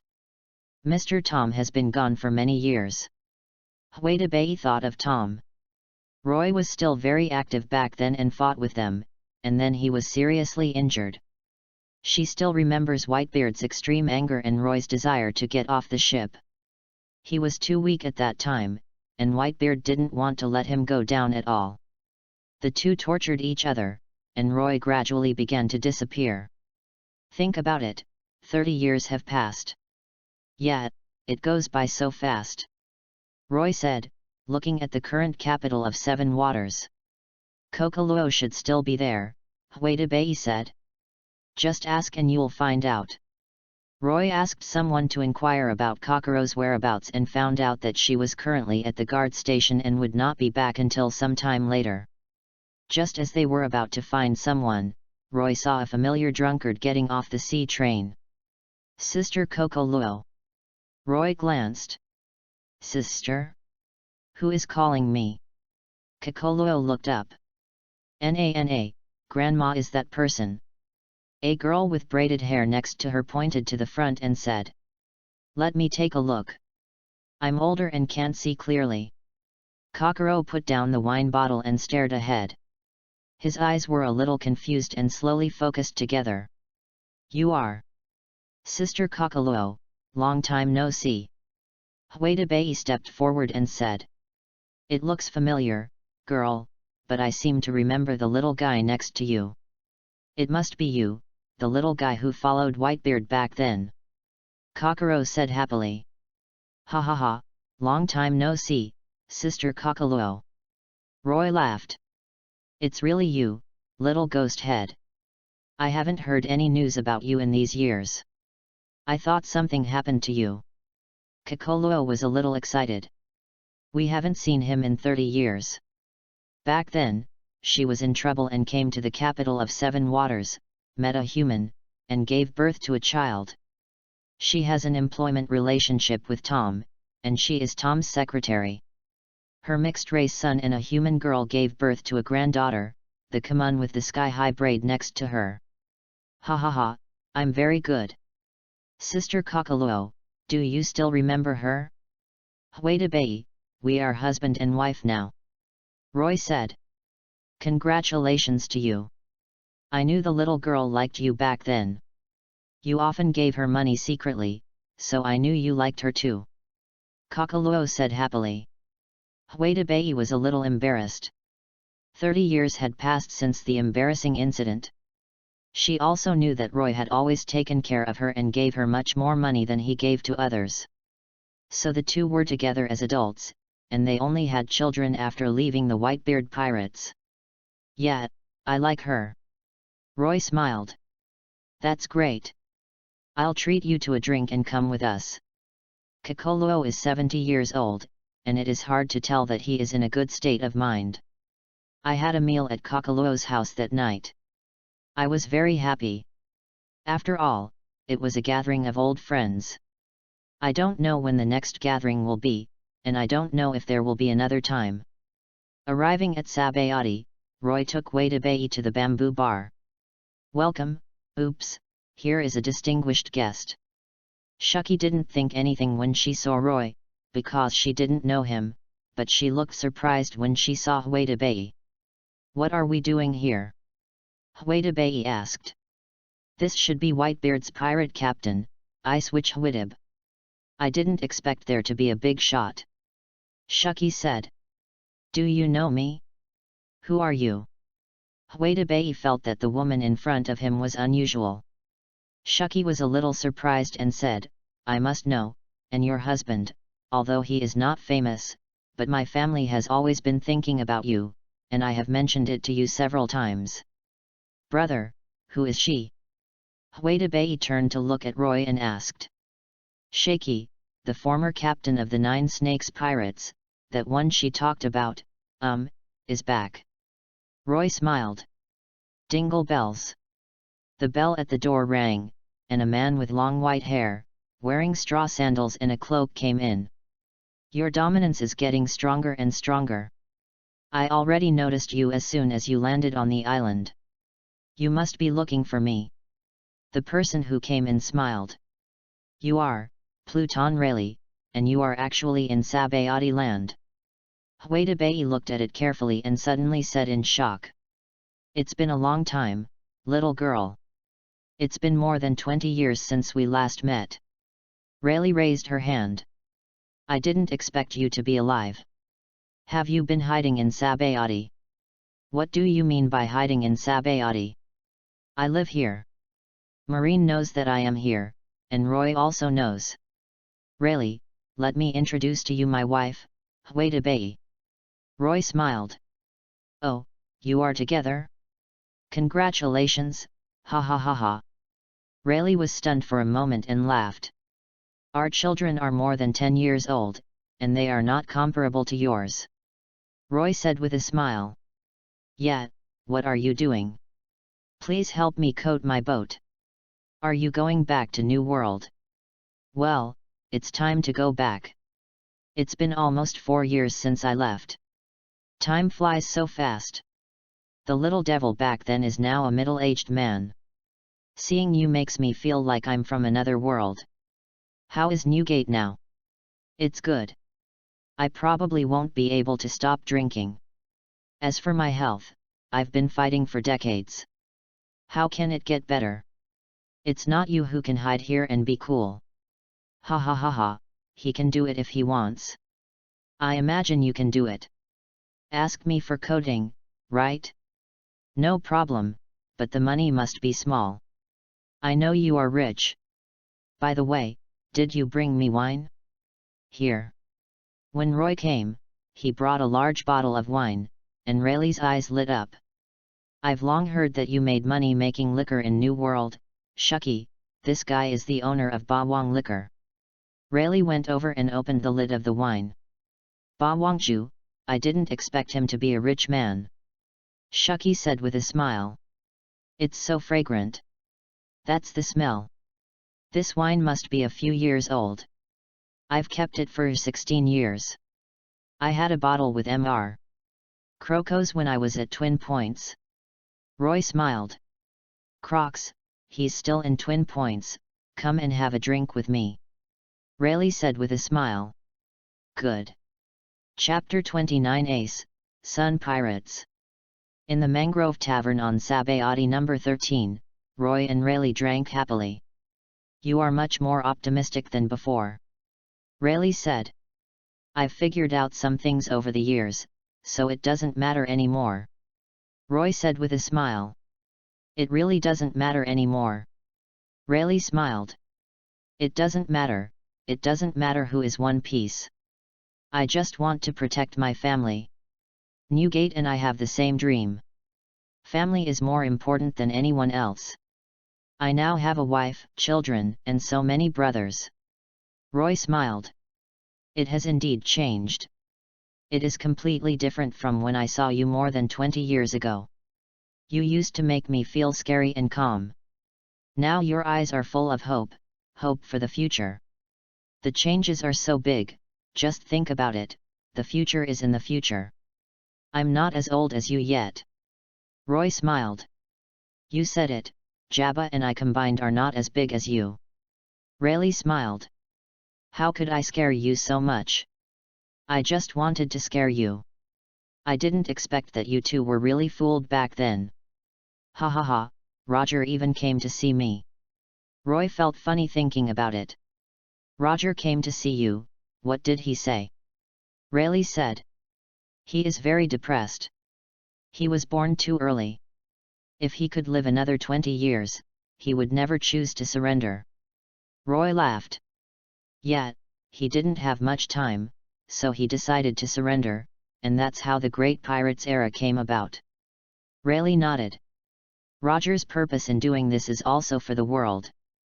The world in the future will sink to the bottom of the sea.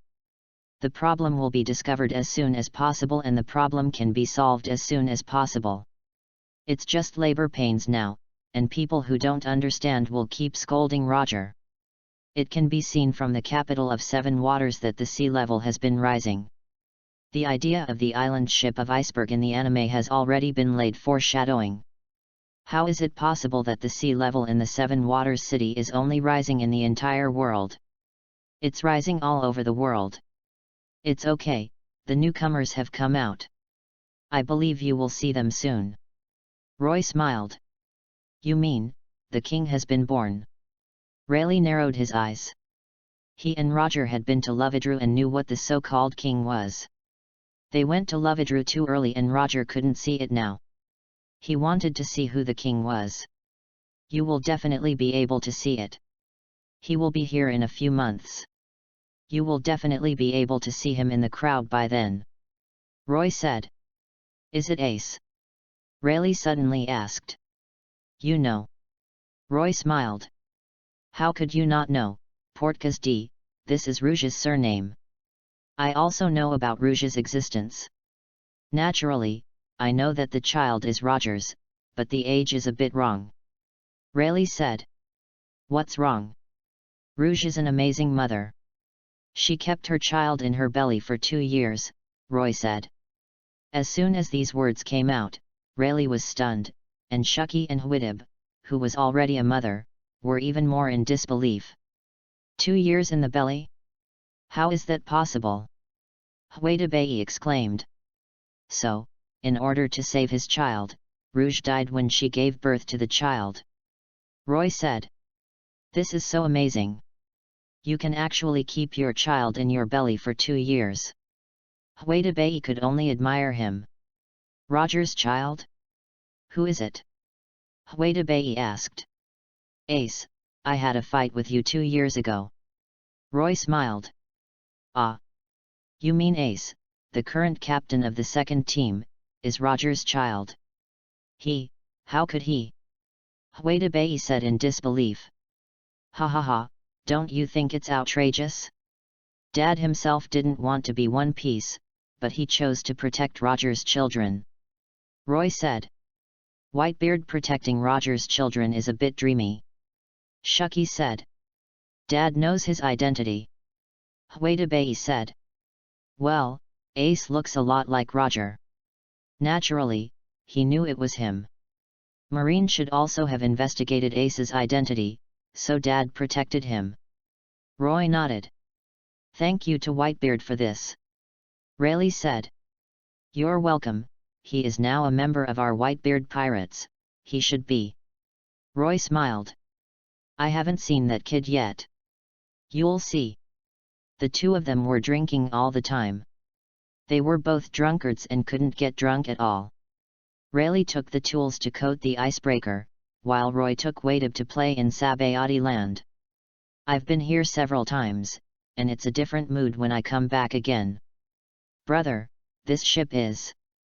Walking with Whitebeard, I suddenly saw an unusual ship on the shore.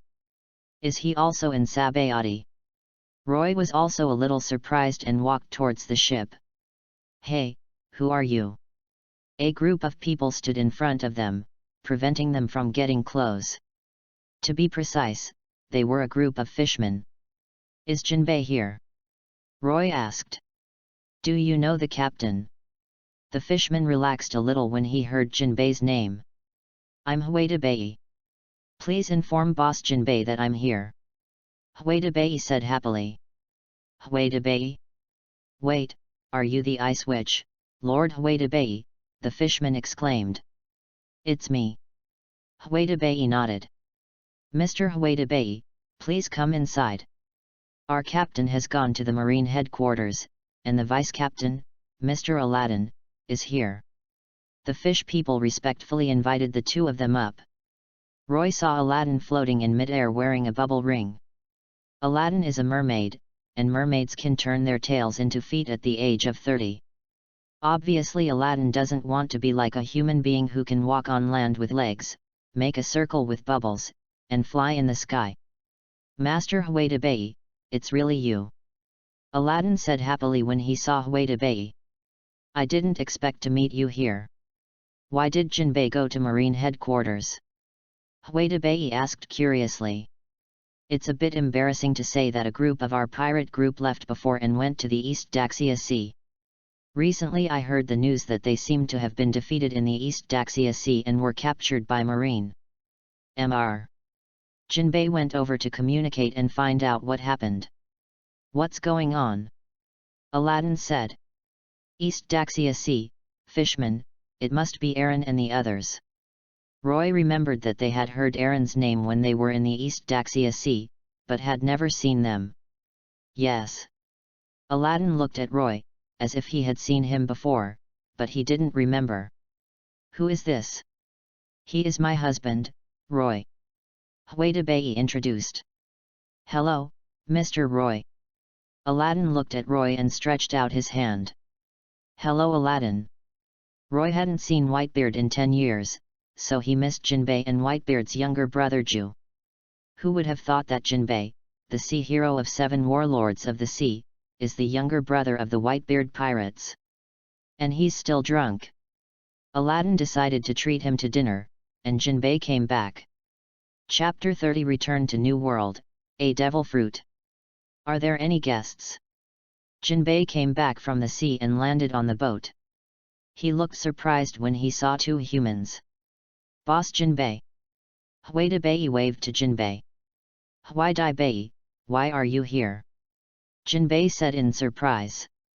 Ha ha ha, I happened to pass by Sabayati land and was going back to New World. I didn't expect to meet you. Whitebeard said happily. I heard from Dad that you traveled all over the world. Jinbei said. Yes, it's been almost 4 years, and I'm ready to go back. Whitebeard nodded. 4 years is a long time, brother. Jinbei turned to look at Roy.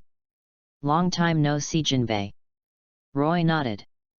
The last time he saw Jinbei seemed to be 10 years ago. Unlike others, Jinbei treats Roy with respect, because Roy takes good care of Namuel and the others. Namuel calls Roy brother. Although Jinbei is a little older than Roy, he also calls him brother. Have you dealt with your matter? We heard about Aaron when we were in the East Daxia Sea. He has done all kinds of bad things. Whitebeard said. He has indeed done a lot of bad things. Marine is not going to let him go this time, but will instead detain him. Jinbei said. Because of his protection, Aaron can be unscrupulous in the East Daxia Sea. This time he has obviously hit the wall and colluded with Marine. Marine will not let him go again. Anyway, he is no longer a member of the Sun Pirates. Everyone has their destiny. You have done your best to him, Whitebeard said. Ha ha ha, it's all over. Are you ready to go back to New World? Do you want me to take you back? Jinbei said. Our ship is already being coded, and we estimate it will be completed in 3 or 4 days, Roy said. Then let's wait for you to come together and send you to the New World. The situation at the bottom of the sea is complicated and it will be safer with us escorting you. Jinbei said. Then thank you, Boss Jinbei. Whitebeard said. You're welcome, we are all family. Jinbei said happily. Rayleigh's coding speed was not very fast, so Roy asked him to call a few more people to code together, and the Sun Pirates also came to help. Jinbei was shocked when he saw Rayleigh. Why does this person look familiar? Jinbei came to Roy quietly and asked. He's Pluton Rayleigh, laughed Whitebeard. What? Jinbei finally met the person he had met before. He had met Rayleigh when he was on Fishman Island more than 20 years ago. At that time, he had joined the Fishman Palace Guards and met Neptune when he was still a prince. Roger and his team. It's really Pluton Rayleigh, he's actually in Sabayati land. Jinbei whispered. Roy said it was dark under the lamp. Whitebeard said. Actually, it's not a case of darkness. The world government and marine headquarters know that he is in Sabayati, but they don't dare to take action against him. Roy said. Why? Jinbei was puzzled, and neither was Huitabei. It's very simple. Both Rayleigh and Roger have been to the final destination and have obtained the great secret treasure. Roger disbanded the pirate group and dispersed all the members. Unless the world government and marine can catch them all in one go, as long as they are alive, if one comes down, the world will not be peaceful. He is here to make the world government and marine dare not act rashly. Once he is touched, will the remnants of the Roger pirates who are hiding elsewhere come out? If all the secrets they know are revealed, the world will definitely be even more chaotic. Roy explained. That's it. Huitabei said. I think it's more than that. Jinbei smiled. One more thing, Rayleigh is very strong. He is the same person as Roger. Will he be weak? Even if Marine wants to take him down, at least 2 generals will be dispatched, or Garp and Sengoku will come in person. Roy rode. There were fewer people, and the coding was completed the next day. Jinbei watched from a distance as Rayleigh left carrying a large wine jug. Inside the wine jug was the wine Roy gave him, as well as the payment for the coding. The Sun Pirates led the way and sent them to Fishman Island, where Neptune entertained them. Entering Fishman Island, you can see a huge Whitebeard pirate's flag in the square at the entrance. The first thing everyone who comes to Fishman Island sees is this flag. There are very few people who threaten Fishman Island with this flag, and it has protected Fishman Island for 20 years. Looking up at the flag of the Whitebeard pirates, Roy was filled with emotion. After staying on Fishman Island for 1 day, they set off directly. Returning to New World, maybe I haven't been back for too long, and I was taught a lesson by the weather in New World. Sure enough, the weather in New World is still bad. Roy smiled. Fortunately our boat is strong. I want to go see Luojiu. I haven't seen him for 4 years. He must be very old now. Huitabei muttered. I haven't seen my child for 4 years, and I really miss it so much that I set out from the Red Earth continent. In a certain sea area of New World, the Whitebeard pirates clashed with other pirate groups. As the external attack team of the Whitebeard pirates, the 2nd Division has always been responsible for external battles. Once any enemy invades their territory, the 2nd Division always rushes to fight the enemy as soon as possible. The enemy we encountered today was a bit tricky, so the nearby 4th Squadron rushed over to help as soon as they got the news. Ace, we have joined forces again. Sachi smiled. Sachi, don't hold yourself back. Ace smiled. Don't worry, it won't happen. With the 2 men joining forces, the pirate group was eliminated by them. Sachi and his men began to count the results of the battle, and actually found a devil fruit in the enemy's cabin. Ace, look what this is. Sachi said happily. Devil fruit? This is a good thing. What kind of fruit is it? Ace asked curiously. The people next to him had already seen this scene, and their eyes became sharp. The eyes that had been hiding so well finally revealed their greed. I don't know what kind of fruit it is. I have to go back and compare it with the illustrated book to find out. Sachi said. Aren't you going to eat? Ace asked doubtfully. I don't know what kind of fruit it is yet. If it is some kind of garbage fruit, it will be useless to eat it. I will keep it for now and wait until I know what kind of fruit it is before making a decision. Sachi said. Okay, let's go back. By the way, we just received news from Dad asking us all to go back, saying that there is a big event today. Ace said. A big happy event? What happy event? Sachi asked curiously. I don't know either. That's what Dad said. It's mysterious. Ace spread his hands. Then something big should happen. Let's go back quickly. Sachi said. Hey, Teach, what's wrong with you? Ace shouted. No, nothing, Captain Ace. Teach recovered immediately. Let's go. Dad is very happy today and wants to treat us. Let's go back quickly and have a big dinner. Ace smiled. Good. Chapter 31 The Whitebeard Pirates Gather. The Whitebeard pirates are indeed very lively at this moment. Everyone has received orders, and all the captains of the 16 divisions have returned. Ku-la-la-la, long time no see, I thought you two were going out this time to bring me a grandson back. Whitebeard looked at Roy in front of him and said. Your body is much worse. I have treated you several times, Marco. Roy looked at Whitebeard who was getting an intravenous drip and shouted to Marco. Brother. Boom. He punched his pineapple head, and the other newcomers stared at this scene in shock. Marco, the captain of the Whitebeard Pirates' first team, was beaten? Who is this person? A newcomer whispered. I don't know either. I only know that he is Luo Xiu's father. Oh, Luo Xiu's father. It seems like the captains respect him. What is his identity? I've never heard of him. Dad is so happy. I haven't seen him so happy for a long time, and he is still teaching me a lesson. The newcomers watched from a distance, and the captains laughed one by one. Marco, I told you a long time ago that my brother will definitely beat you when he comes back. Jose laughed heartlessly. Brother, I know I was wrong. Marco said with a smile, holding a big bag on his head. Newgate, your body can't continue to drink like this. From now on, we will limit the supply of Overlord wine to him. Roy said. Roy, you can't be like this. Without wine, what's the meaning of life? Whitebeard said. You can drink, but you can't drink too much. I told you a long time ago. You should adjust well now. Roy said. Really, I even prepared a welcome ceremony for you when you come back, and you treat me like this. Newgate, you are already over 70, do you still think you are 36? Roy said.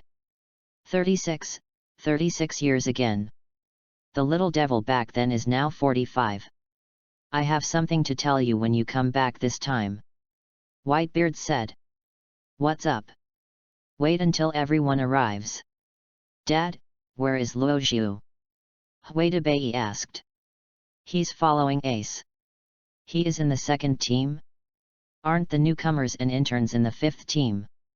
That son of yours is like a wild monkey, wreaking havoc everywhere. Later, after Ace joined, he even had a fight with Ace.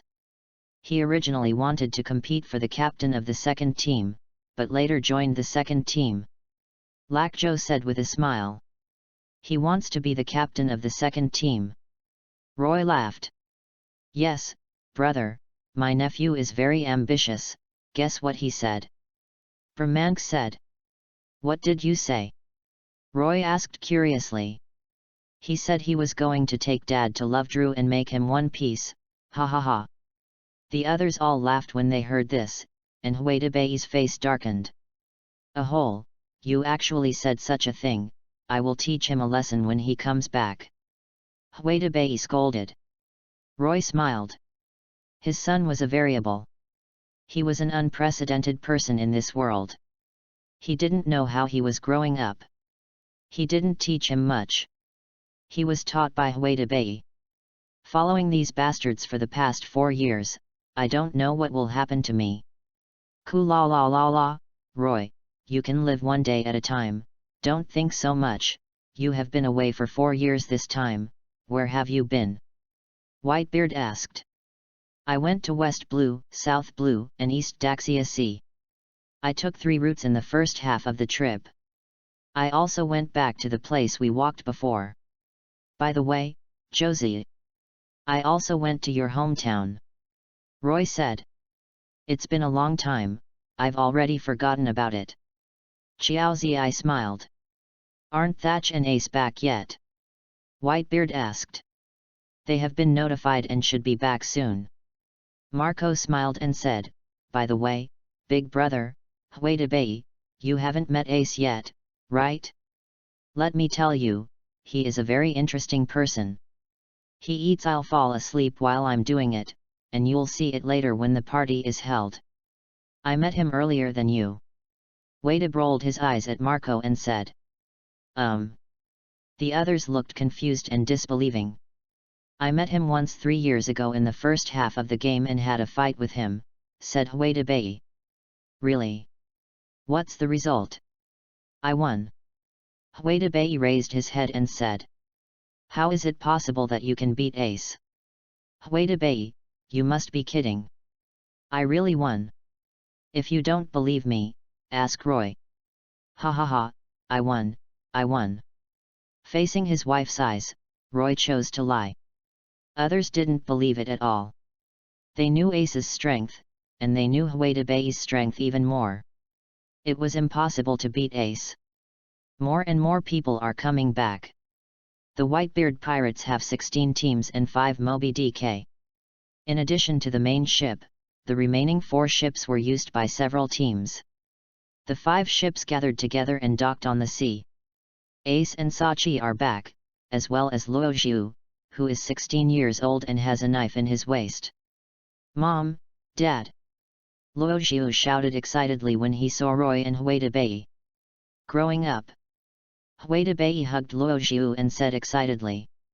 Brother! Sachi said excitedly when he saw Roy coming back. Ace stood aside and watched. Are they Luo Zhu's parents? I was talking about you just now. Have you ever fought against Whitebeard? Yeah, I fought all day and all night. Ace nodded. Who won? Marco asked curiously. I'm almost winning, but I don't dare to continue fighting. Why don't you dare to fight? I felt like if I kept fighting, I would be killed. Ha ha ha, Whitebeard's strength is not that strong, what are you afraid of? I'm not afraid of her, I'm afraid of that guy. Who is he? Why do you all call him Big Brother? Ace pointed at Roy. Are you afraid of Big Brother? Ha ha ha, I didn't expect that. Ace, come here and introduce me to you. Marco pushed Ace to Roy. Roy looked at him with a smile. We meet again, Fire Fist Ace. Ace, let me introduce to you. This is our eldest brother, the only eldest brother of the Whitebeard pirates. Roy, he is the #1 crew member of our Whitebeard pirates. He is the one who founded the pirate group with his father. Marco introduced. Crew #1 of the Whitebeard pirates. Ace didn't expect Roy to have such an identity. No wonder so many people respected him. Ku la la la la, we're all here. Whitebeard said happily at this time. Dad. Ace looked at Whitebeard. I'm calling you back this time because I have something big to announce. Now that Roy is back, this matter is very important. It's related to the future of the Whitebeard pirates, and it's also my order as the captain. Whitebeard stood up seriously. Road. Seeing Whitebeard's appearance, everyone present was shocked.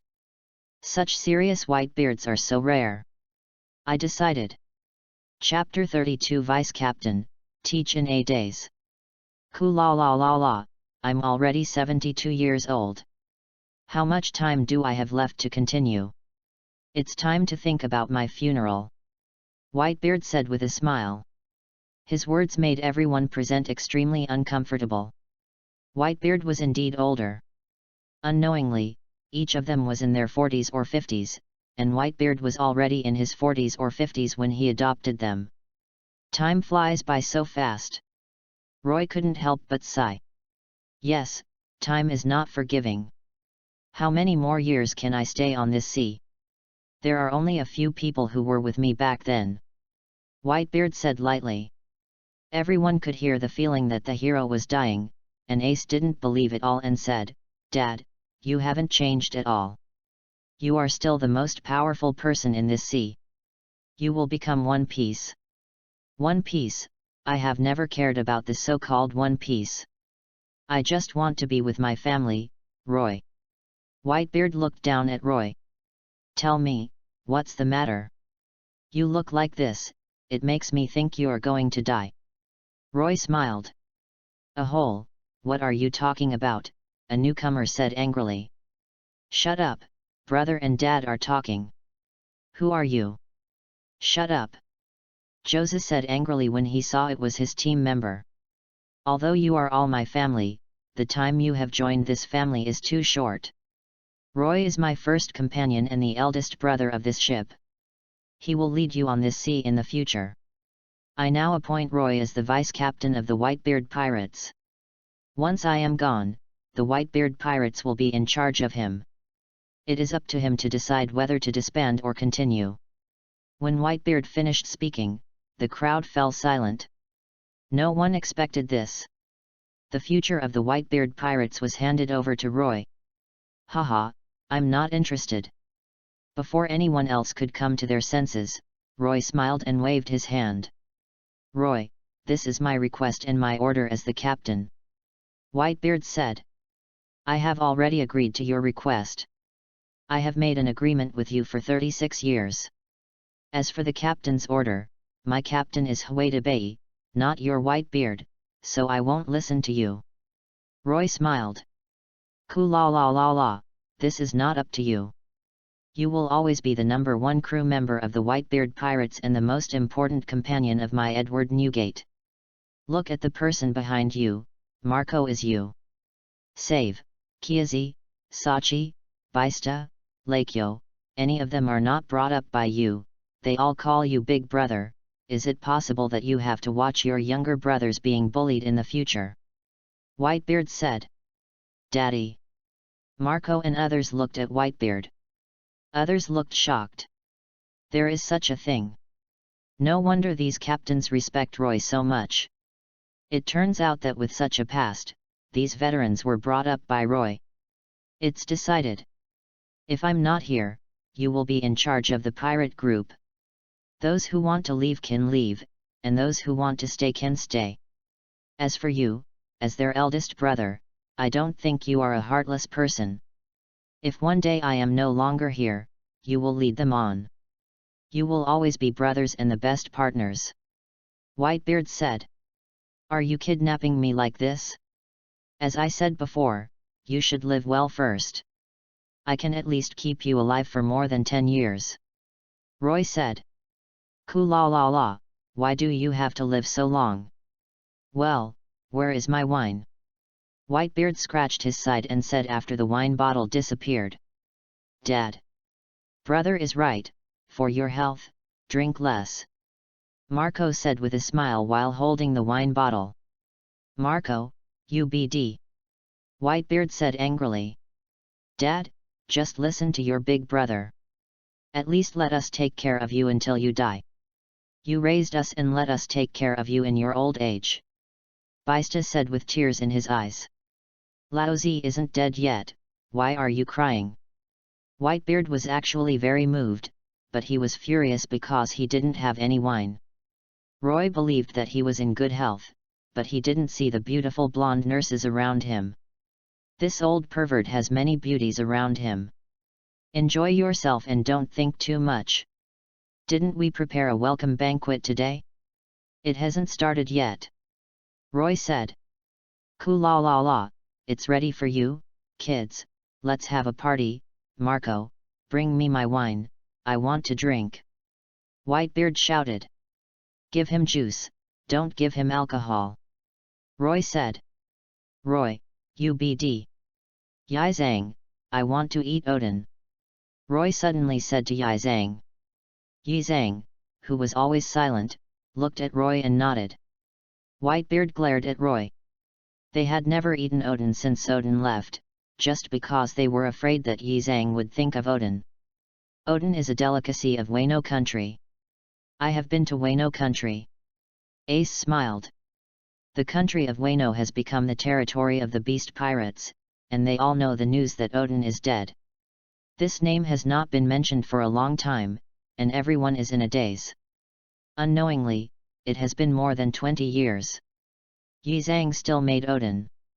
Roy leaned against the kitchen door and watched Yizang cooking Odin. Have you never thought about going back and taking a look these years? Roy said. As a retainer of the Kojaki family, I will obey the daimyo's orders and carry them out all the time. Izzo said. Okay, in 2 years, I will let you go back. Roy said. You want me to go back? Yi Zhang said with narrowed eyes. If the Whitebeard pirates are still there, as a family, we will assist you. Roy said. Although I don't know what your abilities are, I still want to thank you.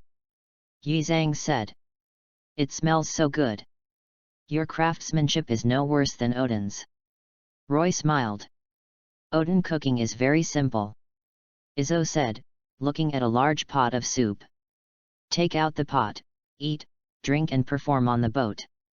There are also beautiful nurses dancing. Newgate, UBD really knows how to enjoy it. You have been hiding in the Golden House for so many years. Roy hugged Newgate with one hand and held the wine glass with the other and laughed. Ku la la la la, that girl Huidibe likes you, and you are so serious about it. Whitebeard laughed. Dad, do you want to teach Roy a bad lesson? Huidibe said dissatisfied after hearing this. Brother, do you regret getting married now? If you had not agreed to Huidibe's proposal, you might have more than one son like Luojiu now. Seiki said with a smile. Next to him, Luojiu was drinking and looked at his mother. Unexpectedly, it was his mother who proposed to his father. TCH, why did my mother fall in love with my father? Is it because she wanted him to be good-looking? Luojiu curled his lips. Ha ha ha, little Luojiu, you don't know this. This is called love cultivated since childhood. Your father and mother met when they were 10 years old. The relationship is deeper than you think. Teach, why are you in such a daze? Why don't you drink? Ace said to Teach behind him. Drink, drink, I'm a little distracted. Teach smiled and picked up the glass. Chapter 33 Stealing, the Protection of the Will of the World. It's rare for so many people to gather together and eat and drink happily. No fight, no acquaintance. Ace and Wadib toasted and laughed. I never thought that you would join our pirate group. We will be a family from now on. My son Luojiu will also come with you and cause you trouble. Huidibe said. No, Luojiu is a very important companion, he is very strong. Ace said. Really? Huidibe looked at Luojiu. Luojiu's proud expression was completely different from his father's. You are nothing like his father. Your father is gentle and gentle, so why did he give birth to a bandit like you? Huidibe felt that her son had followed her. I am a pirate, not a bandit. Besides, I don't want to be like my father. My father is too weak. Luojiu said. Who told you that your father is weak?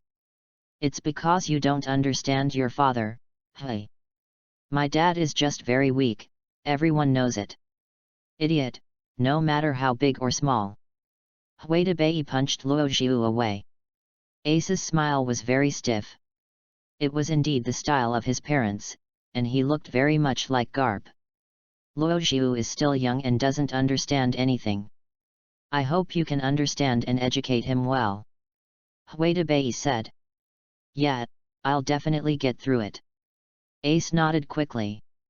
Everyone drank a lot, sang and danced one by one, and went up to perform various performances. Then a group of musicians on the ship sang the pirate song Binks's Wine. Yo ho ho ho, yo ho ho ho. Yo ho ho ho, yo ho ho ho. Bring Binks's wine to you. Like the sea breeze, you can ride the wind and waves as you please. Singing loudly and happily, everyone in the Whitebeard pirates was there. It lasted until most of the night. Some people fell asleep directly on the deck, while others were able to go back to their rooms to sleep. Everyone except those keeping watch had already fallen asleep. Roy did the same, falling asleep. In the moonlight, Sachi suddenly woke up, a little cold, and wanted to go back to his room to sleep. Ah, one by one, I'd better go back to sleep. I'll make breakfast tomorrow morning and make some bread first. Sachi yawned and walked toward his room muttering. At the same time, someone secretly came out of Sachi's room and suddenly heard footsteps coming from behind. Who is it? Sachi rubbed his eyes, unable to see clearly. Captain Sachi, is me. The voice sounded, and he looked over intently. It's Teach, what are you doing standing here? Sachi asked casually. No, it's nothing, I just got up to go to the toilet. Teach smiled. Okay, what are you holding in your hand? Sage saw Teach's hand behind his back. Dad, why are you here? Teach suddenly shouted behind Sachi. Dad. Sachi turned back. Dad is not here, you. Teach pulled out a dagger from behind and stabbed Sachi in the back. A hand suddenly appeared and grabbed the dagger. You have to attack your companions. A pair of angry eyes stared at Teach. At this moment, Teach felt his breathing stagnant. Sachi also felt something. The murderous intention was so terrifying that he turned around in fright, only to see a dagger behind him and grabbed the dagger with one hand. Brother. Sachi looked at the man who grabbed the dagger, and then saw the man holding the dagger. Instantly, his spine went cold and he broke out in cold sweat. If it hadn't been for Roy's appearance, he would have died. Teach. What are you going to do? Sachi still didn't believe that Teach actually wanted to kill him. The Whitebeard pirates have only one rule: they are not allowed to harm their comrades. You have violated the pirate group's biggest iron law, and you deserve to die. Roy crushed the dagger, and Conqueror's domineering force struck Teach. Boom! Only Teach and Thatch knew the terror of this domineering force, which was scarier than the red hair they had seen. Conqueror's domineering, is this the real strength of Big Brother? Sachi looked at Roy in disbelief. They had always thought that Roy was weak and just an ordinary person. Now that they looked at it, they were completely mistaken. The armed domineering force that crushed the dagger just now and the Conqueror's domineering display now were enough to defeat him here. Be king of the sea. Bang! A fist hit Teach's body firmly. Teach's huge body broke through several layers of wooden boards and hit the outside of the deck. The movement was very big, and Whitebeard and others were very vigilant. They had already opened their eyes the moment Roy showed his murderous intention. What's wrong? Why is there an explosion? Who is it? Wake up one by one. Ha ha ha ha, I didn't expect you to have such strength, brother. It seems I underestimate you. Teach fell on the deck, Roy and Sachi chased him out, but Teach jumped into the sea first when he finished speaking. A speedboat quickly left the Moby Dick, and this guy had already prepared an escape route. Give me the knife. Roy took a knife from Sage's hand, wrapped his aura around the knife, and swung the knife in Teach's direction. Boom! At this moment, there was a wave, and the knife that was originally locked on Teach deflected and fell on the sea. Bang! The sea surface exploded, raising tens of meters of water. Roy and Sachi watched Teach escape. Is this destiny? Roy looked at Teach going away, but he couldn't keep him. Brother, Sachi, what are you doing? Marco and others came out of the cabin, and Whitebeard also came out with a naginata. Roy. Whitebeard looked at Roy, waiting for him to explain. Dad, Teach just wanted to assassinate me. Sachi said with lingering fear. What? Whitebeard's eyes widened, and Marco and others were stunned. You said Teach wanted to kill you. Whitebeard said angrily. Yes, I just found him coming out of my room.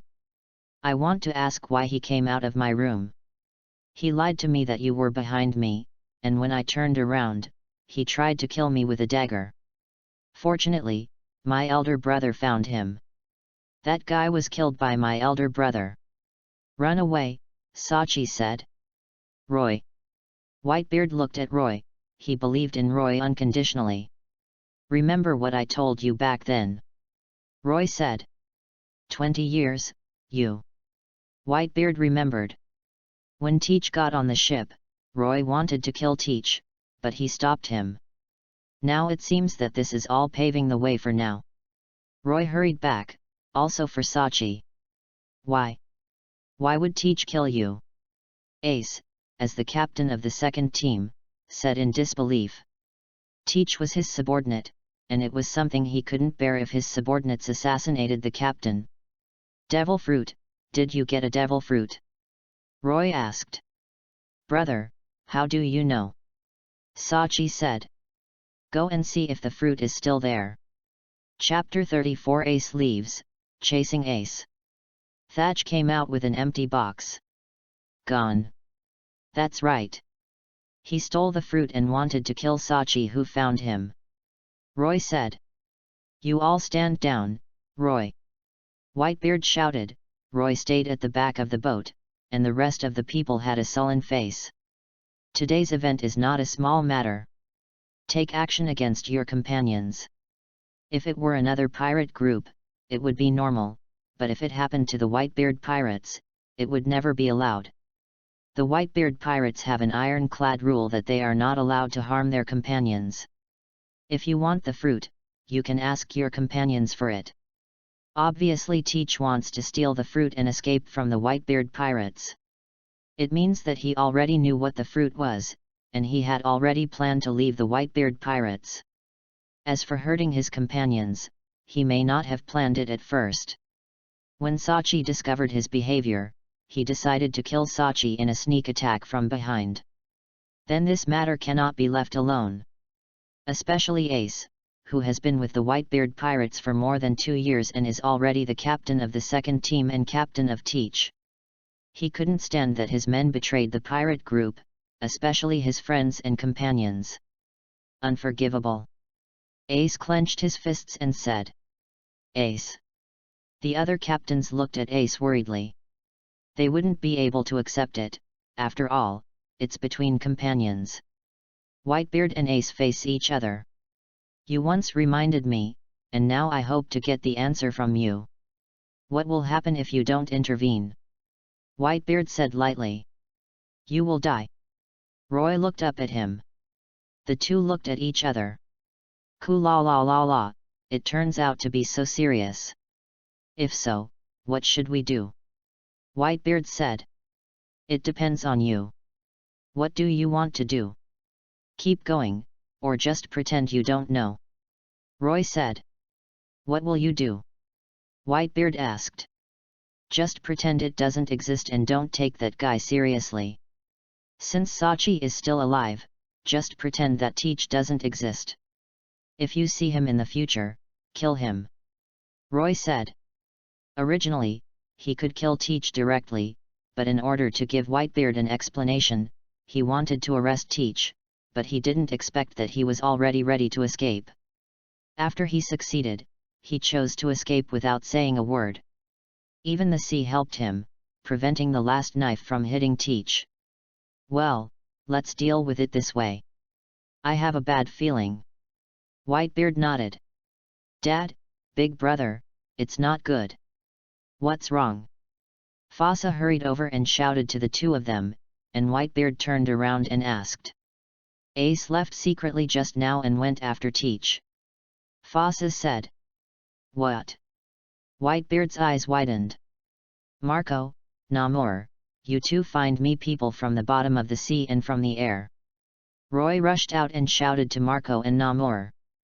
Good. Without saying a word, the two of them fluttered their wings and flew directly into the sky to find the target. The other rushed into the bottom of the sea and quickly searched for the target from the bottom of the sea. Things happened so suddenly, everything was beyond Roy's expectations and a bit beyond his expectation. Damn that BD! Roy said angrily. Brother!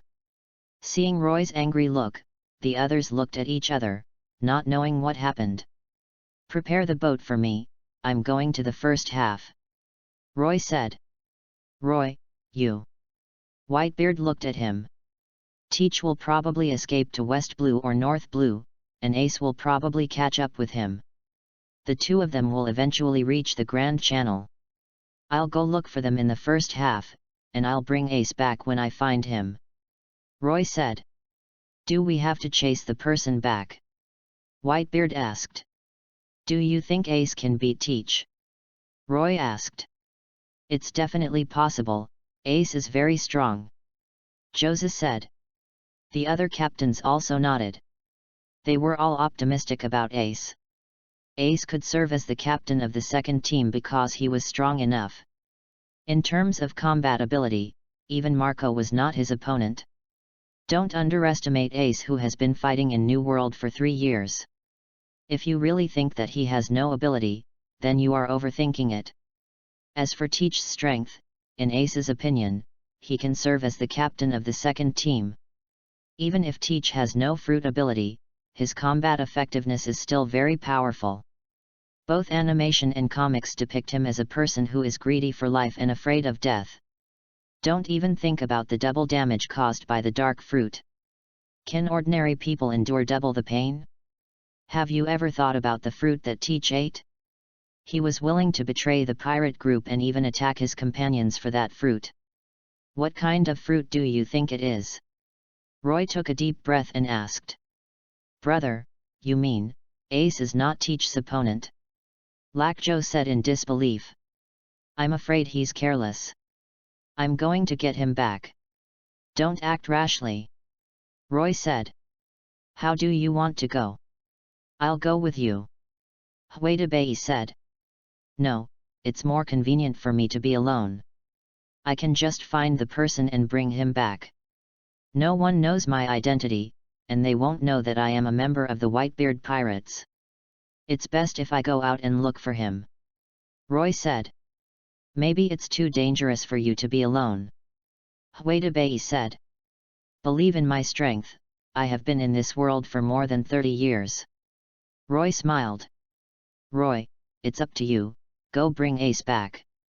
Whitebeard nodded. Yeah. Roy nodded. Brahmank, these are the shells I got from Sky Island. You can install them on the boat for me. Roy took out the breathing shell extorted from Enel and gave it to Brahmank to transform. Shells were a rare thing in the first half of the game and all over the world, but they are not rare in the New World. These magical shells can be found in many black markets. There are not many of them, and you need to get the Sky Island shell from the Sky Island in the sky. What Roy took out was an extinct shell. Brahmank took the shells to process and remodeled the boat. Hawkeye can travel around the world in a coffin ship, so he can certainly do it. However, after dawn, Roy was speechless when he saw Brahmank's modified ship. You just need to make some simple arrangements for me, and it's like this. Roy originally thought that a ship similar to the Veaba would be enough, but he ended up getting a small luxury ship. I want brother to feel comfortable. Brahmank scratched his head and said sheepishly. I know your kindness and I'll try my best to bring people back. It's really troublesome one by one, Roy said. Be careful, Whitebeard said. Don't worry, it's not that easy to keep me. Just wait for my news, Roy said. Roy got on the boat, activated the 2 shells, and quickly left the Moby Dick. Okay, we've left. You can come out now. Roy sat in the driving position and knocked on the ship's plank. Crunch! The door behind him was slowly pushed open, and a figure walked out of it. Chapter 35. Where is Dad going? Have you seen Luojiu? On the Whitebeard pirate's ship, Whitebeard was looking for his son, but couldn't find him after searching around. Luojiu, I didn't see him, Marco said. I didn't see it either. Joseph shook his head. He can't be still sleeping, Baista said. Impossible, I saw him last night. Whitebeard shook his head. Look, it's impossible that the person is missing, Whitebeard said. By the way, I have his life card. Whitebeard suddenly thought of something and took out the life card. The life card moved. Along the direction of the life card, Whitebeard looked at the sea in the distance, thinking of something, and his face became more and more gloomy. Everyone else also noticed the direction of the life card. Shouldn't it be? The expressions of Marco and others began to change. He secretly boarded Big Brother's boat and left with Big Brother. Bista and others exclaimed. Ah! The entire Whitebeard pirates were in chaos.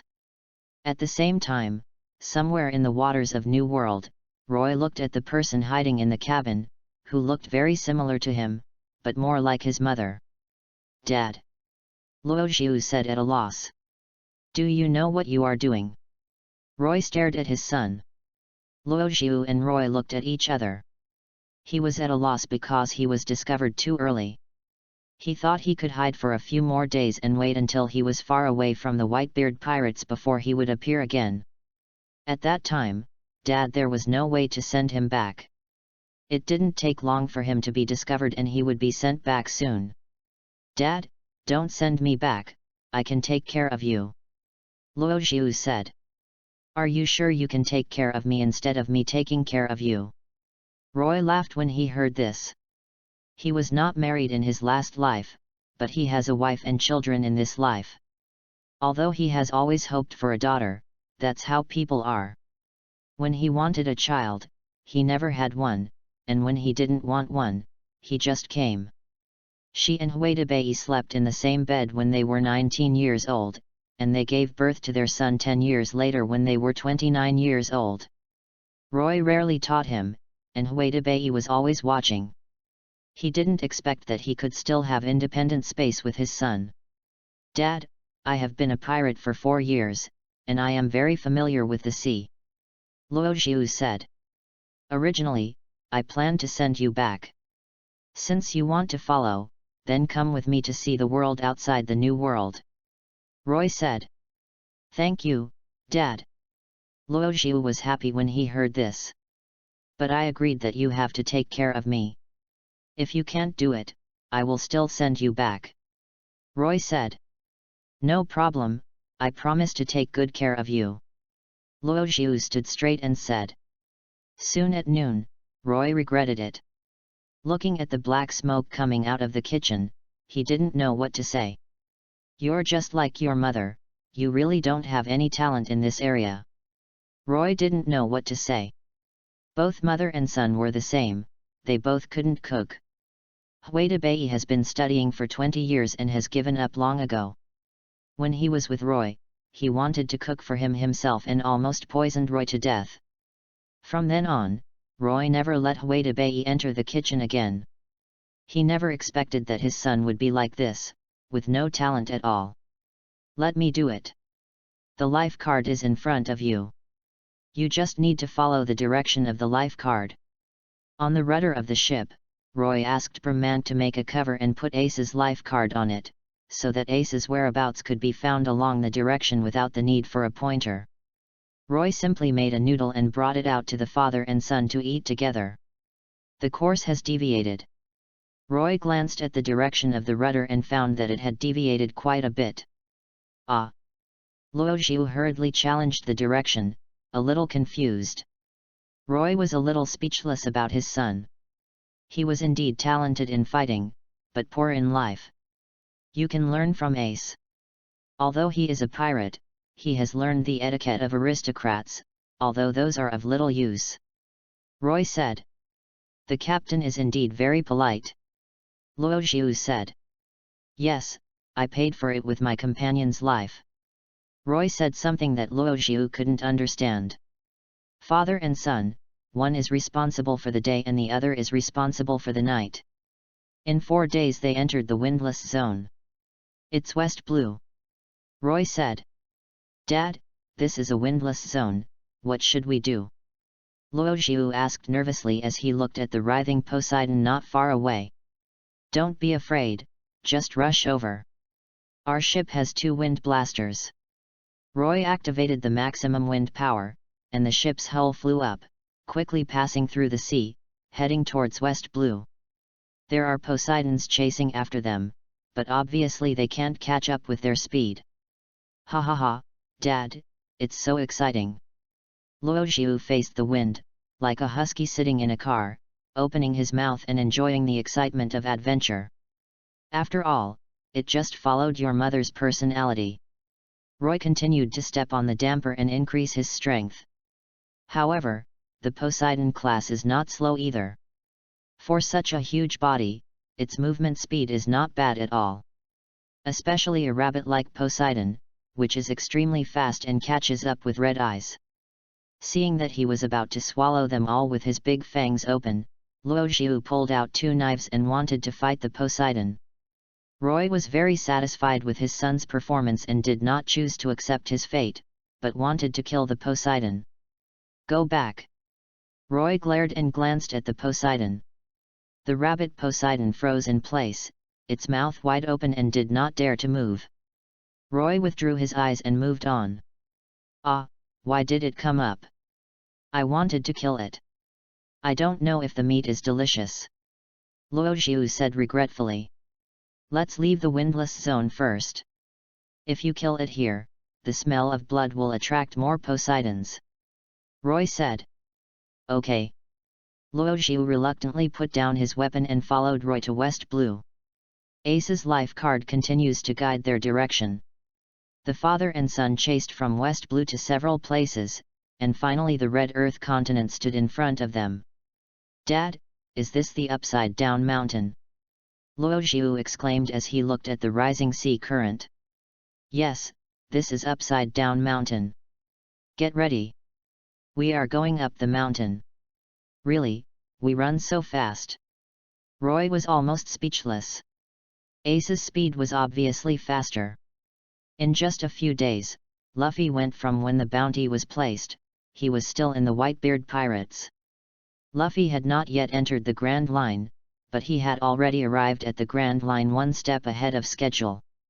It can be seen that both Teach and Ace are accelerating hard during this period.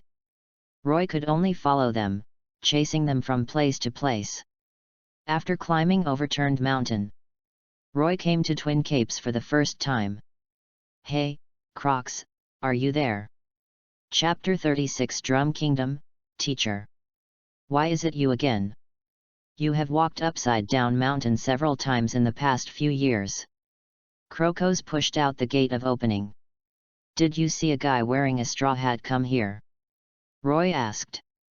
Wearing a straw hat, you mean Luffy and the others, right? Crocos said. It seems we've arrived. Come on, we have to go to the Drum Kingdom. Roy closed the door smoothly. Son of ABCH, I'm in there, oh my nose. Crocs opened the door angrily, covered his nose and cursed. Teach's route is to the Kingdom of the Drum, then to Alabasta, then to Gaia Island, and I don't know where the last island is. Roy muttered, completely ignoring the furious Crocos behind him. Hey, what are you looking for Luffy and the others for? Crocs chased after them and asked. I'm not looking for him, I'm looking for his brother. Roy said. Looking for his brother, what do you mean? Crocos asked. Did you know that Roger has a kid named Ace? I thought about it before, but then I thought it was possible. Roger said that if he gave birth to a son, he would be called Ace, but the age doesn't match. Fire Fist Ace is the captain of the 2nd Division of your Whitebeard Pirates, and he is only now 20 years old. Roger has been dead for 22 years. Yes, he is Roger's son. I won't explain. He left the Whitebeard Pirates without permission. I'm looking for him. I didn't see him. Well, I'll keep looking. What are you looking for Luffy for? Nothing, I just want to confirm the time. When did the Straw Hat Pirates leave? It's been several days. I'm walking to Whiskey Peak. The next stop is Little Garden.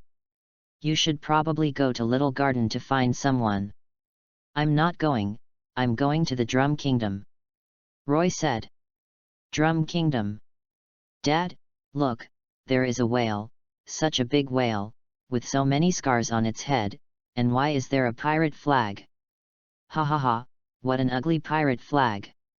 At this time Luo Xiu discovered something and shouted to Roy. Roy looked over and saw that it was Laboon coming over. On his head was the skull of the pirate group drawn by Luffy, which was quite ugly. Your son? Crocos asked. Well, my son Luo Xiu. She looks quite similar, but compared to you, her personality is more like your wife's. That means he is my child. I'm getting old before I know it. Don't worry, you will be able to see the news after a while. Destiny is so interesting. When you say the word fate from your mouth, it's obvious that you have been taught a lesson by fate. I hate it when people know my fate. Old guy, just stay here. Roy continued talking to him lazily, and he left directly. Luo Xiu was still looking at Crocos curiously, and then made a face when he realized it was an old man. Roy returned to the ship and took him to the Drum Kingdom. He didn't know the specific timeline. Anyway, Teach appeared in the Drum Kingdom, and Ace also appeared there. Luffy did not receive the message left by Ace in the Drum Kingdom, but was deceived into Alabasta by the false message. When Roy arrived at the Drum Kingdom, he saw a group of cherry blossoms. It's late again. I didn't see Gariva last time. I should be able to see it this time. The boat docked on the shore and Luo Xiu took Luo Xiu along the ropeway to the palace. At this moment, the mountains of the Drum Kingdom were like cherry blossoms. Roy and the others came up along the ropeway. Someone is coming. Gariva, who was drinking on the mountain, looked at the ropeway and said, "Is there anyone?" Dalton took out his weapon and got ready. The recent Drum Kingdom was so lively that he had to fight for the Drum Kingdom. As the wind and snow became lighter and lighter, two people, one big and one small, appeared on the mountain. "Long time no see, Dr. Dolly." Roy put his hands in his sleeves and breathed hotly. "Who are you?" Gilwa couldn't recognize it for a while, and she didn't remember anything until Roy came closer. Crack! A foot kicked over, Roy dodged, and the long leg was placed directly on his shoulder, and the horse crossed in front of him, facing him. "Who are you?" Luo Xiu was startled and said nervously, holding the handle of the knife. "Luo Xiu, don't be rude." Roy said lightly. "Who am I talking about? Isn't this my eldest apprentice, little Roy? Have you brought wine for me?" Gilwa said with a smile. "I brought it. I came here a few years ago and couldn't find your whereabouts. This time I brought you some good wine. Let us have a drink. This little devil has a very bad temper. Is he the son of you and the wild girl?" Gulewa looked at Luo Xiu and asked. "How dare you humiliate my mother?" Luo Xiu said angrily. "It is indeed the child of a wild girl." Gulewa nodded. "In the end, you were taken over by a wild girl and gave birth to an impolite wild child.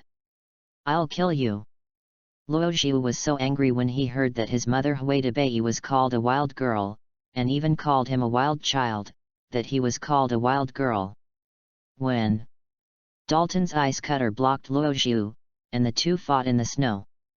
"Teacher, I brought the wine." Roy took out a bottle of wine from his arms and said. "You know the truth." The two of them started drinking in the ice and snow. "It has been almost 30 years since we last met, and Gilwa is still like this. The last time we saw her, she was 109 years old. The teacher is getting younger and younger. Roy came here to learn from his teacher. Gilwa can live for such a long time, and her medical skills should be the strongest in the world. No one can compare with her. Even for that reindeer, the future is hard to say, but at its current level, it is unmatched in the world." As a doctor and a traditional Hyuxia medicine practitioner, Roy naturally wanted to seek advice from Gariva. "I'm only 139 years old, and I'm still a young girl," Gilwa said. "Ha ha ha, you are the strongest person in the world," Roy said happily. "Gilwa is 139 years old. No matter in appearance or skill, she is not bad at all. She has witnessed too many things." When the two giants in the small garden were wreaking havoc on the sea, Gariva was already 39 years old and already a top doctor. What's the use of the strongest? He will die in a few years. With Whitebeard's physical condition, if he is honest and under your conditioning, he can live for a few more years. If he insists on struggling, then it's hard to say, Gilwa said. "Well, I'll try to keep him from fighting. Roy nodded. A few months ago, a guy named Blackbeard came to the Drum Kingdom and plundered the entire country. Even the king was scared away. What does it have to do with the Whitebeard pirates? He is a traitor to our pirate group. Traitor? I didn't expect a traitor to appear next to someone like Whitebeard. It's really rare. The battle between Dalton and Luojiu continued. While Roy and Gariva were drinking in the snow. I'm looking for the captain of the 2nd division of our pirate group now. He is chasing the traitor. Chapter 37 Educating Son, Alabasta Unrest. Humph, uncle, you can't do it. Luojiu stood in front of Dalton and said. Dalton used the power of the twisting fruit, but he still couldn't defeat the 16-year-old Luojiu. The kids who came out of a fight in a place like New World were not something Dalton could compare to. Nice little devil. Gariva took a look and was not surprised at the outcome of the battle. The Whitebeard pirates had a lot of monsters, and it made sense for the monster's child to be a monster. Dalton fell to the ground and gasped. He didn't expect to lose to a teenager. Luojiu, come here. Roy shouted. Luojiu held the knife and stared at Gulewa. Let me introduce to you, this is my teacher, Dr. Dolly. Roy introduced. Luojiu didn't say anything. He looked at Gulewa arrogantly and said that his mother was a wild girl. He was not convinced. Same as his mother's character. Doriel smiled. Yes, he grew up with his mother. Roy smiled. Children's personalities are innate and will change as they grow and learn. It would be great for adolescent children now to be filial to their parents. Gilwa said with a smile. The members of the Whitebeard pirates are all very filial. Of course, there are exceptions. I won't stop here and will continue to look for people. Roy said. Are you leaving? Gilwa was a little reluctant. It was true that Chopper was her favorite disciple, but her first student was Roy. She really liked the well-educated young man back then. Yes, teacher, I'm really happy to see you again. I'll bring wine to see you next time. Roy saluted Gariva and continued to go to sea just like he did 30 years ago. Go, the sea is where men belong, you bastards are all like this. Gulewa said with a smile. Luojiu, let's go, stop looking. Roy did not force his child to do anything. At the beginning of man's life, his nature is evil. Roy never thinks that children don't understand, they all understand, but children are born with a heart to do evil. It's just that in the process of growing up and learning, you understand some principles and add moral and legal constraints. Without law and humanity, there would be many beasts in this sea. There are countless people like Saint Satan. My son will gradually understand in the future that there are many people who are dissatisfied in adolescence. In their view, 1 million is just a number. When they really come out of society and start making money, someone will naturally teach them a lesson. There is plenty of time to educate children so that they can better understand the vastness of this sea. After going down the rope and returning to the boat, Roy looked back and glanced at Gariva. He could see Gariva's face even from thousands of miles away. He waved his hand, stepped on the air door, and left the Drum Kingdom. The next stop is Alabasta, from the ice and snow to the hot desert. Roy didn't remember much of the plot. He walked in the direction of the lifeguard and found Ace on the island. He's on the island. Roy said. I'm going to find the captain. Luojiu had already ran out with the lifeguard, and Roy could only keep up with him. One day later, Roy found Luojiu who was lost in the desert, hiding under a rock and sticking out his tongue. Dad, I'm dying of thirst. This is the desert, here it is for you. Roy rode a camel and threw the water to him. Where's the lifeguard? Roy asked. Here, well. Where is the lifeguard? Luojiu started searching all over his body, and Roy had a bad feeling. The legendary pig teammates are finally here. Dad, I lost the captain's lifeguard. Luojiu said with a pale face. Recklessness comes with a price. You know you were wrong this time, right? Roy took a deep breath. Instead of teaching him a lesson, he found it interesting. A small mistake can make his son become more mature. This lesson is more useful than anything he can say. Let him experience and grow by himself. Dad, what should we do? Luo Xiu knew that he was in big trouble, so he could only turn to his father, whom he looked down upon, for help. Let me think about it, there is still a way. Just follow me. Roy remembered that Luffy had one on him, so he could only go to Luffy and get some of the life cards from his hand. Yes. Luo Xiu is much more honest now and follows Roy. Roy rides a camel while he walks on 2 legs, which is a punishment for him and makes him feel better. The father and son travel to Aruba, the capital of Alabasta, where Luffy will eventually go. Only by finding the life card can you find the person. Otherwise, you can only go to the Marine headquarters to find the person. After all, after so many years, Roy doesn't remember the original plot. After walking for 2 days, they finally arrived in Aruba. They almost lost their way in the desert. Fortunately, they met a group of sand pirates, who were like pirates. They kindly gave Roy a ride and arrived in Aruba. Dad, this country is in such chaos. Luo Xiu said in surprise as he looked at the capital city in battle. The world has never been peaceful. As long as people have desires, there will be wars everywhere. Roy rode the camel and continued to move forward. Luo Xiu led the camel in front, and the father and son entered the city. There were battles everywhere. As the father and son walked on the street, both the king's army and the rebels led by Kozha noticed them. Hey, get out of the way. In addition to the spies Crocodile arranged to enter, the rebels were mostly ordinary people. When they faced the army, they actually didn't want to fight at first. After all, they were all compatriots. You're the one who beat you, we're here to find someone. Roy said. Go away. A rebel suddenly attacked them. When the king's army saw the rebel attacking ordinary people, they naturally took action to resist. The 2 sides started fighting again, and the battlefield was full of fighting. Some people were relatively restrained, but if there was a traitor, the war would not stop. Luo Xiu led the camel and walked through the fighting crowd toward the palace. Roy looked up in the direction of the big clock. A cannonball was launched into the sky, followed by a violent explosion.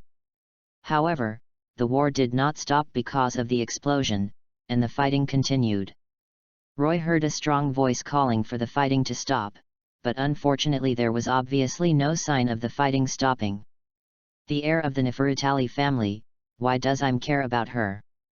There should be a secret about Vivi, otherwise I wouldn't care about her and treat her the same as Princess Poseidon Shirahoshi, or even care about her more. It's the royal cemetery of Alabasta. Roy disappeared on the back of a camel, and when he reappeared, he was already in the underground palace. At this moment, Luffy was fighting Crocodile. In addition to the 2 of them, there were also Cobra and Crocodile. Who are you? Cobra said, covering his chest. Robin also raised his head with difficulty and looked at Roy, who suddenly appeared, but Luffy didn't pay attention. Crocodile also stopped for a moment because of Roy's sudden appearance, and was knocked away by Luffy. The historical text records the whereabouts of Pluton. In fact, I know the whereabouts of Pluton. Roy stretched out his hand to touch the historical text and felt the sound made by the stone. Ever since he saw the domineering Grandmaster, he could often hear different sounds. In the whole of Rabistan, apart from Vivi's voice, this one was the loudest. Chapter 38 Meeting Luffy for the first time, The Lost Hat. Do you know where Pluton is? Crocodile recovered and stared at Roy. Regarding the sudden appearance of Roy, the 4 people present looked at him, it was too sudden. We finally meet, Monkey D. Luffy. Roy turned to look at Luffy, who was covered in blood. Madara. Uncle, who are you? Luffy panted. I came to find my companions, but the clues were lost along the way, so I had to come to find you. Roy said. You are looking for your companion? Who is your companion? I still have to defeat this guy. Uncle, wait until I finish the fight. Luffy said. Crocodile of 7 Warlords of the Sea, it seems you don't remember me. Roy looked at Crocodile and said. Who are you? Crocodile couldn't remember where he had seen Roy. But it doesn't matter. Since you know Pluton's whereabouts, tell me Pluton's location quickly. With that, Crocodile flew towards Roy and appeared behind him. The originally broken golden hook was replaced by a dagger with scorpion venom. Uncle, be careful. Luffy said nervously. Really disobedient. Roy stretched out his hand, and everyone saw Crocodile being caught in his hand, and then... boom! Crocodile was pressed hard to the ground. His head was instantly bruised and bleeding, and he lay motionless on the ground. The 3 people present widened their eyes. Crocodile, one of the 7 warlords of the sea, was solved like this? Luffy had fought against Crocodile and knew how powerful Crocodile was. The shock this scene brought to him was unparalleled. It can be said that Roy is the most terrifying person he has ever met, his intuition told him. Sorry, I used a little force. It seems like I'm going to collapse. Roy looked up and looked around. The underground palace was already in disrepair due to their battle. He didn't expect that the underground palace would collapse if he exerted just a little force. Do you still have the strength now? You can dig a hole, otherwise we will all be buried here. Roy said to Luffy. Uncle, who are you? Luffy asked. Me, I'm Ace's companion, and I came to see him come home. Roy smiled. So you are Ace's companion. Luffy's face suddenly turned into a smile. Well, I'm looking for him. Roy nodded.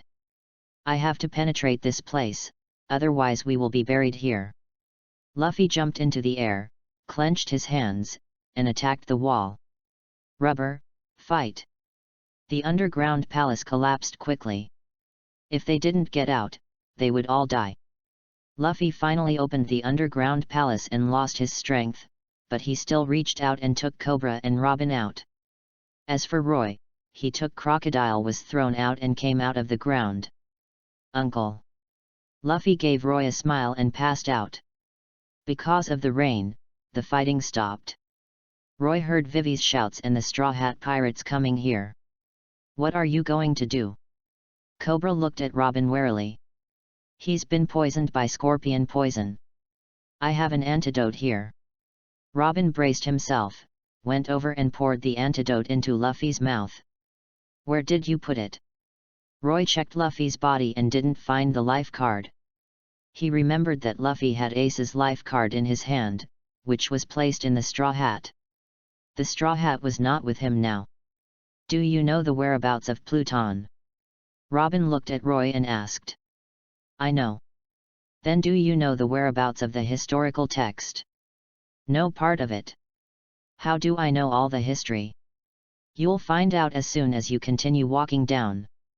Robin looked at Roy, holding his injured abdomen and leaving step by step. Cobra took Luffy away, while Roy stayed there with a distressed look on his face. Unexpectedly, Luffy lost his straw hat.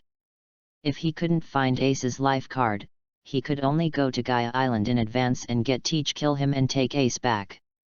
Crocodile is here. Marine came over, and the leader was Dashiki. He saw Crocodile lying on the ground, and then saw Roy. Sir, what did you see just now? Dashiki asked Roy. I saw him being defeated by a young man wearing a straw hat. Roy said. It's true, Straw Hat Boy. Dashiki didn't think too much. Roy was not a wanted criminal. Seeing Roy's dress, she thought he was from Alabasta. Dad. Luo Xiu came over with the camel and waved to Roy. That guy is. Dashiki looked at Luo Xiu and felt that he looked familiar. Her focus was still on catching Crocodile back. Dad, why are you with Marine? The guy who was just dragged away couldn't be. Well, Crocodile of 7 Warlords of the Sea. Roy nodded. It turns out it's him. I said he looks familiar. Have you found Dad's life card? Not found. Roy shook his head. Then what do we do next? Either we wait 3 days, or we set out now and continue looking for Ace on the sea. Can we find it after 3 days? Well, I should be able to find it after 3 days. Then let's wait 3 days. Good. The father and son decided to wait for 3 days. 3 days later, the Straw Hat Pirates set out to sea again. Congratulations on joining a new companion. Because of Robin's addition to the Straw Hat Pirates, except for Zoro, the rest of the Straw Hat Pirates have been manipulated by Robin. The sudden sound shocked Luffy, Zoro, and Sanji and made defensive movements. You are. Luffy looked at Roy and thought of something, but couldn't remember it. Captain, you have forgotten that Fire Fist Ace's companion whom I met in Alabasta before. Robin explained after being stunned for a moment. Yes, Uncle, I remembered, you are Ace's companion. Luffy said happily. Ace's companion, that is. Sanji thought of something. Whitebeard pirates. Zoro said solemnly. Ace's companion? What's the matter with you? Nami relaxed, as long as he wasn't an enemy. I'm looking for the whereabouts of our captain. Do you know where he is? Luojiu asked. You are Ace's subordinate. Hello, I am Luffy. Luffy waved to Luojiu. I am Luojiu, captain of the 2nd Division of the Whitebeard Pirates, and this is my father, Roy, the deputy captain of the Whitebeard Pirates. Luojiu said. Vice captain. The vice captain of the Whitebeard Pirates. I've never heard of the Whitebeard Pirates having a vice captain. Sanji, Zoro, and Robin spoke at the same time. Newgate is talking nonsense. Ace disobeyed the captain's order and left the Whitebeard Pirates without permission. I came to take him back, but my son was a bit stupid and lost Ace's life card, so I had to come here. You should have Ace's life card on you, can you give me a small piece? Chapter 39 Luffy's Invitation, Goodbye Teach. What is Ace's life card? Luffy asked. It can't be that. Nami said. Who? Luffy looked at Nami in confusion. That's it. Usopp said. Luffy, do you remember what Ace gave you before he left? Zoro prompted. What Ace gave me? Is this it? He took off his straw hat and pulled out a piece of paper. Life card. Luojiu said excitedly. This is the life card. Everyone in the Straw Hat Pirates looked at this piece of paper. What is a life card? Luffy asked. It's a kind of paper made from someone else's fingernails. You can use this paper to find the other person. Roy said. Are you going to use this paper to find Ace? Luffy asked. Ace's life card was lost by my son in Alabasta, which resulted in us not being able to find Ace. Can you give me some? Roy said. Okay. Luffy handed Ace's life card to Roy. Roy took it and tore off a small piece, only as big as a fingernail. Is this enough? Luffy asked. That's enough, just have it. Roy took out a jar and threw the life card into it. How can this thing find someone? Nami asked curiously. Luojiu took the bottle and said, Look, it is moving. The life card will look for the owner and move towards the owner. Luojiu explained. So it's like this, so magical. Nami said. Then I can find Ace with this piece of paper, right? Luffy said with a smile. That's right. Roy nodded. That's great. Luffy smiled. There is one more thing that I need you to agree to. Roy narrowed his eyes and said. What else? Sanji and Zoro were alert. It's nothing big. I just follow you for a while. When we get to a place, we will leave naturally. Let us follow you for this period of time. Roy said. Okay. Luffy agreed directly. Luffy. Others exclaimed, forget it, there is one more Robin, now there are also Roy and his son. In the days that followed, they did go to several islands with the Straw Hat Pirates. The boat followed them at a distance. It wasn't until their pointers had problems and a boat fell from the sky that Roy became serious. Sky Island, we are going to Sky Island next. Uncle Luojiu, do you want to go with us? Luffy said after learning that there was Sky Island. No need, we have other things to do, so we'll leave you on the island. Roy said. Ah, Uncle, are you going to separate from us here? Luffy said with some pity. We have been together for a while, and Luffy has a good impression of Roy and Luojiu. It's enough here. Roy nodded. What about Luojiu, do you want to join us and join our Straw Hat Pirates? Luffy smiled and invited Luojiu. No, I am a member of the Whitebeard Pirates, and I will not join other pirate groups. Luojiu refused. Okay then. Luffy said sadly. Others didn't speak. In fact, Luojiu could, but Roy gave them a bad feeling. This middle-aged man was too mysterious. With the assistance of the Iruyama Joint Salvage Team, they stole a pointer and came to Gaia Island. Okay, let's separate here, Luojiu, wait for me here. Roy said to Luojiu. Yes. Luojiu watched Roy leave.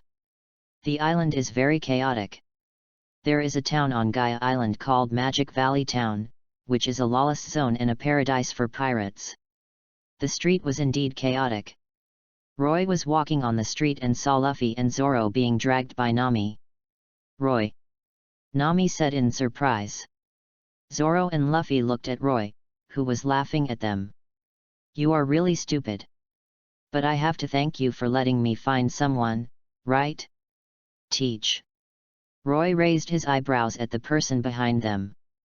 The tall and honest man sitting in the middle of the road had sweat on his face. Teach. Luffy and Zoro suddenly raised their heads, thinking of what Ace said.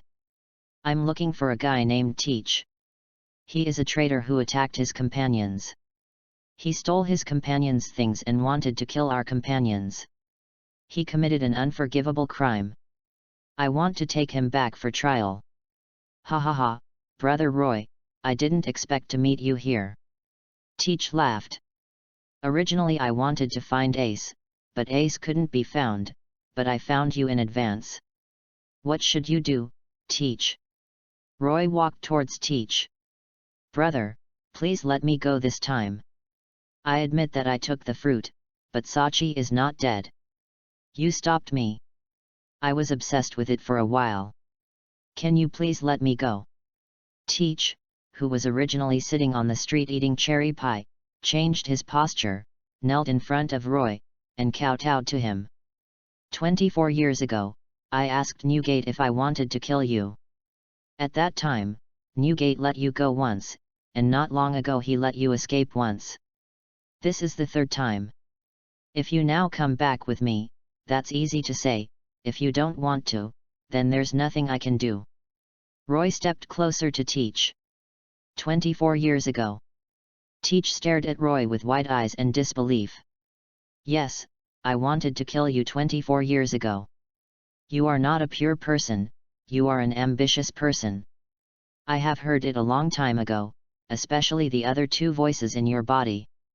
Luo Yi Dao. He had become Grandmaster 24 years ago, so how could he not know about Teach's situation? As a doctor, he also figured out Teach's physical condition. It was unimaginable that he had 3 hearts. It's not that he can't sleep, but that he doesn't dare to sleep. Once he falls asleep, he may not be the one who wakes up. Brother, let me go. Just treat me like a fart and let me go. I beg you. Teach kept kowtowing. Roy had already walked up to Teach and looked at him coldly. Brother. Just when Roy was standing in front of him, Teach raised his fist and punched Roy. However, all his actions have long been seen through Roy's eyes, his next move, and his future. Roy took a step back easily, and Teach's fist passed in front of him. Really, you should have been dead a long time ago. Roy grabbed his arm, threw him over his shoulder, and smashed him into the house next to him. What happened? Nami didn't see what was happening at all. Luffy and Zoro's eyes suddenly widened. They saw Teach's move, but even they could hardly react unless they were prepared in advance. But Roy not only dodged, but also fought back. They didn't see his movements clearly at all. Too fast. Who bothered me to drink? Chapter 40 Dark Fruit, Absolute Crushing. A group of people came out of the tavern angrily, yelling at Roy, and saw Luffy and the others still standing on the street. You still dare to disturb my uncle's drinking? It seems that you are not beaten enough, right? Bellamy stared at Luffy and the others angrily. Wow! There was a commotion in the tavern behind him, and Teach was pulled out of the tavern, screaming in pain from his back. It hurts, it hurts. Roy didn't even look at Bellamy, just stared at Teach. The price of eating that fruit. Since we can't find Ace, let's get rid of your trouble first, Teach, and go back with me to accept the trial. Roy said. After hearing this, Teach stopped rolling and looked up at Roy with a bloody head and a look of horror on his face. Hey, uncle, didn't you hear me? Are you deaf? How dare you disturb Laozi from drinking? Bellamy walked up to Roy angrily and looked at him condescendingly. Roy then looked up at him and said with a smile, You are Doflamingo's subordinate. Get away. I am very angry now. Even if Doflamingo comes, he will die. Roy's words were very harsh in Bellamy's ears. His master was Doflamingo, and Doflamingo's status was just like Whitebeard's status in Ace's heart, which was extremely noble. How dare you slander Master Doflamingo? It seems you are seeking death. Bellamy clenched his fist, raised his fist, and his forearm turned into a spring. Roy, be careful! Nami shouted. Spring, punch! Bellamy punched Roy, and Roy just raised his hand to block, and there was an explosion in the air. Ha ha ha ha, you're dead, no one can stop Bellamy's fist. Bellamy's men laughed. However, Bellamy's expression gradually changed from laughing at the beginning, and he looked down at his fists and arms. Extending upward from his fist, an entire forearm's bones were broken. This punch was harder than hitting steel, which I had never encountered before. Ah! Bellamy fell to the ground, covering his right hand in pain and screaming. His hand was swollen, and like Teach just now, he was rolling on the ground. When Roy looked at Teach's original location, he found that he was running away. Really, you're wasting my time. Roy stepped on Bellamy's head. Boom! The earth shook violently, and a huge pit appeared on the ground. Bellamy was buried in the soil like a dead dog. When Nami, Zoro, and Luffy saw this scene, they didn't know what to say. They didn't see anything special, and everything seemed strange. Teach, where do you want to run? Roy disappeared instantly. Gone. Nami said. So fast. Zoro exclaimed. Uncle. Luffy's eyes suddenly widened. Teach heard the wind behind him and felt a sense of crisis. He knew he couldn't expose his back and hurriedly dodged his body. Boom! A foot accurately stepped on his body. Even though he had given warning and moved away, his next move was still captured by Roy. If you can meet the Haki of the future, you will never be able to avoid his Haki predictions unless you can surpass him in speed. Boom, boom, boom. 7 or 8 buildings in a row were destroyed, and Teach was buried in the rubble. There are more and more pirates watching the excitement, and Mogu Town is already a place where a group of pirates gather. However, Bellamy, who had the highest bounty on his head, was crushed by Roy like an ant. They knew that a big shot was here. Call. Darkness spread out from the ruins. The darkness was like particles of photons, like fireflies. The dense black spots formed a large area of darkness, which quickly swallowed up all the surrounding buildings and people. What is that? Luffy and the three of them looked at it from a distance and saw the darkness swallowing everything around them. All the buildings wherever the darkness spread were swallowed up. Some people cannot escape at all and are absorbed into the darkness. The darkness quickly spread to Roy's feet, and Roy actually stretched out his hand out of curiosity. Boundless, it gave him the feeling of diving into the Fishman Island and entering the endless deep sea, that kind of silent dark terror. Brother, I never thought you would be so powerful. No wonder my father asked you to be the vice captain and lead us on. It seems that it was not just me who misjudged it, but also Marco, who is closest to you. I also took a wrong look. What about my ability? For this ability, I have been Whitebeard's son for more than 20 years. Do you think I am willing to call him daddy? I just wanted to find this fruit more conveniently. I waited for him for more than 20 years and finally let me see it, but Sachi got it. I didn't want to do anything to him originally, so I blame him for finding out. Brother, how about my ability? It is known as the most vicious devil fruit, the Logia fruit. Teach said excitedly. It's indeed a good ability, but what's the use? Roy walked over and stepped on it. The darkness that originally spread along his legs suddenly disappeared, and he didn't dare to approach him. Domineering. Teach showed deep fear when he saw this scene. He had felt that Roy was unusual for a long time, especially when he saw him 4 years ago. He was even more frightened. Only 4 years have passed, and Roy's domineering power has become even stronger, but Marco and others don't seem to notice it. Brother, I heard that you are also a devil fruit user and you can get a gold coin every day. Then you must not know what the power of my fruit is. Teach said to Roy with his right hand. What is it? That's dark water. Teach opened his 5 fingers, and darkness spurted out from his palm to form a vortex, and a suction force burst out. Roy's body flew towards him uncontrollably. It turns out it's attraction. The fruit's ability will disappear only after contact. Roy muttered in his heart. Dark water's move is not to attract devil fruit users, but to burst out attraction. Once it comes into contact with his darkness, it will be devoured. Otherwise, how could he, a person without fruits, be attracted there? It was obviously not just for devil fruits. Ha ha ha. Teach raised his fist and punched Roy. Bang. Roy punched him. The super powerful Conqueror's haki entangled and erupted with black thunder and lightning pulses. The sky of the entire Gaia Island instantly turned black. Except for a few people, everyone within the scope of Conqueror's haki was knocked unconscious. My head hurts so much.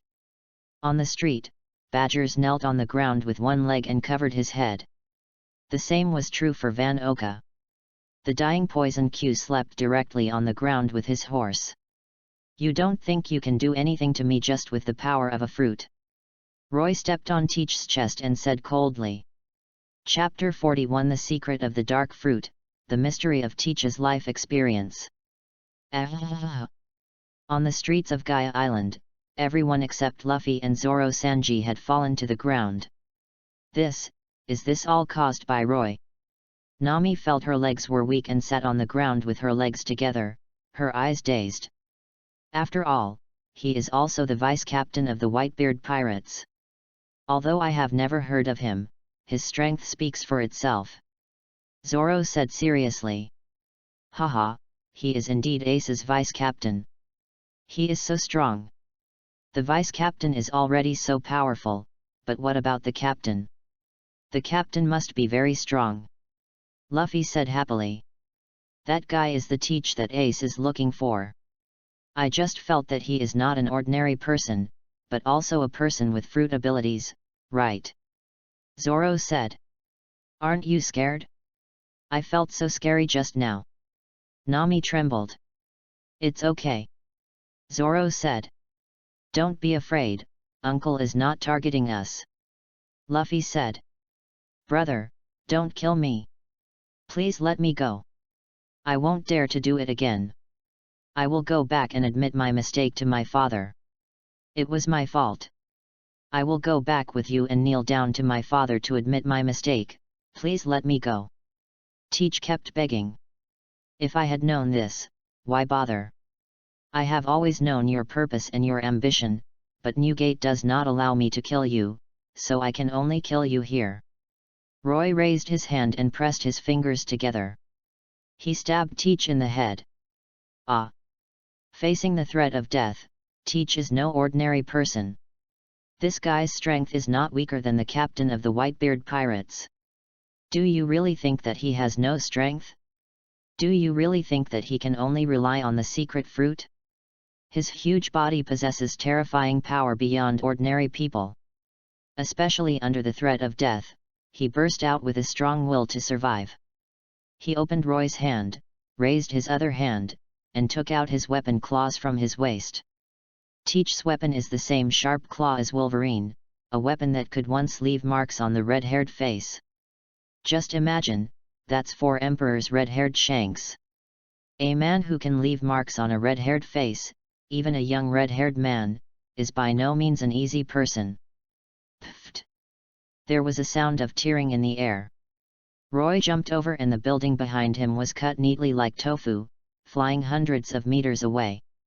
Zoro was stunned for a moment when he saw this scene, a flying slash. Whoosh! Whoosh! Teach stared at Roy's head and wiped the blood from his head. The secret path. Darkness erupted from behind him, forming a vortex. Release. The construction waste that had just been absorbed was sprayed out and thrown towards Roy. Roy's body was dodging in place, unable to hit him at all. Even if he threw a house, Roy could easily dodge it. That's it. Roy looked at Teach and asked. I really didn't expect that, brother, you are so powerful, even more powerful than the red-haired one. I have only seen such domineering power in Roger. No, your domineering power is even superior to Roger's. He but one piece, why are you so domineering? Teach said with fear in his eyes. Roy's eyes were so calm that there was no disturbance at all. Others might have emotional fluctuations, but Roy was indifferent to everything, as if everything was under his control. If Roger is the king of pirates, Roy gives him the feeling that he is the king of the world. He has an indifferent attitude towards the entire world. I don't know, I brought it with me. Roy spread his hands and said, how could he explain the existence of the system? He had signed in for 30 years to get a reward, and he didn't know what reward he would be given in the future. I really envy you for having such great strength. If I had your strength, I wouldn't pursue the dark fruit. Teach said. I missed it. You can also have this kind of strength, but you are relatively lazy and have no intention to improve your strength. Instead, you blindly pursue fruitful abilities. To put it bluntly, you are still not confident enough in yourself, or you are not confident enough in yourself. This fruit is full of confidence. Roy said. Yes, it is a legendary fruit after all.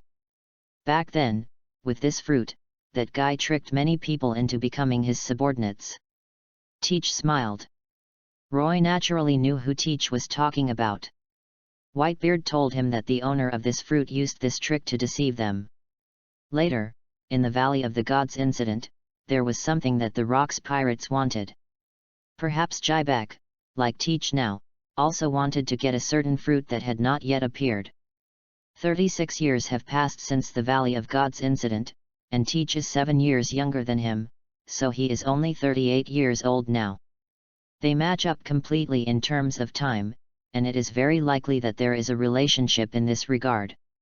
After all, since Luffy's family was revealed, Sanji's family, and even Frankie's father might be Quinn, it was discovered that besides Chopper, there is a more mysterious Nami. Who knew that in the end the whole world would be a travel diary of a second-generation group? Since you know this, it seems that you know that pirate group very well. Roy smiled.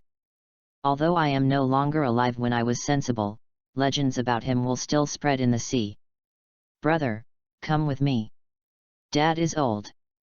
As long as you follow me, the whole world will be ours sooner or later.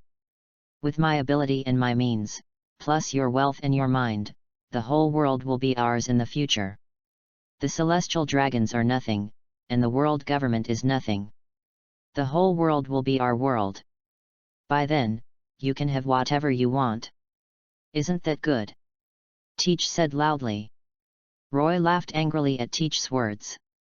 He didn't expect this guy to say such things in front of him. He was not one of Buggy's stupid men. Besides, Buggy has conqueror's luck, and all kinds of good luck accompanies him. Are you teaching a wolf with nothing to show for it? You want me to be your subordinate in just one sentence, Teach? I have lived for more than 10 years and read books for more than 30 years. Not to mention understanding the world, even if I do nothing, I have one every day. Gold coins live, do you think I want anything? Don't provoke my heart with your ridiculous speeches. I'm not the kind of person who is hungry enough to need your charity. Now you are just my prey. Be obedient and follow me back, otherwise I can only kill you here. You. Roy said. Ha ha ha ha, Big Brother is Big Brother, I already knew you wouldn't agree. Teach laughed, and the darkness under his feet enveloped him. Roy's eyes narrowed, and he instantly pulled out a pistol from his waist. Don't forget, he was already a sniper when he awakened to his haki 26 years ago. Bang! A bullet with Conqueror's domineering power flew out and hit the darkness. Ah! A shrill scream came from the darkness. Chapter 42 Dark Escape. You can actually escape in this way. Roy looked at the mess at the scene and fell into deep thought. The second time. Teach escaped from him for the second time. What should I say? He had never thought about what other abilities the dark fruit had. Known as the most vicious devil fruit, it is indeed vicious and can restrain all devil fruit abilities and make them disappear. And swallowing, it can swallow everything into the darkness and throw it out. Then there are the negative effects. First, it cannot be elementalized like other Logia fruits, but has physical existence. Secondly, the pain of the injury doubled, which will make yourself more painful. Teach now exhibits the fifth ability. Eat yourself. Roy was careless just now, but he didn't expect Teach to have the means to devour himself with darkness. Just like the things he swallowed himself into darkness. This allowed his body to leave through the darkness. Roy didn't know exactly where he went, and he had no way of knowing where he went. At least it was no longer within the scope of Gaia Island. Roy's arrogance did not detect him on Gaia Island. You can really escape, and you can escape in this way. Where did you go? Roy muttered, if Teach has this way of escaping, he should really pay attention next time. Outside Gaia Island, on a boat tied together with wood, Badgers brought a ball of dark matter. When he got this thing, Badger's first thought was to leave Gaia Island with Finoka and Poison Q. Are you sure? Is this what the captain asked you to do? Poison Q asked weakly. Yes, the captain said that if his ability appears in front of me alone, I must take it away with him. Badgers opened the jar and released the dark matter inside. The dark matter spread out, forming a black hole, and then a large group of dark matter spewed out, forming a whirlwind. Teach crawled out with difficulty, blood flowing from his body, and his face was pale. Whoops, whoops, it hurts so much. The sea echoed with Teach's screams. A blood hole as big as a fist appeared in his chest, but the bones inside were broken and his internal organs were damaged. Captain! Badgers said nervously. Fan Oka was also shocked when he saw this scene. It was the first time he saw Teach injured so seriously. Coming all the way from West Blue, they saw Teach's invincibility. It was the first time they saw Teach injured so seriously. Poison Q, hurry up and treat the captain. Badgers held down the Teach knife. Stop the pain first. Although Poison Q was half dead, his movements were not slow at all. He took out the medicine box and gave Teach an injection, which alleviated some of his pain. Teach Swole cannot use anesthesia, and Poison Q knows this. He first gave Teach pain relief to calm him down, and then began surgery to remove the bullet fragments that exploded in his body. With such a big wound, I thought it was a cannonball. How can a small bullet have such a big effect? Poison Q said in surprise after taking out the bullet. Fan Oka stretched out his hand and said, "Show me." Poison Q threw the bullet to him, and Fan Oka picked up the bullet and looked at it. It was a very ordinary bullet, nothing special, and it was not even as good as his sniper rifle. Look at Teach's wound again. The cavity effect caused by ordinary bullets after penetration. You will know if you have seen bullets pierce through plastic materials. After the bullet flies in, an air explosion will occur at the tail. Once it enters the body will be stretched open, and it is generally difficult to survive after being hit in the internal organs. But this bullet obviously did not explode after passing through the body, but exploded outside the body, tearing apart Teach's outer layer of defense and opening a big hole in his chest.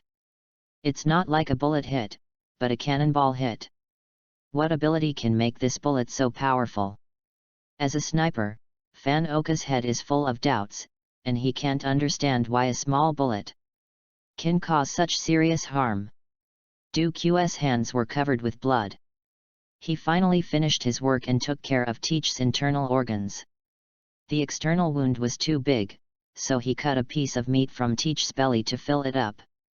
It should be fine now. Poison Q panted and fell down on the boat from exhaustion. The white horse Chuang Chuang next to him fell down like its owner. Those who didn't know it thought it also exerted a lot of effort. The two masters and pets are both sick and consumptive, looking like they are going to die.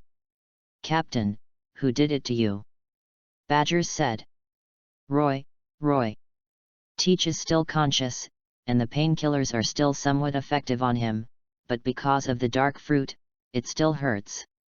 Especially the recovery after the surgery is still very painful. But people in this world are monsters, and they can recover quickly no matter how serious the injury is. "Who is Roy?" Van Oka asked. "The vice captain of the Whitebeard pirates," Teach said. "Whitebeard pirates? Vice captain?" Badgers and Van Oka took a breath. Fortunately, they ran fast. If they hadn't run away, they would have died together with Teach if they went to find him. The power he had before almost killed the enemy before he even saw them. "I have never heard of the vice captain of the Whitebeard pirates, but since he is the vice captain, it means that he is very strong." Poison Q lay on the deck and stuck out his tongue. "Give me food, I need something to eat," Teach shouted. Badgers opened a piece of wood with a lot of food inside, took it out and gave it to Teach to eat. Teach swallowed it in big mouthfuls and devoured it. The more he ate, the faster he recovered, and the wound was already itching and burning. "Hurry up and find a target. Only by letting the world government protect you can you avoid that guy's pursuit," Teach said while eating. His fear of Roy has filled his whole heart, and that kind of domineering attitude is completely beyond what he can deal with now. He didn't dare to face any of the four emperors directly, which is why he wanted to escape as soon as he got the fruit. Against Whitebeard, even an old Whitebeard can easily kill him. Now another Roy appears. He doesn't want to die at all, especially in Roy's hands. At this moment, Teach just wants to stay far away and run away quickly. On Gaia Island, Roy was speechless as he watched Teach escape. "Not found. It seems that he escaped." Roy shook his head. "Uncle!" Luffy and the others shouted from behind. "Okay, our journey ends here. It's time for me to continue looking for Ace." "You are going to Sky Island, right? You should see a luxurious villa on the other side of the island. There is a person inside. You go find him, he knows how to get to Sky Island, there will be surprises when you go to Sky Island." Roy waved his hand, turned and walked towards the shore. Chapter 43 Land of Storms, Encounter with the Buggy Pirates. I don't know how rich the expressions of the Straw Hat Pirates will be when they see the message he left on the Sky Island. Roy went to see again. "Dad, where should we go next?" Luo Xiu asked. "Keep looking for Ace," Roy said. "Oh. What's wrong with you?" "No, it's nothing." "You want to go to Sky Island?" "No, empty islands are not uncommon in the New World. It's not like I've never been there before. I just think they are a group of people who are very interesting." "There are many interesting people, so find them first and then talk about it." "Yes." The father and son set off and headed in the direction of the life card, where they completely separated from the Straw Hat Pirates. It remains to be seen whether the future of the Straw Hat Pirates will continue as planned. After all, the Grand Waterway is a great waterway. The weather is changeable. Even if there is a life card, the father and son have to stop many times due to changes in the weather. "Dad, how long will this storm last?" Luo Xiu looked up at the sky.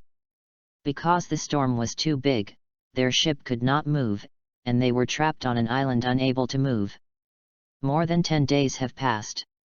I asked the local people, and they said it usually lasts about 20 days. Roy was helpless. They were walking in a straight line, so they completely ignored the islands on the Great Channel. Who knew they encountered a fixed storm and were forced to stay on the islands? The magnetic field of each island is different.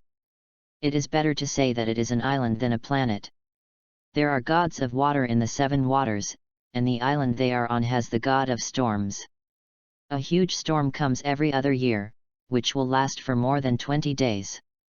Almost all the buildings on the island will be destroyed, so they live there. In the cave. According to what they said, our ancestors came here because of shipwrecks. Shipwrecked people continued to come here and slowly settled down. Gradually, more and more people lived on the island. They also asked the father and son if they wanted to stay.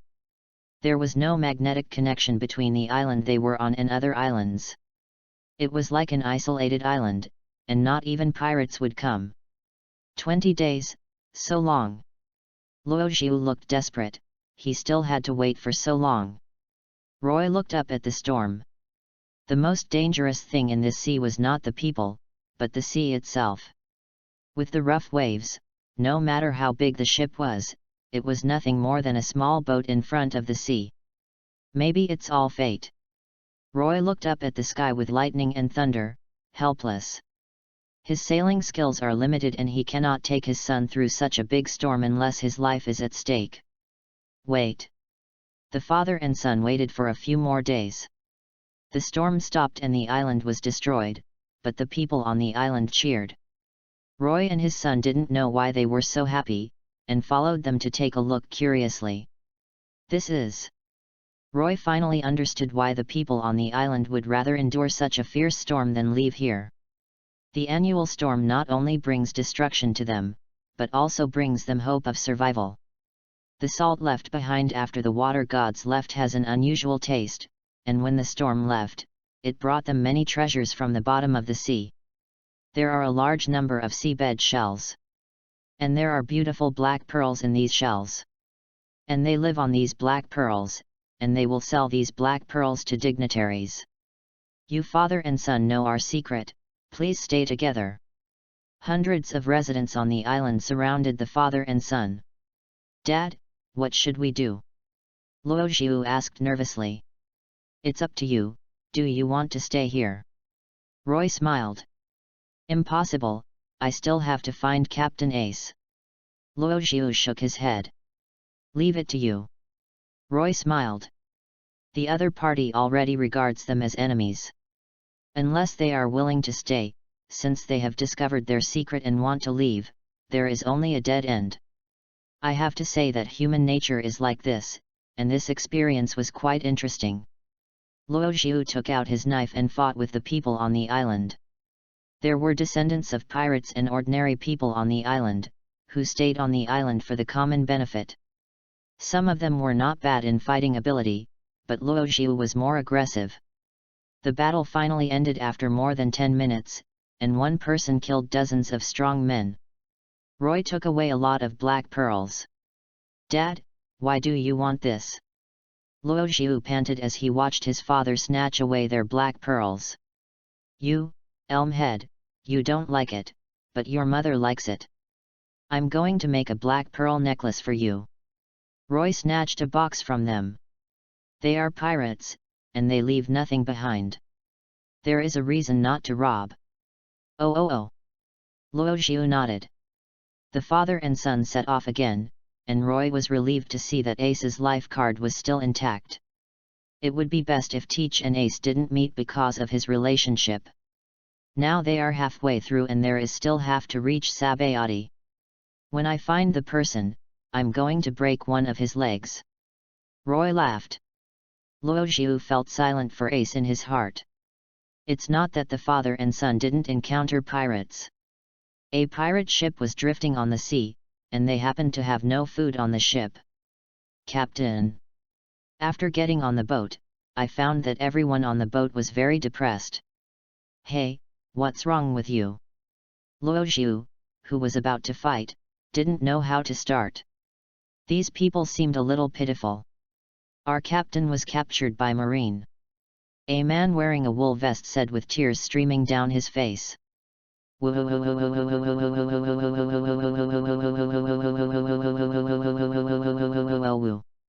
Cried a lion nearby, but Roy heard that it was thinking about eating meat. Captain, we can't save you, I can only become the new captain. Another man wearing a white and blue plaid scarf said. I am the deputy captain, and I am the next captain. The man in the wool vest said angrily. I am the chief of staff, and I am the next captain. The man in the scarf raised his head and glared at him. I'm the captain. I'm the captain. The two started arguing and were about to take action. That's enough. Who are you? A fair-skinned, beautiful, and long-legged woman came out with a mace on her shoulder. She stopped the fight between the two and looked at Luo Xiu.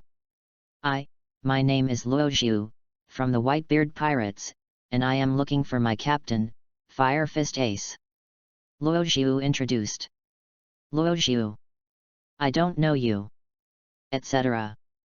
The Whitebeard Pirates. Fire Fist Ace, are you Fire Fist Ace's companion? Do you know Captain Ace? I know, Fire Fist Ace and our captain are good friends. Our captain was captured by Marine. Can you save our captain? Who is your captain? Buggy the Clown. Chapter 44 Robbery of the Buggy Pirates. Ace was defeated. Clown. Buggy.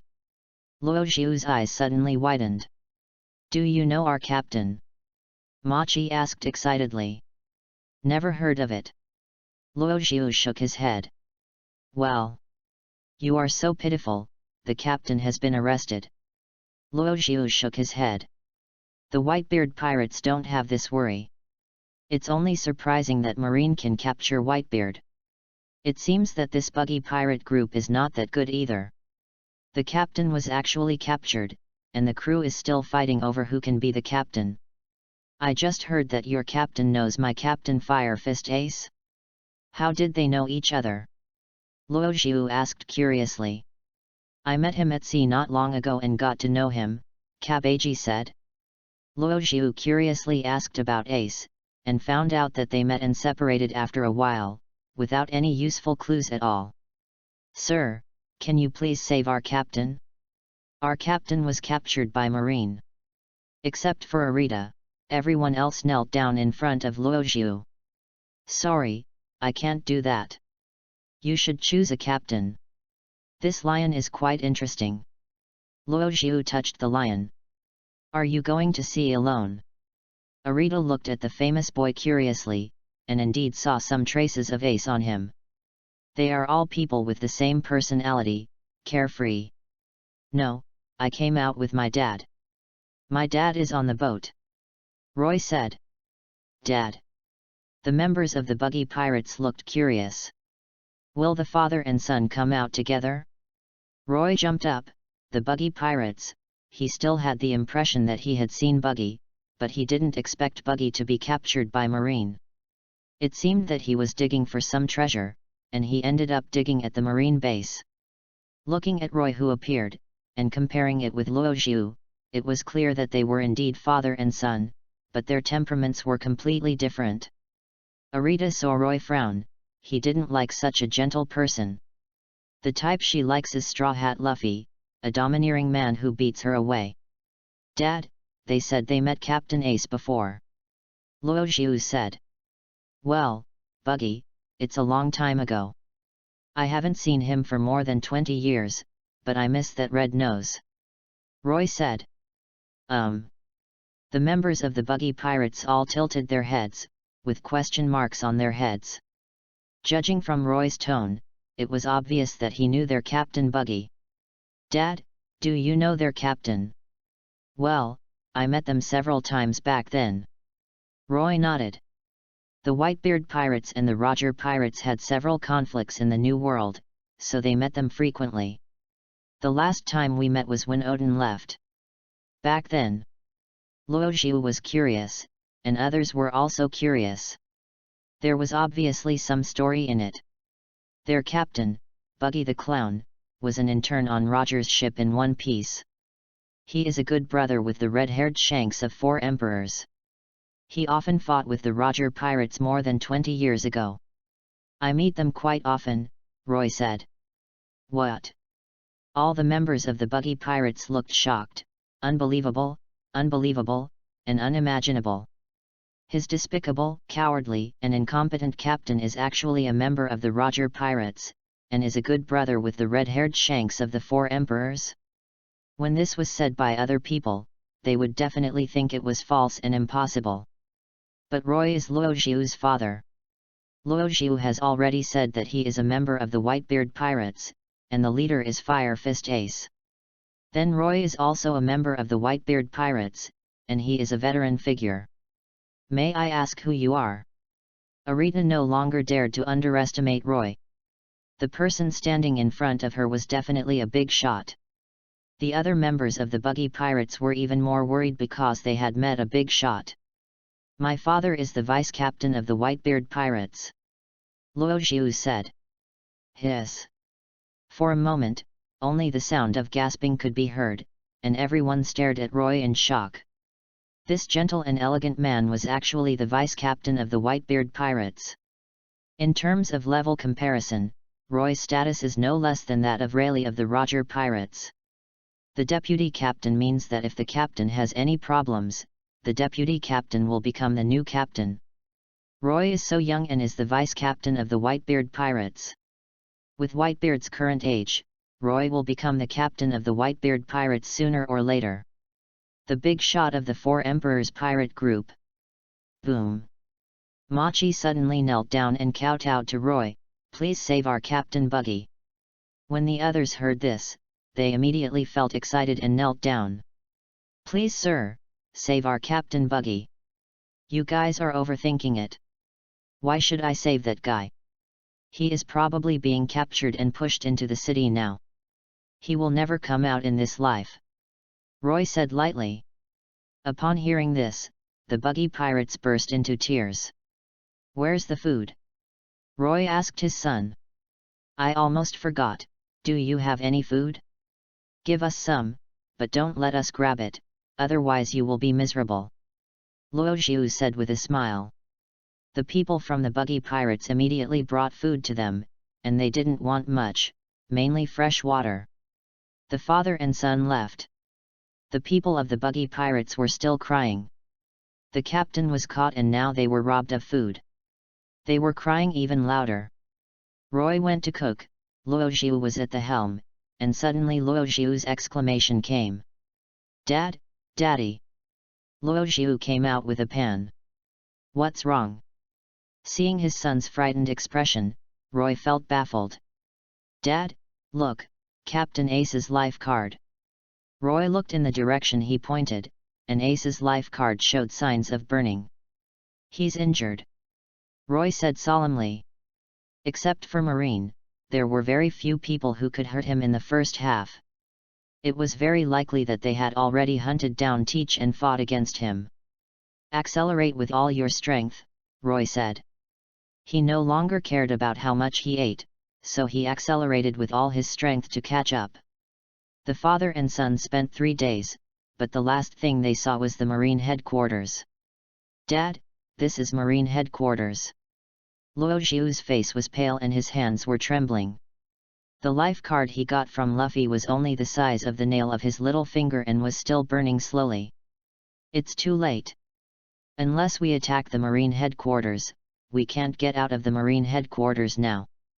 We have to go to Sabayati land," Roy said. "Dad, what should we do? What should we do?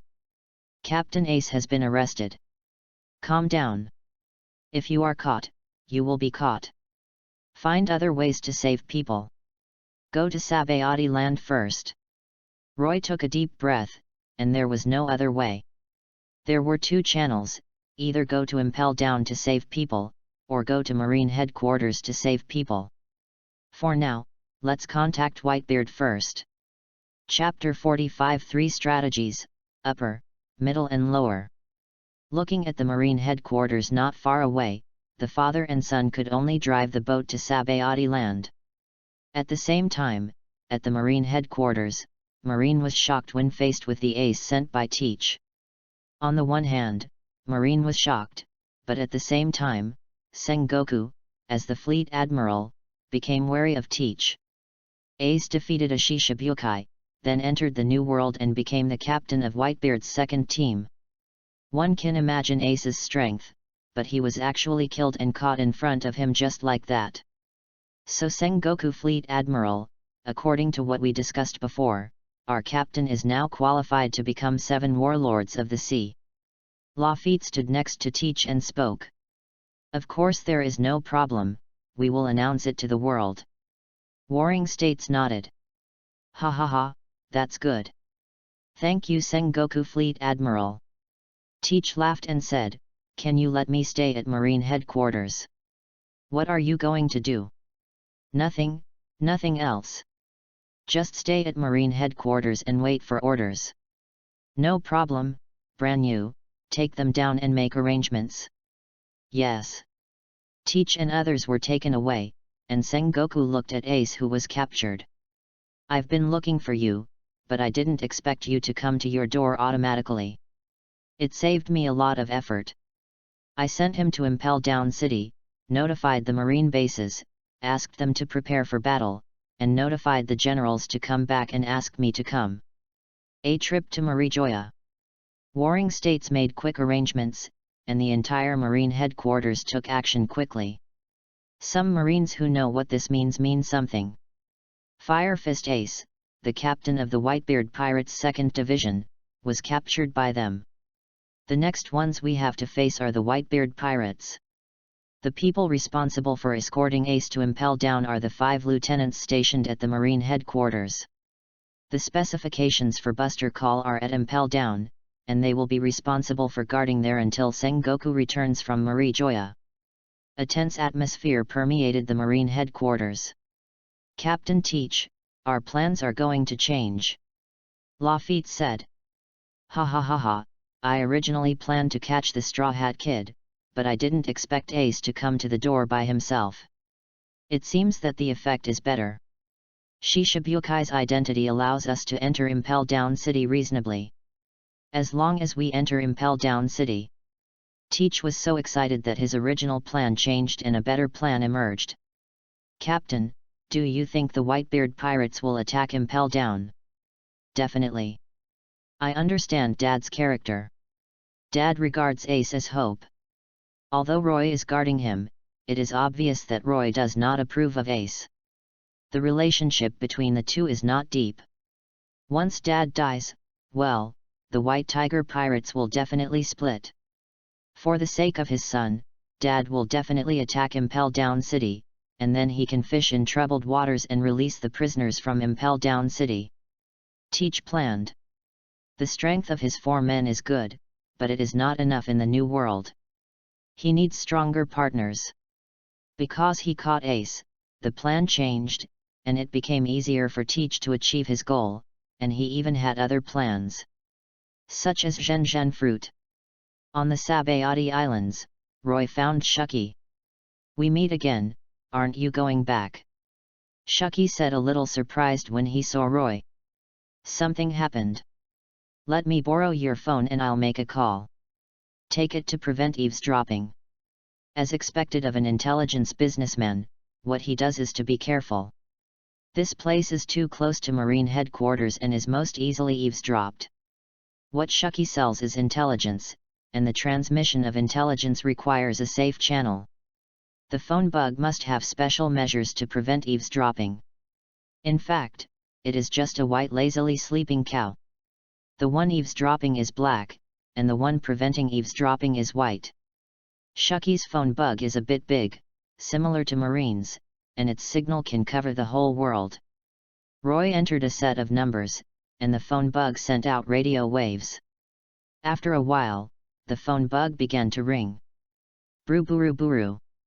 Click, this is the Whitebeard pirates, who are you? In a certain area of the New World, the phone bug under the flagpole of the Whitebeard pirates rang, and a pirate picked it up. I'm Roy, put Newgate on the phone. Roy said. Roy, Vice Captain. The pirate then remembered that Roy had been appointed as the Vice Captain. Not daring to delay, I went to find Whitebeard holding the phone bug. Dad, Vice Captain Roy's phone number. Brother's phone number, have you found Ace? Marco stood up and asked. We should have found it. Jose said with his arms crossed. I have a bad feeling. Whitebeard said something else. The red-haired man came once before, but now Roy's call made him a little uneasy. Hey, Roy, how are you doing there? Whitebeard asked. It's not that good. That idiot was just as I said. He was beaten badly. You should have his life card in your hands. You will know his condition just by looking at it. Roy's tone on the other end of the phone was very calm. What? Sachi hurriedly entered the cabin and came out after a while with a glass jar. A piece of paper inside was only as big as his thumb and was still burning slowly. Roy, what is going on?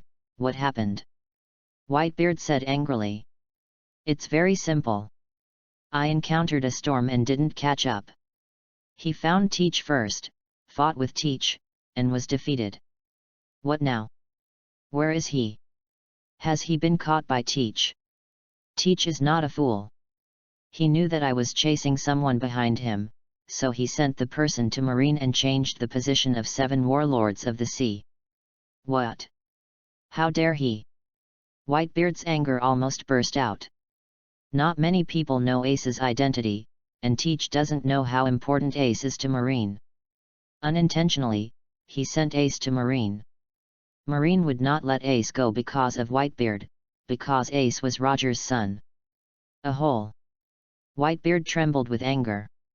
In the tavern, Shucky didn't expect to hear such exciting news. Fire Fist Ace, the captain of Whitebeard's 2nd Division, failed to arrest him and was defeated instead. He was also given to Marine. Judging from Whitebeard's tone, this was to punish Marine. Take action. Roy, what are you doing now? Can you save people? Whitebeard asked. It can't be done. People have been sent into the city. I am just the father and son. How can I save them? Now I will give you some suggestions. Explain. Attack all the Marine bases in New World. In exchange for hostages, it is best to attack Egghead, capture Vegapunk, and exchange Vegapunk for him. Second, I am in Sabayati land now, and there are many celestial dragons here. I will get some Tianlong people and exchange them with Tianlong people. Third, start the war and directly attack the Impel City or the Marine headquarters. You choose, top, middle and bottom. Roy's 3 suggestions made Shucky stunned for a moment. They were indeed top, middle, and bottom, and they all hit the key points of world government and Marine. Chapter 46 Whitebeard is in action, the confidence of the 5 elders. Hearing Roy's words, Whitebeard was also stunned. The first one is indeed the simplest. Just attack the world government's base in New World and force the world government to exchange hostages. The second one is a bit more dangerous. If you use the celestial dragon to threaten him, even if it is Roger's son, Marine can only hold his nose and recognize it. He dare not change it. The third option is to make a last resort and attack Impel Down City and Marine headquarters. This is something only a fool would do. After Roy discovered that Teach had escaped, he began to think about how he could change the outcome if the war on the top could still happen. It's stupid to attack Marine's headquarters. You can use other methods to blackmail the world government into handing over people, so why attack Marine's headquarters? It can only be said that the pirates can't figure it out and they don't know how to adapt. Roy doesn't like to take action. On the contrary, taking action is the last resort in his opinion. If the maximum benefit can be obtained at the minimum cost, that is the greatest victory. Taking action is the stupidest thing to do. When Roy was a doctor in his previous life, he saw a family because his child was beaten by another child. The family that hit the person was unwilling to pay compensation, and the child was a minor and couldn't handle it. So the child's father would go to the door of other people's homes and schools every day. After 3 days, the problem was solved smoothly. You can't say he broke the law, he didn't do anything, he just wandered around. The best thing to do is to gain the greatest benefit at the lowest cost. What should we do now? Whitebeard asked. Immediately launch an attack on the New World Marine base. The louder the noise, the better. If the Marines can be dispatched, I can capture a celestial dragon and replace them. Roy smiled. You will be in danger. Whitebeard said. It's not dangerous at all, just do it. Roy smiled. Good. Whitebeard accepted Roy's suggestion and began to take action. There must be some spies within the Whitebeard pirates. It is impossible for a pirate group with tens of thousands of people not to be infiltrated.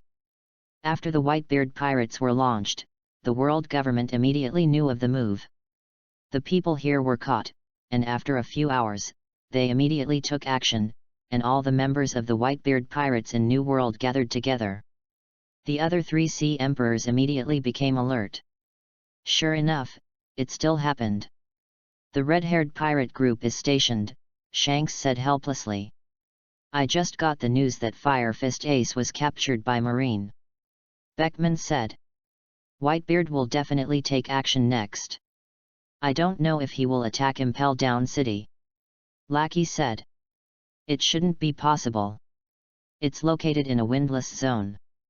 How can we attack it? If we enter a building on the bottom of the sea, we're not looking for death. Jesus preached. No one knows what his next move will be. Besides, the Whitebeard pirates still have a brain. According to Mr. Rayleigh, it will be difficult for him to make mistakes in the Whitebeard pirates, Shanks said. Is that the vice-captain of the Whitebeard pirates? Beckman asked curiously.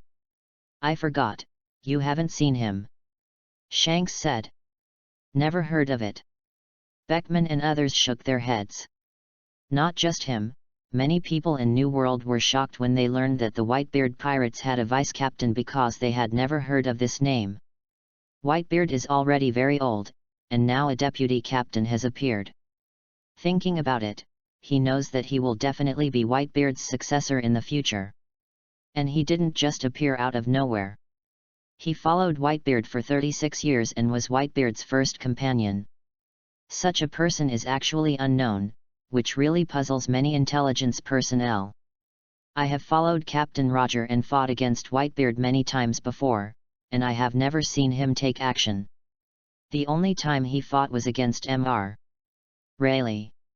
It seemed that, according to Mr.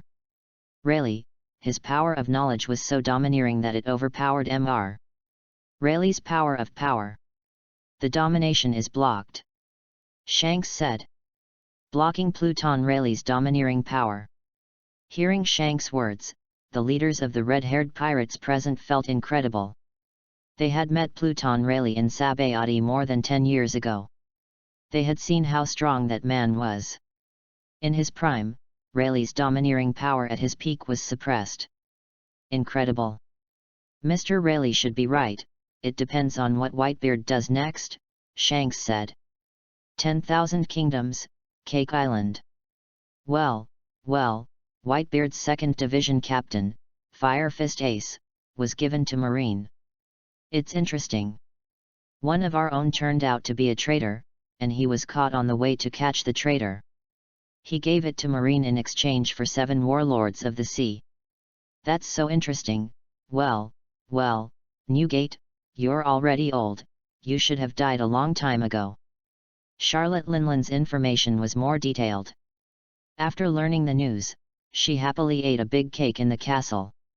Mom, the Whitebeard pirates have taken action and summoned all captains and all pirate groups under their banners. Sparrow said. They should take action and keep an eye on them. Once the Whitebeard pirates leave New World, they will attack his territories, especially in North Iceland. Charlotte Linland said. North Iceland is the territory of EPUB, and several nearby islands are very profitable. Charlotte Linland has been coveting it for a long time, but because Whitebeard is still there, she did not dare to take action. Once there is a problem with the Whitebeard pirates, she must take them down, as well as Fishman Island. It's Mom. Sparrow nodded and retreated, continuing to monitor the movements of the Whitebeard pirates. Kaido's actions are big. Once Whitebeard is no longer in the New World, he will immediately attack the territory of the Whitebeard pirates and will not stop. The most nervous person must be Marine. The news reached Whitebeard's ears so quickly. Whitebeard's actions were too fast. Sengoku was originally in Marijoya and was preparing to go back to the Marine headquarters. He immediately returned to Marijoya and met with the 5 elders. The Whitebeard pirates have taken action. We don't know what their purpose is yet. Sengoku said. According to the plan, a public execution will be announced and he will be forced to come to Marine headquarters. Saint Wachulai said. One Piece Roger's son must cut off his evil bloodline, as well as the Whitebeard pirates. We must not allow Whitebeard to remain invincible. Kill him while he is still alive. Kill those pirates now. The spirit of a thief. Peter Saint said. Whitebeard is a man who values his partners. He will definitely come. Just announce the execution time and give them enough time to prepare and catch them all. Saint Satan said calmly. What if Whitebeard doesn't come? Warring States took a deep breath and asked. Then execute Fire Fist Ace. Nasu Shiro said. Understood, I'll get ready right now. Warring States turned and left the Hall of Power.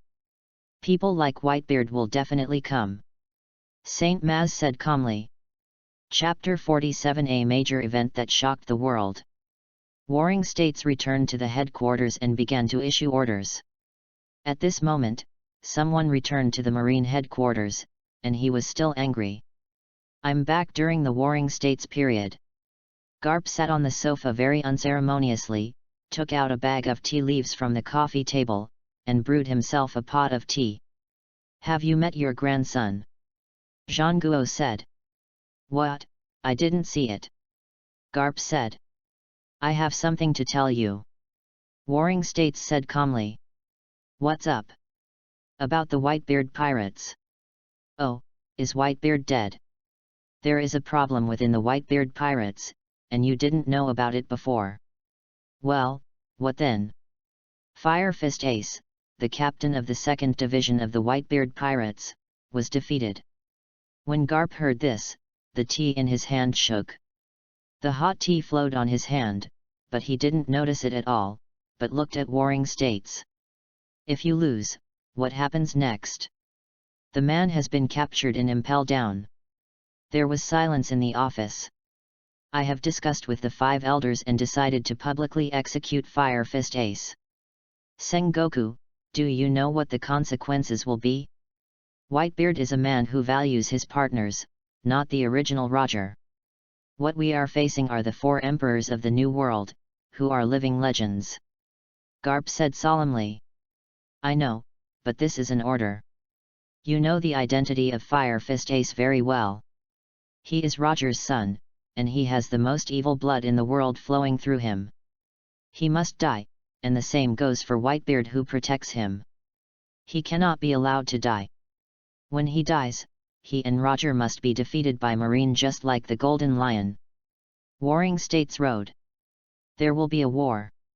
If we don't take action against them because we are afraid of death in the war, how can we be Marines and how can we uphold justice? Garp, you should know very well. Straw Hat is your grandson, and you have spared him several times. He is not Porghast d'Ace, and he has nothing to do with you. Garp, you should know your identity. I am informing you that this matter cannot be prevented. I understand, it's up to you. Garp put down his teacup, didn't take a sip, and left without looking back. The order to inform the 7 warlords of the sea has been conveyed. This time, the Whitebeard pirates must be destroyed. Phew phew phew, the world government is calling for an urgent call. Something big has happened. What happened? After returning to Dressrosa, Doflamingo taught the still-living Bellamy a lesson, then went back, and now received a letter from the world government on the island. After a while, Doflamingo learned the intelligence information from Toripole. So that's it. Fire Fist Ace, the captain of the 2nd Division of the Whitebeard Pirates, has been captured. The Whitebeard Pirates are about to jump on something. Doflamingo said excitedly. In fact, the first person the world government notified was Big Bear. They asked Big Bear to notify Moonlight Moria. The other 7 warlords of the sea are easy to find, but Moonlight Moria is hiding in the Devil's Triangle and is difficult to find there. People can only be found by Big Bear. Marine took action, and the Whitebeard pirates finally revealed their purpose after taking action. They attacked Egghead and captured Vegapunk, the world government cooperating scientist. The news shocked the whole world. No one expected that Whitebeard did not choose to conflict with Marine head-on, but instead attacked government facilities. And that's not all.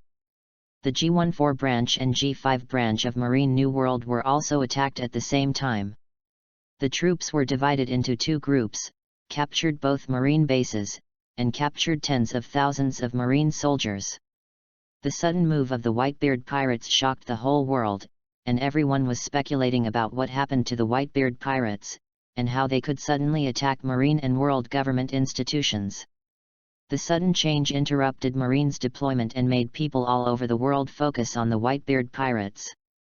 Are the Whitebeard pirates crazy?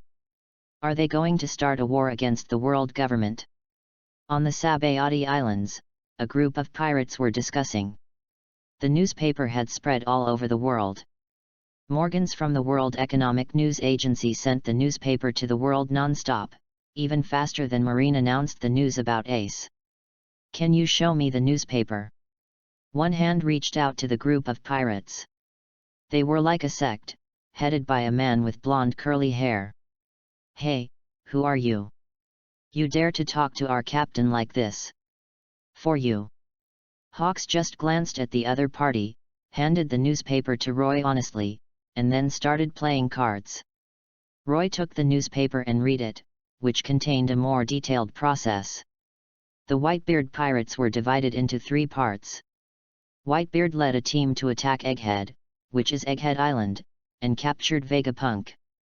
The team led by Marco attacked the G5 branch, quickly captured the branch, and captured tens of thousands of Marines.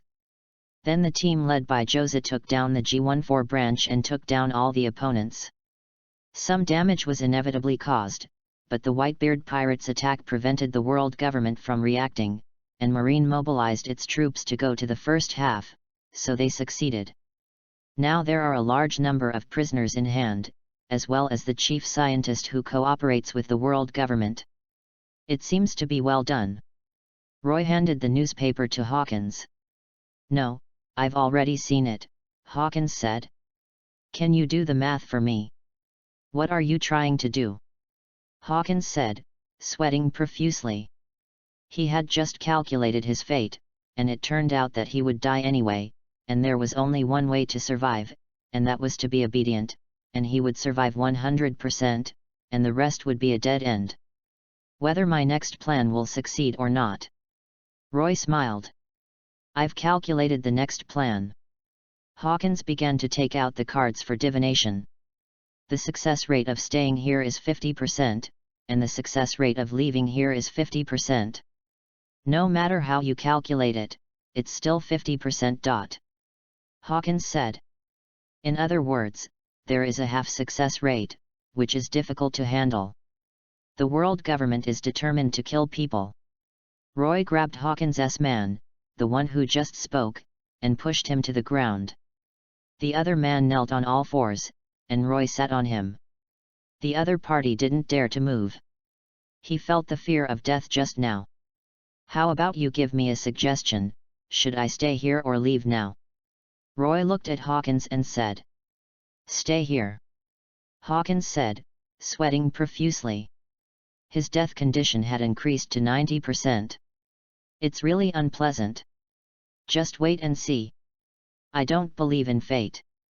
Even if there is fate, I will break it. Roy stood up and left, leaving Hawkins and his group behind. Well, isn't that person Roy? A person who was walking suddenly saw something. Roy felt someone approaching him, and when he looked back, he saw that it was still an acquaintance. Chapter 48 Goodbye Straw Hats, the Celestial Dragons were beaten. Zorro, long time no see. Why are you alone? The person Roy saw was none other than Zorro of the Straw Hat Pirates. I didn't expect to meet you here. Have you found Ace? Zorro said while drinking. No, when I find him, I'm going to give him a good beating. Roy sighed. The Sabayati Islands are the last land islands on the Red Earth continent.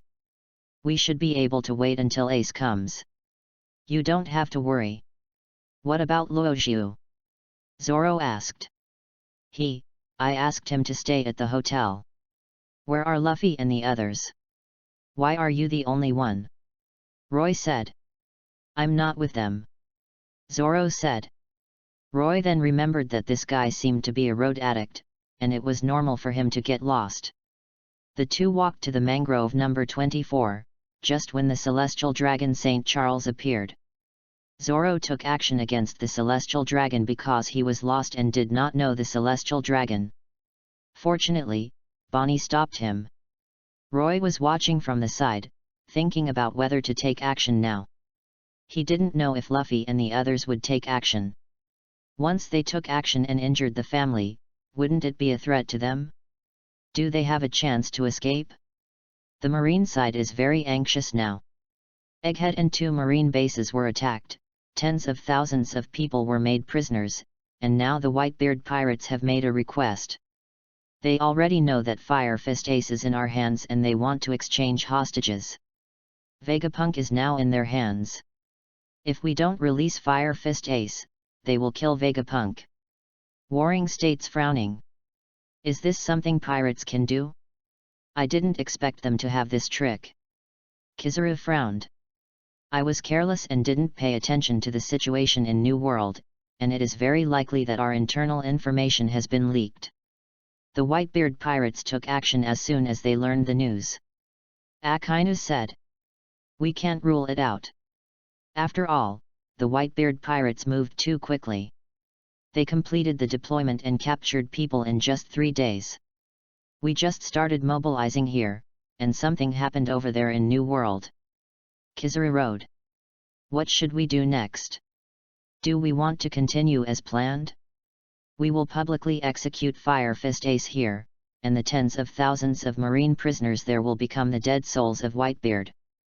Aokiji said. Sengoku also had a headache. He couldn't tell the 3 generals and the marine lieutenants present that the 5 elders decided to kill Ace and didn't care about those people. The only one they cared about was Vegapunk. So the 5 elders also have a bit of a headache. After all, no matter what, if tens of thousands of marine soldiers die, they will die. Vegapunk is still useful now, but we can't just let him die like this. Whitebeard. Warring States covered his head. Hezhong crossed his fingers and said, Whitebeard was obviously prepared, and he knew the news that Ace fell into our hands at the first time, so he started taking action that day to quickly capture New World. 3 military fortresses. At present, the lives of tens of thousands of marine soldiers are in their hands. Either they choose to let Fire Fist Ace go, or they choose to fight to the death. A Fire Fist Ace is nothing. The lives of tens of thousands of our marine soldiers are the most important. A Marine Lieutenant General said. Fart, every pirate should be eliminated. We cannot not kill the pirates just because of the hostages. Lieutenant General Doberman said. Then I would like to ask Lieutenant General Doberman, is one Fire Fist Ace more important, or the lives of tens of thousands of our marine soldiers? If it is just your life, Doberman, I think it is very worthwhile, but tens of thousands of marine soldiers, that will cause our power in the New World to get out of control, especially since there are several lieutenant generals in it. Lieutenant General Doberman, I know you are eager to suppress pirates, but you can't make fun of the lives of tens of thousands of marine soldiers. I proposed a hostage exchange, released Fire Fist Ace, and settled the matter with the Whitebeard pirates. Fire Fist Ace's original name is Porgas D. Ace, and his father is One Piece, Gol Roger. Sengoku said. What? Some generals present widened their eyes and looked at warring states in disbelief. Fleet Admiral, what you just said is. Did I hear that right? Fire Fist Ace is One Piece Roger's son. The lieutenant generals present were excited. Only the generals and a few marine generals knew about this, and the rest looked in disbelief.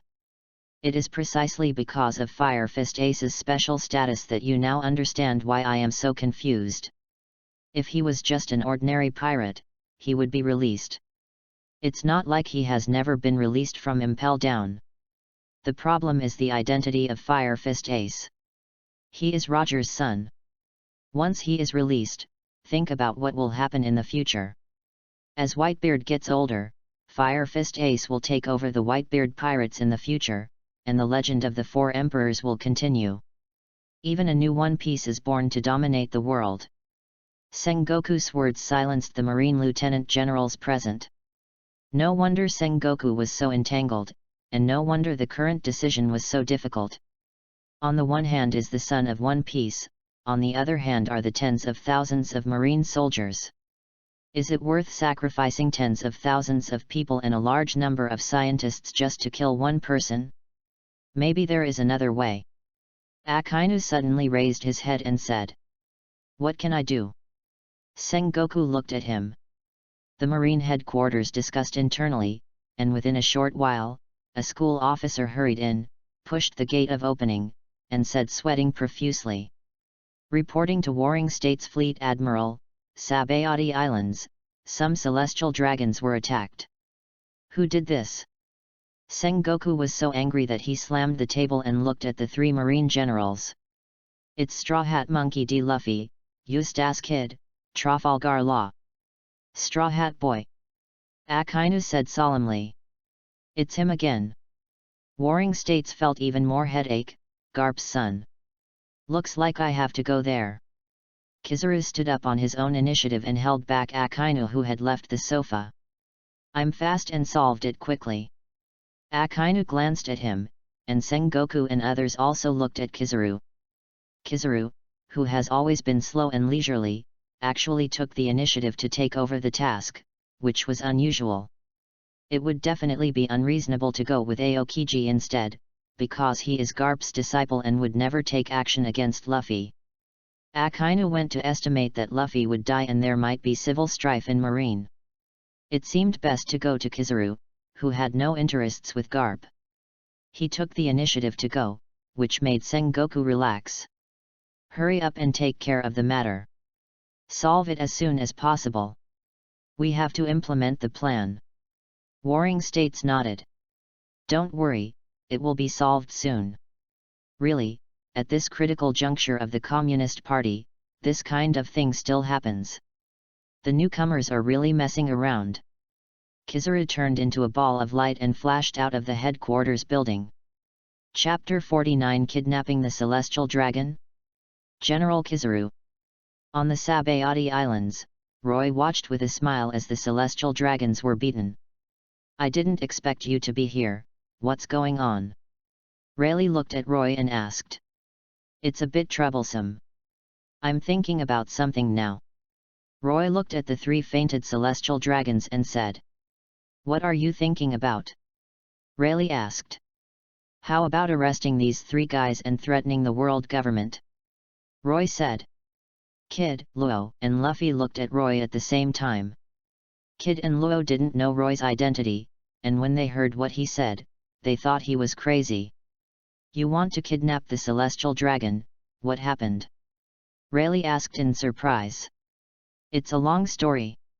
Roy was about to explain when the phone in his arms suddenly rang. Bulu bulu. Click, this is Roy. Roy picked up the phone and said. Brother, Marine has responded and agreed to the exchange. Marco's voice came from the other end of the phone. Okay, I understand. If you slow down, there are 3 Tianlong people in front of me, ready to take people away. Roy smiled. Brother, you won't attack the Tianlong people. Marco was frightened. No, it's not an attack, but they were beaten by others. Roy smiled. Someone dares to attack the celestial dragons, ha ha ha, that's trouble. General Marine will take action. Marco said. Yeah. Roy nodded. Let's just say it, then I'll go back. Roy said. After hanging up the phone, Roy breathed a sigh of relief. Since Marine agreed to the exchange, the second plan was no longer needed. You're lucky, otherwise I'd really arrest you. Roy kicked the celestial dragons. It would be useless to kill them. Let's keep them. Once you really kill them, there will be no room for maneuver. It's none of my business, I'm going back to New World. Roy said to Rayleigh. Although I don't know what happened, since you said so, goodbye. Rayleigh said. Goodbye. Roy waved his hand and left the auction. Straw Hat, who is that guy? Do you know him? Luo, Kid, and Luffy went out to fight against the garrison on the island. While killing the garrison, Luo asked curiously. He could see that Roy was unusual. People who talked to Pluton Rayleigh were definitely not ordinary people. They were just like friends. They have never heard of such a person, and they shouldn't. You mean uncle? He is the vice captain of the Whitebeard pirates, a very young uncle. Luffy said with a smile. Whitebeard pirates. Vice captain? Who are you kidding, Straw Hat? The Whitebeard pirates don't have any vice captains, only 16 captains. Luo said. I don't know either. Ace is the captain of the second team. The uncle's identity was also told to me by the uncle himself. I don't know either. However, the uncle is very strong and is not weaker than the old man who took action just now. There shouldn't be any lies. Luffy laughed. This is indeed the first time I have heard of the Whitebeard pirates and the vice captain. Judging from the way he chatted with Pluton Rayleigh just now, and his plan to kidnap the celestial dragons, it may be true. Kid said. I've never heard of this person before. What's his name? Luo asked curiously. Roy, Uncle Roy, and his son Luojiu. Luffy said. Roy. Both Luo and Kid remembered the name. Roy came to Xiaqi Bar, and Luojiu was in the bar. Dad, how's it going? Luojiu asked hurriedly. It's settled. Marine has decided to exchange. Shucky, is there a way to send me to the New World? You can only go to Fishman Island. Shucky said. Do you know any Murlocs on the island? If so, introduce one to me. The situation under the sea is a bit complicated. If there is a Murloc with you, it will be faster to reach the Murloc Island. Roy said. In the past, it was great to have Namor and the others to lead the way. If there were no companions from the Fishmen tribe to lead the way, we might encounter many dangers on the bottom of the sea. Let me contact you to see if there is a suitable one. By the way, your boat hasn't been coated yet. Shucky said. I almost forgot, wait until Rayleigh comes back. Roy said. Okay. After a while, Rayleigh came back and brought everyone in the Straw Hat Pirates with him. "Haha, Uncle Roy, Luojiu, why are you here?" Luffy and others exclaimed when they saw Roy and his son. "It's fate, Shucky and I have known each other for a long time," Roy said. "So that's it. I didn't see you when I came here just now," Sanji said. "I just went out," Luojiu said. "Rayleigh, we are going to sea, help me coat the boat," Roy said. "The little straw hats also need to be coated." Shucky smiled. "Our boat is small, it only takes half a day," Roy said. "No problem, Uncle, our ship will have to wait 3 days," Luffy said. "General Marine will be here soon. Are you sure you can stay here for 3 days?" Roy smiled. "Is there really a future Marine?" Zoro asked. They had fought against Aokiji and knew how terrifying the general was. In front of him, they had no power to fight back. "Then I don't know." Rayleigh and the others chatted about the Roger pirates. Finally, Rayleigh took the things and left with Roy and his son. They were going to coat the ship, while Luffy and the others left the tavern and had to wait on the island for 3 days. Their ship could not leave until it was coated 3 days later. "Do you think they can survive?" Roy laughed. "I don't know." Rayleigh shook his head. "It will be fun to watch then." Roy smiled. Taking Rayleigh to the boat, their boat was docked in the mangrove where the bar is located, and it was easy for the boat to enter. Rayleigh moved quickly and started coating the boat. As for Zioba being injured, he couldn't help them lead the way. Roy and his son had no choice but to leave by themselves. After a while, there was a roar on the island, and then a mangrove tree fell. "Don't you go and take a look? They will die." Roy smiled. "Originally, I wanted to go after the coating was completed, but now it seems it's too late." Rayleigh took out a knife from the pile of things. "Keep an eye on the boat. I'll go watch the excitement too." Luojiu saw his father leisurely riding a bubble car to catch up with Rayleigh. In the mangrove next door, mangrove number 12, the Straw Hat Pirates met Kizaru and the pacifists fighting Momomaru. What Roy saw was that the Straw Hat Pirates were being tortured. And Kizaru kept waiting with his feet raised, waiting for Rayleigh to take action. "He is really my second uncle." Roy looked at Kizaru's actions and couldn't help laughing. Rayleigh rushed to fight with Kizaru, and Big Bear took action to disperse the Straw Hat Pirates one by one. When the Straw Hat Pirates disappeared, Kizaru also stopped and looked up at Roy, who was watching the excitement. "Are you a pirate too?" Kizaru asked. "Yes." Roy nodded. Chapter 50 Goodbye after 36 years. "It's really scary. There are pirates everywhere," Kizaru said. "So the battle is over?" Roy laughed. "I don't think so yet. You are the vice captain of the Whitebeard pirates, right?"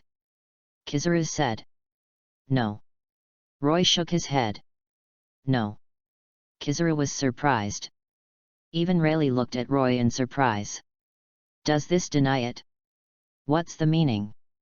"I have never admitted that I am the vice captain of the Whitebeard pirates, so I am not." Roy shook his head. "I see, then you are still a member of the Whitebeard pirates, so you are still a pirate."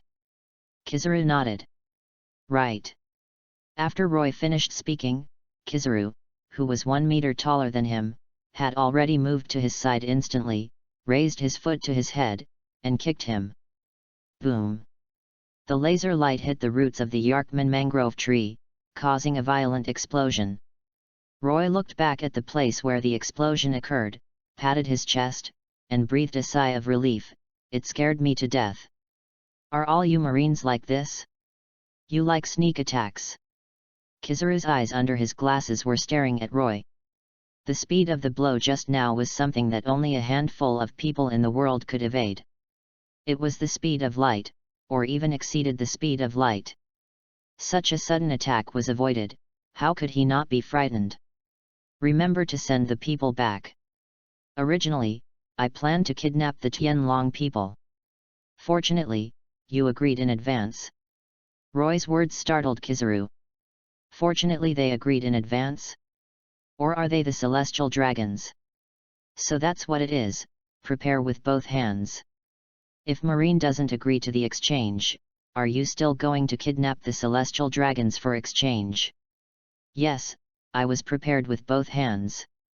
I can only say that you agreed a little quickly, which was beyond my expectation. Roy smiled. It's really scary. Vice Captain of the Whitebeard Pirates. It seems that the actions of the Whitebeard Pirates this time were also your idea. Kizaru stared at Roy. That's right. After all, you also have people you care about. If we arrest our captain, we can't let you arrest him. Roy smiled. I will report your information to the Sengoku Fleet Admiral. You have been hiding in the Whitebeard Pirates for 36 years and have never shown your strength. What kind of person are you? Kizaru said solemnly. It's not that it hasn't been shown before, it's just that you haven't seen it. Okay, General Porisalino, can we leave? It seems that there are no goals you need here. Roy smiled. I really want to kill you, but now it seems I can't do it alone. Kizaru said. Actually, you can give it a try. Roy suddenly appeared behind Kizaru and tapped his hand. Kizaru was like a frightened bird, feeling his scalp numb and even the threat of death. This feeling was too strong. It was the first time he had felt this way since he became a Marine general. The moment just now was like Shinigami putting a sickle on his neck. Don't be afraid, it's just for fun. Let's go. Rayleigh still needs to coat my boat. Roy left his back to Kizaru, waved, and walked towards the big bear. You're scared, don't underestimate him. If he had attacked with all his strength just now, you would have been seriously injured even if you didn't die. Rayleigh put away the sword and said with a smile. Kizaru said nothing, sweat appeared on his forehead, and looked at Roy standing in front of the big bear. I haven't seen you in 36 years, big bear. Hearing Roy's words, Rayleigh and Kizaru looked at the two of them in surprise. Haven't seen each other for 36 years? The two met 36 years ago? You are. The bear had not yet been completely transformed and looked down at Roy. He only recently learned about Roy, the second in command of the Whitebeard Pirates, and the candidate for vice captain who had just been promoted. His appearance shocked the whole world. Unexpectedly, the Whitebeard Pirates actually had a deputy captain. Everyone was wondering if Whitebeard was getting older and wanted to find a successor for himself. They all thought they were choosing from among the captains, most likely Marco, and then Ace. Unexpectedly, it was an unknown man named Roy. According to the introduction of the Whitebeard Pirates, he was Whitebeard's first companion and had joined the Whitebeard Pirates 36 years ago. He single-handedly brought up those captains and made many captains convinced. Xiong really couldn't remember where he had seen this person. But his brain quickly caught on to something. 36 years ago. The record from 36 years ago emerged, and the way Xiong looked at Roy changed. Maybe you are too. Back then, I followed the three of you. After you took away 2 fruits, I also took away 1. Although I didn't eat it, I escaped from the Valley of the Gods with Newgate. Speaking of which, we are very lucky, we all survived from the Valley of the Gods. Hearing what Roy said, Xiong remembered that there was indeed a little boy following the 3 of them. When the 3 of them grabbed 2 devil fruits, they also grabbed 1. Then one of them was taken away by Charlotte Linlin. When the second one was about to be taken away, he ate it and escaped from the Valley of the Gods with Ivankov and Ginny. Roy grabbed 1 and disappeared. Did you eat that fruit back then? Big Bear looked at Roy and asked. No, I gave it to a child who was about to die, and he survived after eating it. By the way, his name is Marco, and he is the captain of the Whitebeard Pirates. Then we were very lucky, and we met at that time it's Newgate from the Rocks Pirates who led us out of the Valley of Gods. Roy said calmly. Kizaru and Rayleigh also heard it. Valley of the Gods. Devil Fruit. Rocks Pirates. Rayleigh looked at the two of them in surprise, not expecting that both of them were survivors of the Valley of Gods. "You are all survivors of that disaster," Rayleigh said in shock. "If you hadn't caused trouble back then, maybe the Rocks pirates would have succeeded," Roy said to Rayleigh with a smile. "We didn't expect it to be so chaotic," Rayleigh said with a smile. Kizura didn't say anything. He had heard about the Valley of the Gods incident, but he didn't experience it personally. He knew about the incident, but didn't know the details. Now it seems that there was something hidden back then. Xiang and Roy were actually the ones who survived in the Valley of Gods. "I know you don't want to think about that past, but I want to tell you good news. Your daughter is on the island, and she is looking for you. If you are really doing it for her own good, you should take her away. She has been healed by Vegapunk. There is absolutely no need for you to continue working for Marine. You will only turn yourself into a killing machine. And you may even attack your companions and your family. By the way, Vegapunk is now in the hands of our Whitebeard pirates. If you want to break away from the world government, the best opportunity is now. Take your daughter and escape. She has been waiting for you to come home."